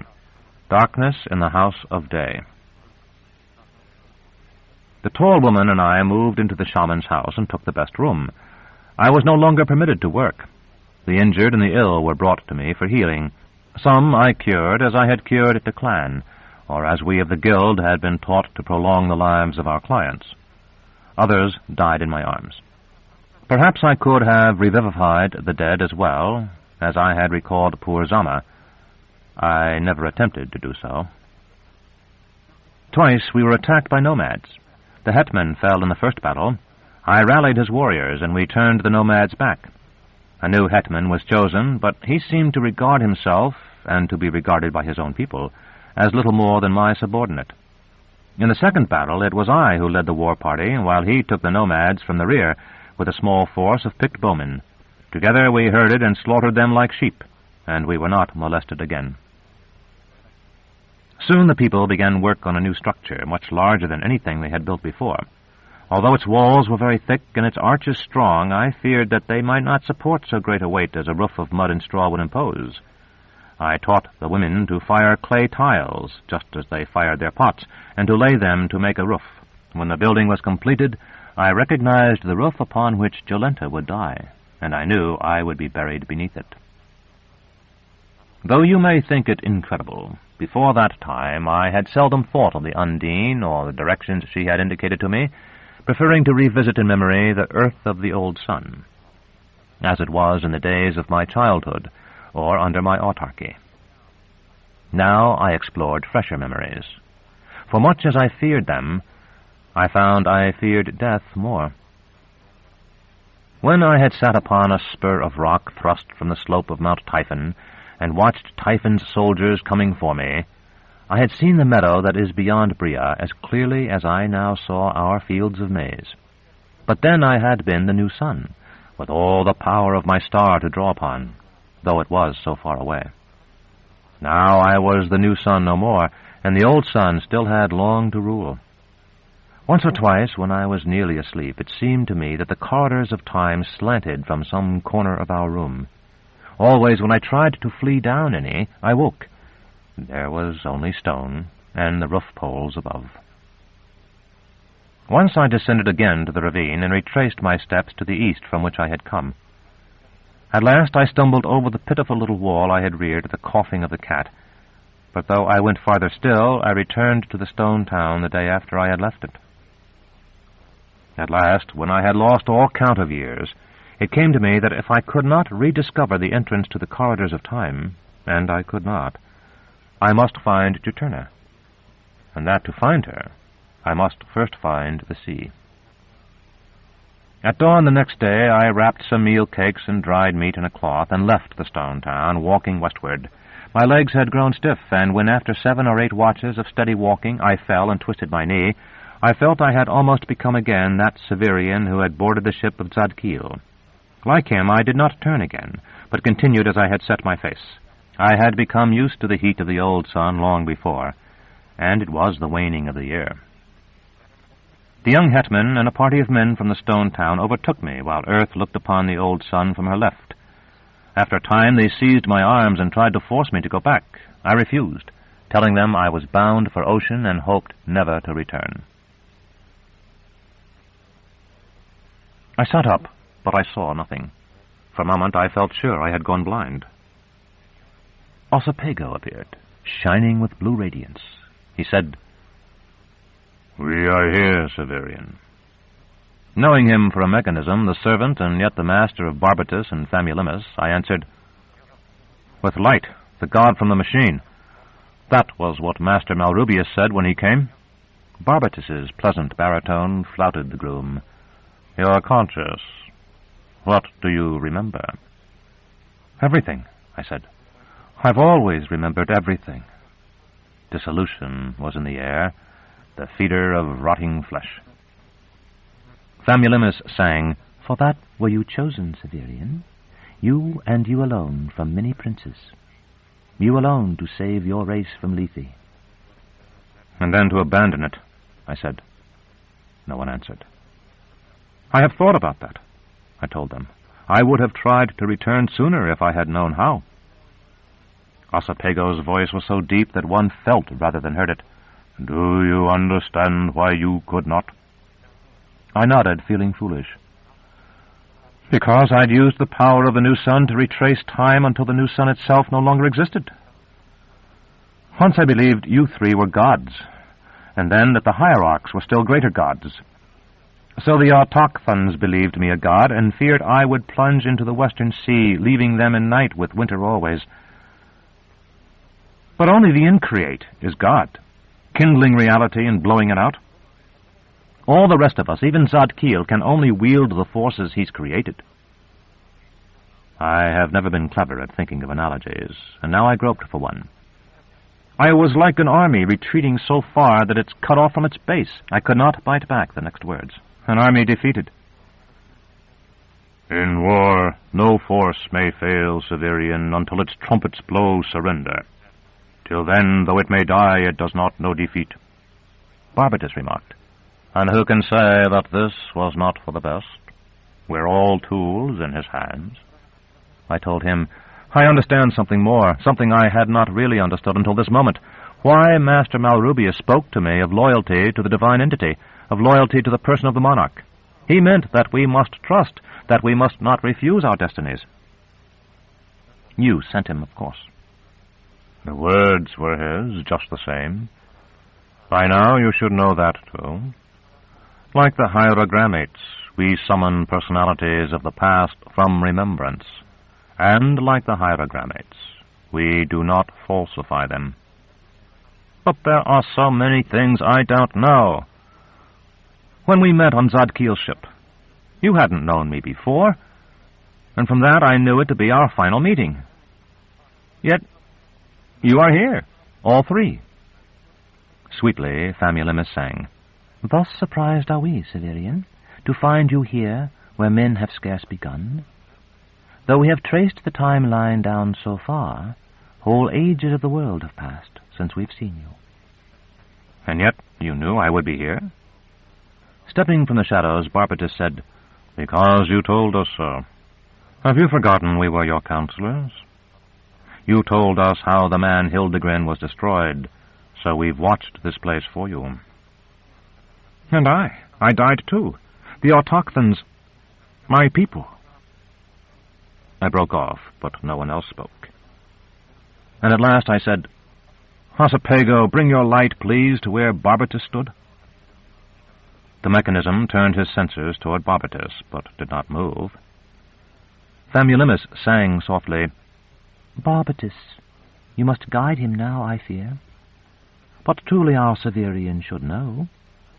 How can we ask that he should bear all loads, while yet by us not treated as a man?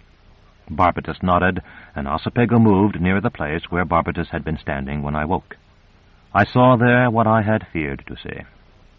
The corpse of the man the autochthons had called Head of Day. Golden bands wreathed his arms, bracelets studded with orange jacinths and flashing green emeralds. Tell me how you did this, I demanded. Barbatus stroked his beard and did not reply. You know who schooled you by the restless sea, and fought for you when Urth lay in the scales, Famulus crooned. I stared at her. Her face was as lovely and as inhuman as ever, not without expression, but bearing an expression that had little or nothing to do with mankind and its concerns. Am I an eidolon? A ghost? I looked at my hands, hoping to be reassured by their solidity. They were shaking. To quiet them, I had to jam them against my thighs. Barbatus said, What you call eidolons are not ghosts, but beings maintained in existence by some external source of energy. What you call matter is all in actuality merely bound energy. The only difference is that some is held in material form by its own energy. At that moment, I wanted to cry more than I have ever wanted anything in my life. Actuality? You think there's really any actuality? The release of tears would have been nirvana. Harsh training yet held, and no tears came. For an instant I wondered wildly whether eidolons could weep at all. You speak of what is real, Severian. Thus do you hold to what is real still. A moment since we spoke of him who makes. Among your folk, the simple call him God, and you, the lettered, name him Increate. What were you ever but his eidolon? Who maintains me in existence now? Ossipego? You may rest, Ossipego. Ossipego rumbled. I don't respond to commands from you, Severian. You learned that long ago. I suppose that even if I were to kill myself, Ossipego could still call me back to existence. Barbatus shook his head, though not as a human being would have. There would be no point. You could take your life again. If you truly want to die, go ahead. There are funeral offerings here, including a great many stone knives. Ossipego will bring you one. I felt as real as I ever have, and when I searched among my memories, I found Valeria there still, and Thecla, and old Autarch, and the boy Severian, who had been Severian only. No, I said. We will live. I thought so. Barbatus smiled. We've known you half our lives now, Severian, and you're a weed that grows best when stepped upon. Ossipego seemed to clear his throat. If you wish to speak more, I will take us to a better time. I have a link to the pile on our craft. Famulinius shook her noble head, and Barbatus looked at me. I'd rather we conferred here, I told them. Barbatus, when we were on the ship, I fell down a shaft. One doesn't fall swiftly there, I know, but I fell a long way, I think nearly to the center. I was badly hurt, and Zadkiel cared for me. I paused, trying to remember all the details I could. Proceed, Barbatus urged me. We don't know what you're going to tell us. I found a dead man there, with a scarred cheek like mine. His leg had been injured years before, just like mine. He was hidden between two machines. Yet meant for you to find Severian? Famulinius asked. Perhaps. I knew Zack had done it, and Zack was Zadkiel, or part of Zadkiel. But I didn't understand that then. Yet you do now. It is the time for speech. I did not know what else to say, and finished weakly. The dead man's face was bruised, but it looked very much like mine.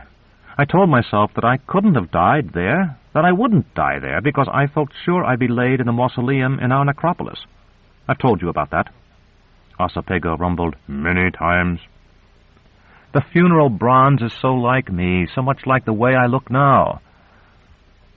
Then there was Apu Punchau.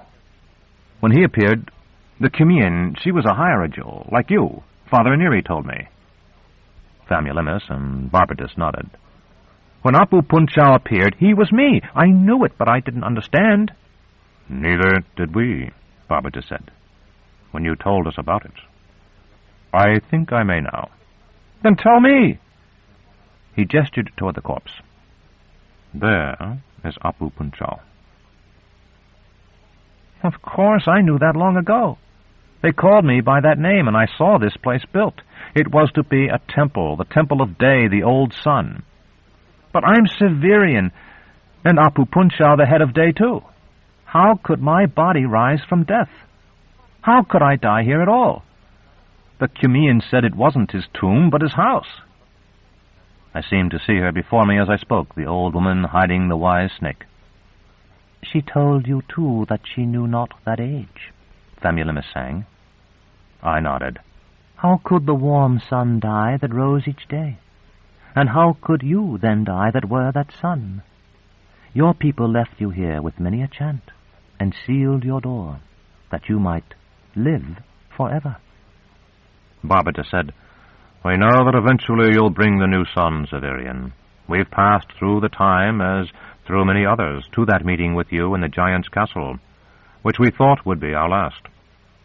But do you know when the new sun was made? The sun you brought to this system to heal its old one? When I was landed on Urth, it was the age of Typhon, when the first great mountain was carved. But before that, I was on Zadkiel's ship.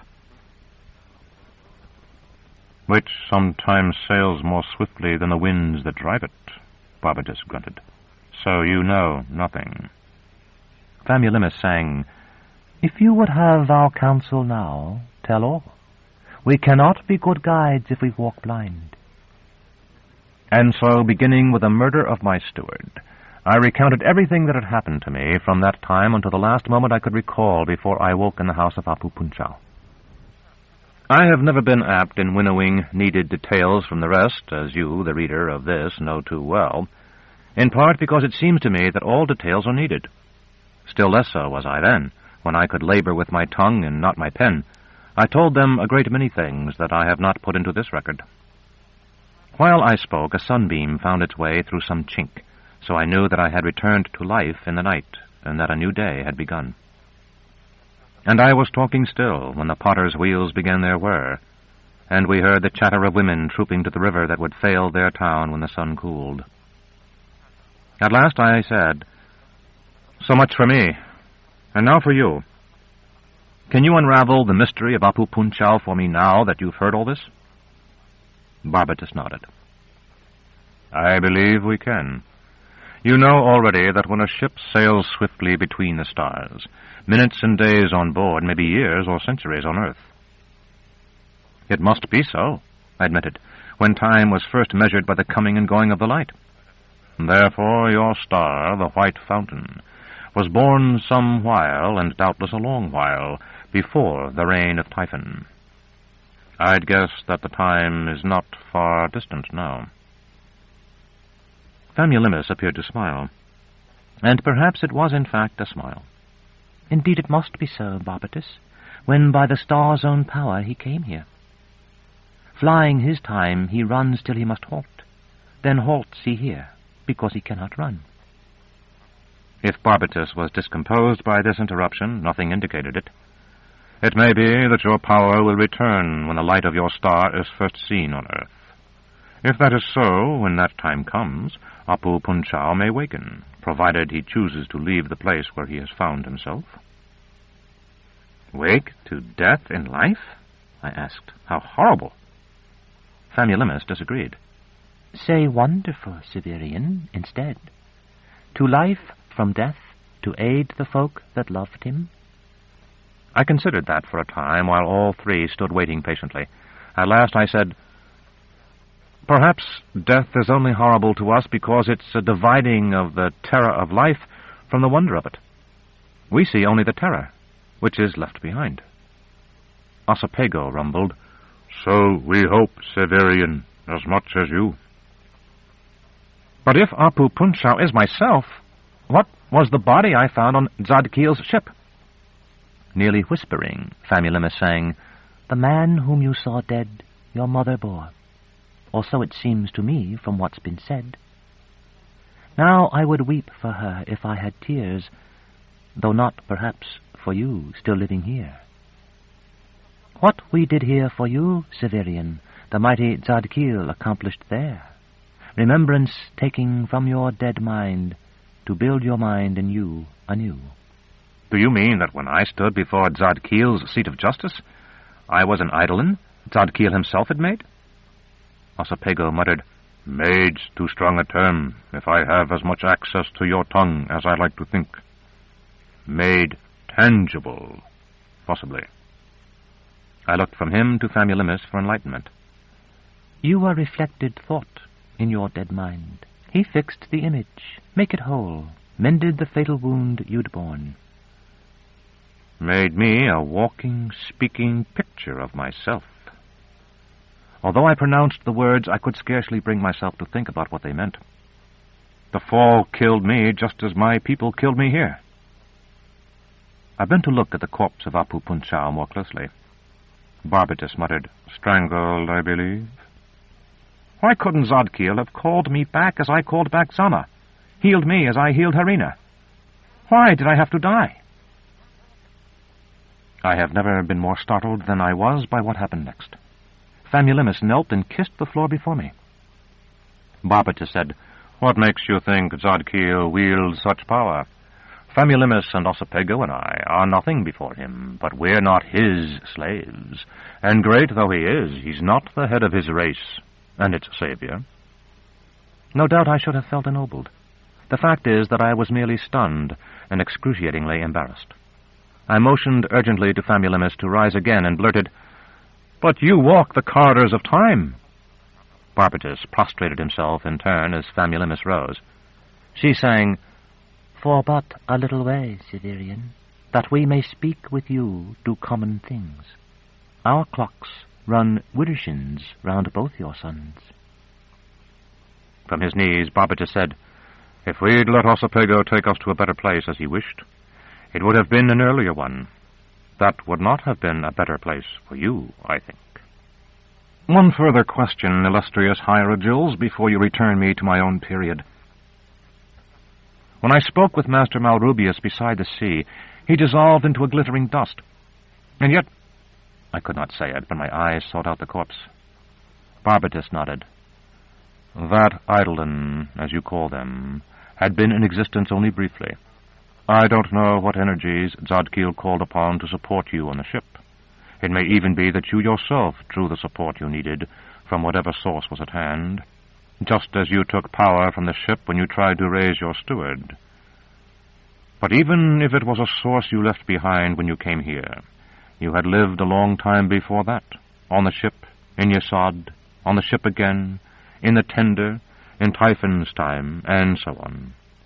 During all that time you breathed, ate, and drank matter that was not unstable, converting it to your body's use. Thus it became a substantial body." "But I'm dead. Not even here, dead back there on Zadkiel's ship." "Your twin lies dead there," Barbatus told me, "as another lies dead here.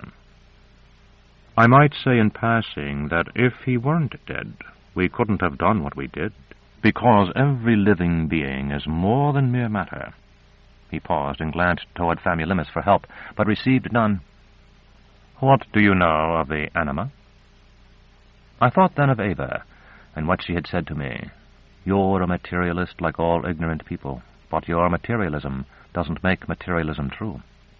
Little Ava had died with Voila and the rest. "Nothing," I muttered. "I know nothing of the anima." "In a way, it's like a line of verse. Famulus, what was the one you quoted to me?" His wife sang, "Awake, for morning in the bowl of night has flung the stone that puts the stars to flight." "Yes," I said, "I understand." Barbatus pointed. "Suppose I were to write those lines upon that wall, and then to write them again upon that other wall. Which would be the true lines?" "Both," I said, "and neither. The true lines are not writing nor speech either. I can't say what they are." "That is the way of the anima, as I understand it. It was written there." He indicated the dead man. "Now it is written in you. When the light of the white fountain touches earth, it will be written there again. Yet the anima will not be erased in you by that writing, unless—" I waited for him to continue. Ossipego said, "Unless you come too close. If you write a name in the dust and retrace it with your finger, there are not two names, but one. If two currents flow through a conductor, there is one current." While I stared in disbelief, Famulus sang, "You came too near your double once, you know. That was here, in this poor town of stones. Then he was gone, and only you remained. Our eidolons are always of the dead. Have you not wondered why? Be warned." Barbatus nodded. "But as for our returning you to your own time, we can't help you. Your green man knew more than we, perhaps, or at least he had more energy at his disposal. We'll leave you food, water, and a light, but you'll have to wait for the white fountain. It shouldn't be long, as Famulus said." She had begun to fade into the past already, so that her song seemed to come from far away. "Do not destroy the corpse, Cytherean. However tempted you may be warned." Barbatus and Ossipego had faded while I watched Famulus. When her voice was gone, there was no sound in the house of Abu Punchal but his own faint breath.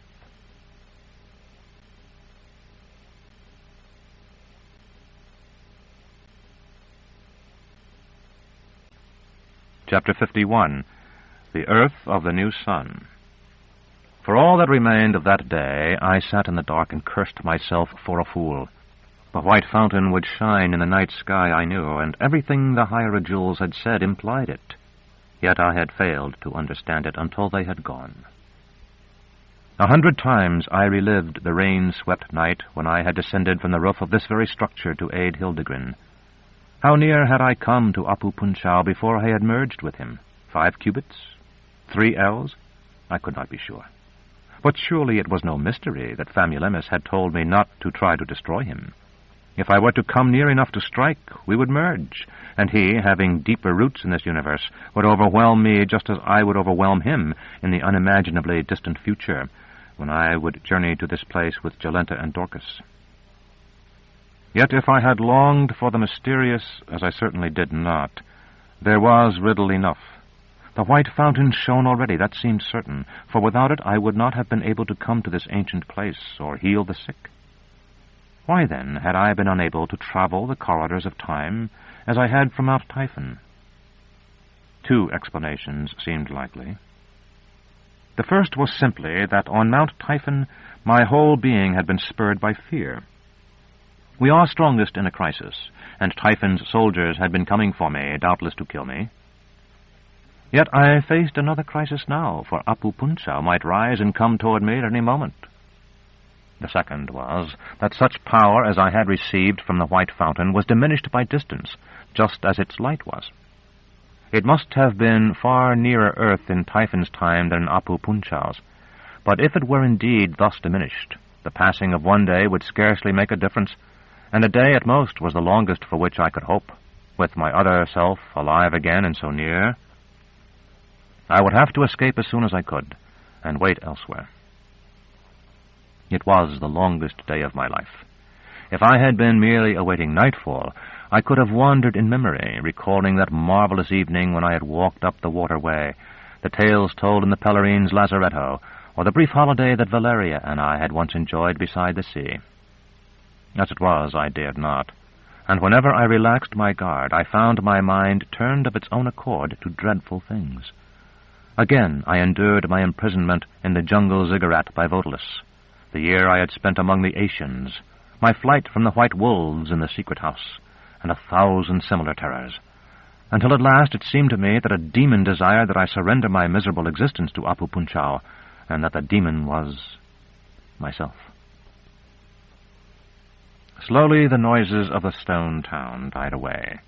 The light, which earlier had come from the wall nearest me, now penetrated the wall beyond the altar on which Apu Punchau lay, cutting the gloom with blades of hammered gold thrust between the crevices. At last it faded. I rose, stiff in every joint, and began to probe the wall for weaknesses. It had been built of cyclopean stones, with smaller stones driven between them by workmen swinging huge wooden mauls. The small stones were wedged so tightly that I tested 50 or more before finding one that could be pried loose, and I knew that I would have to remove one of the great stones to make an opening through which I could pass. Even the small stone required a watch at least of tugging and prying. I used a jasper-bladed knife to scrape away the mud around it, then broke that knife and 3 others trying to get it out. Once I abandoned the task in disgust and mounted the wall like a spider, hoping that the roof would supply an easier road to freedom, as the thatch had in the Hall of the Magicians. But the vaulted ceiling was as solid as the walls, and I dropped to the floor again to bloody my fingers on the loose stone. Suddenly, when it seemed certain it could never be freed, it slipped, clattering to the floor. For 5 long breaths I waited paralyzed, fearing that Apu Punchau would wake. As far as I could judge, he never stirred. Yet something else was stirring. The immense stone above tilted ever so gently to the left. Dried mud cracked, sounding as loud as the breaking of river ice in the stillness, and came rattling down around me. I stepped back. There was a grinding, as of a mill, and a second shower of mud. I moved to one side, and the great stone fell with a crash, leaving behind it a rough, black circle full of stars. I looked at one, and knew myself, a pinprick of light nearly lost in the opaline haze of 10,000 more. No doubt I should have waited. Certainly it was possible that a dozen more great stones might follow the first. I did not. A leap carried me onto the fallen one, another into the aperture in the wall, and a third into the street. The noise had wakened the people, of course. I heard their angry voices, saw the faint red glow of their fires seep past their doors as wives puffed dying embers while husbands groped for spears and toothed war clubs. I did not care.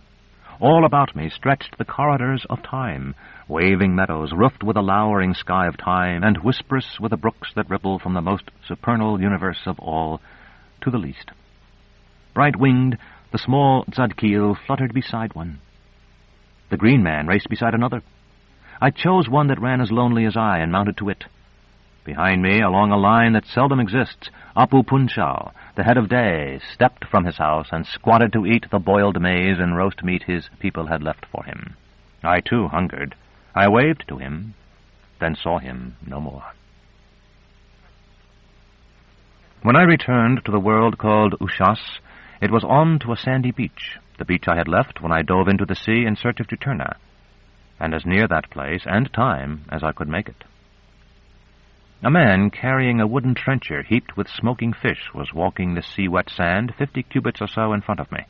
I followed him, and when we had gone 20 paces he reached a bower, dripping with sea spray, yet draped in wildflowers. Here he set his trencher upon the sand, took 2 backward steps, and knelt. Catching up, I asked in the speech of the Commonwealth, who would eat his fish? He looked around at me. I could see he was surprised to find me a stranger. "The sleeper," he said. "He who sleeps here and hungers." "Who is this sleeper?" I asked. "The lonely god. One feels him here, always sleeping, ever hungry. I bring the fish to show that we are his friends, so he will not devour us when he wakes." "Do you feel him now?" I asked. He shook his head.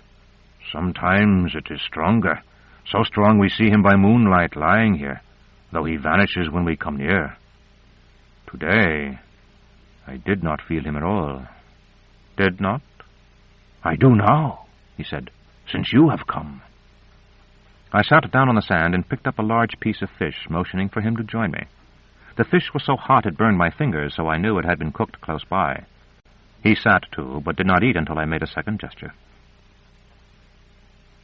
"Are you always the one?" He nodded. "Each god has someone, a man for a man-god, a woman for a woman-god." "A priest or a priestess?" He nodded again. "There is no god but the Increate, all the rest being his creatures." I was tempted to add, "even Zadkiel," but I did not. "Yes," he said, and he turned his face away, not wishing, I think, to see my look if he offended me. "That is so for the gods, certainly. But for humble creatures like men, there are lesser gods, possibly. To poor, wretched men, these lesser gods are very, very exalted. We strive to please them." I smiled to show I was not angry. "And what do such lesser gods do to help men?" "4 gods there are." From his sing-song I knew he had recited the words many times, no doubt in the teaching of children. "First and greatest is the sleeper. He is a man-god. He is always hungry. Once he devoured the whole land, and he may do so again if he is not fed. Though the sleeper has drowned, he cannot die. Thus he sleeps here on the strand. Fish belong to the sleeper. You must beg his leave before you fish. Silver fish I catch for him. Storms are his anger, calm his charity." I had become the Oannes of these people. "The other man-god is Odolo. His are the lands beneath the sea. He loves learning and right conduct. Odolo taught men to speak and women to write. He is the judge of gods and men, but punishes no one who has not sinned thrice. Once he bore the cup of the Increate. Red wine is his. Wine his man brings him." It had taken a breath for me to recall just whom Odolo had been. Now I realized that the House Absolute and our court had become the frame for a vague picture of the Increate as autarch. In retrospect, it seemed inevitable. "There are 2 women gods also. Pega is the day goddess. All beneath the sun is hers. Pega loves cleanness. She taught women to strike fire and to bake and weave. She mourns them in childbirth and comes to all at the moment of death. She is the comforter. Brown bread is the offering her woman brings her. I nodded approvingly. Thais is the night goddess. All below the moon is hers. She loves the words of lovers and lovers' embraces. All who couple must beg her leave, speaking the words as one in the darkness. If they do not, Thais kindles a flame in a third heart and finds a knife for the hand. A flame she comes to children, announcing that they are to be children no longer. She is the seducer. Golden honey is the offering her woman brings her. I said, "It seems you have 2 good gods and 2 evil gods, and that the evil gods are Thais and the sleeper." "Oh, no. All gods are very good, particularly the sleeper. Without the sleeper, so many would starve. The sleeper is very, very great, and when Thais does not come, her place is taken by a demon." "So you have demons, too?" "Everyone has demons." "I suppose," I said. The trencher was nearly bare, and I had eaten my fill. The priest, my priest, I should write, had taken only a single small piece. I rose, picked up what was left, and tossed it into the sea, not knowing what else to do with it. "For Juturna," I told him. "Do your people know Juturna?" He had jumped to his feet as soon as I stood up. "No."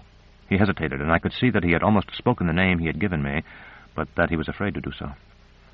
"Then perhaps she is a demon to you. For most of my life I thought her a demon, too. It may be that neither you nor I have made a great mistake."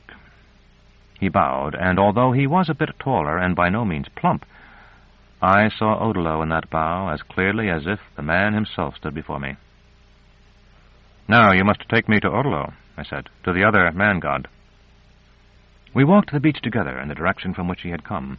The hills, which had been barren mud when I had left, were covered with soft green grass.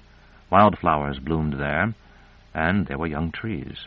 I tried to estimate the time I had been gone, and to count the years I had lived among the autochthons in their stone town, and though I could not be sure of either figure, it seemed to me they must have been much the same.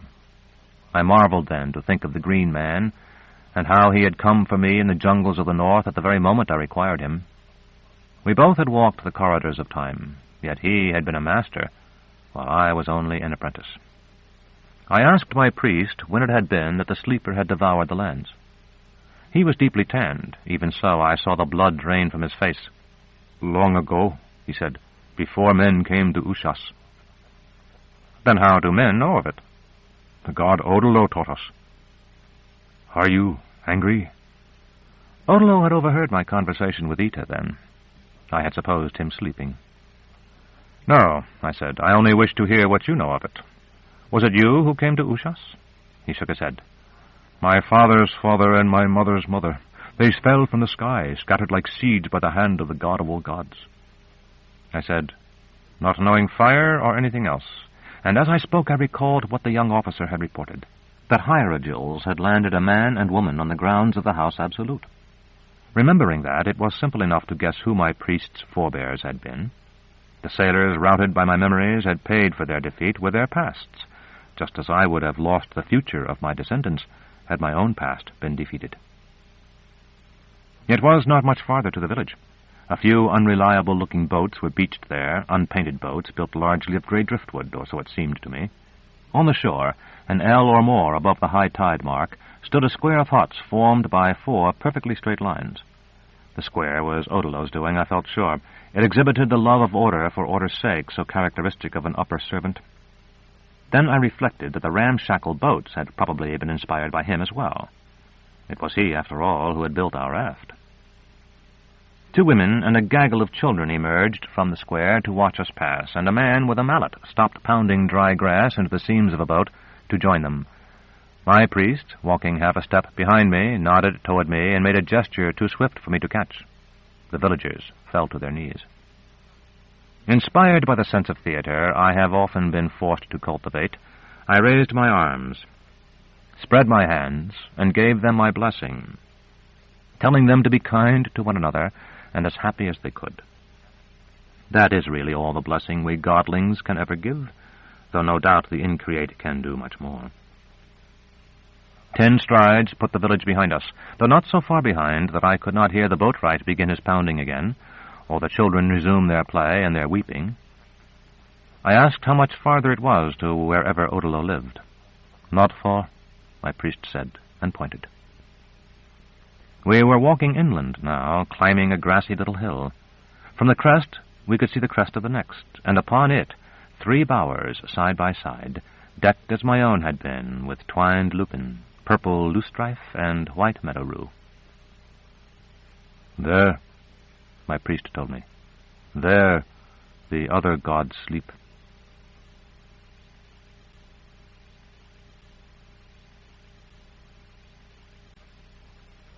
Appendix. The Miracle of Apu Punchau. No sort of wonder is more convincing to the primitive mind than one affecting the presumably immutable workings of the heavens. Severian's prolongation of the night, however, may leave less credulous minds puzzling over the ways in which such a marvel might be achieved without a cataclysm greater than that which accompanied the arrival of the new sun. At least 2 plausible explanations could be put forward. Mass hypnosis is invoked by historians to explain all multiply attested wonders that cannot be degraded in any other fashion. But it is something no actual hypnotist offers to produce. If mass hypnosis is discarded, the only alternative appears to be an eclipse in the broadest sense, that is, the passage of some opaque body between the old sun and Earth. In this context, it should be noted that the stars seen in the skies of the Commonwealth in winter rise in spring over the stone town, presumably due to the precession of the equinoxes, but that during his prolongation of the night, Severian sees his accustomed spring stars. This would seem to favor the second explanation, as does the immediate manifestation of the old sun, already higher than the rooftops, after the capitulation of the autochthons. Nothing, Severian writes, indicates what the opaque body may have been, but the thoughtful reader will find little difficulty in advancing at least one plausible speculation. G.W. End of The Urth of the New Sun by Gene Wolfe.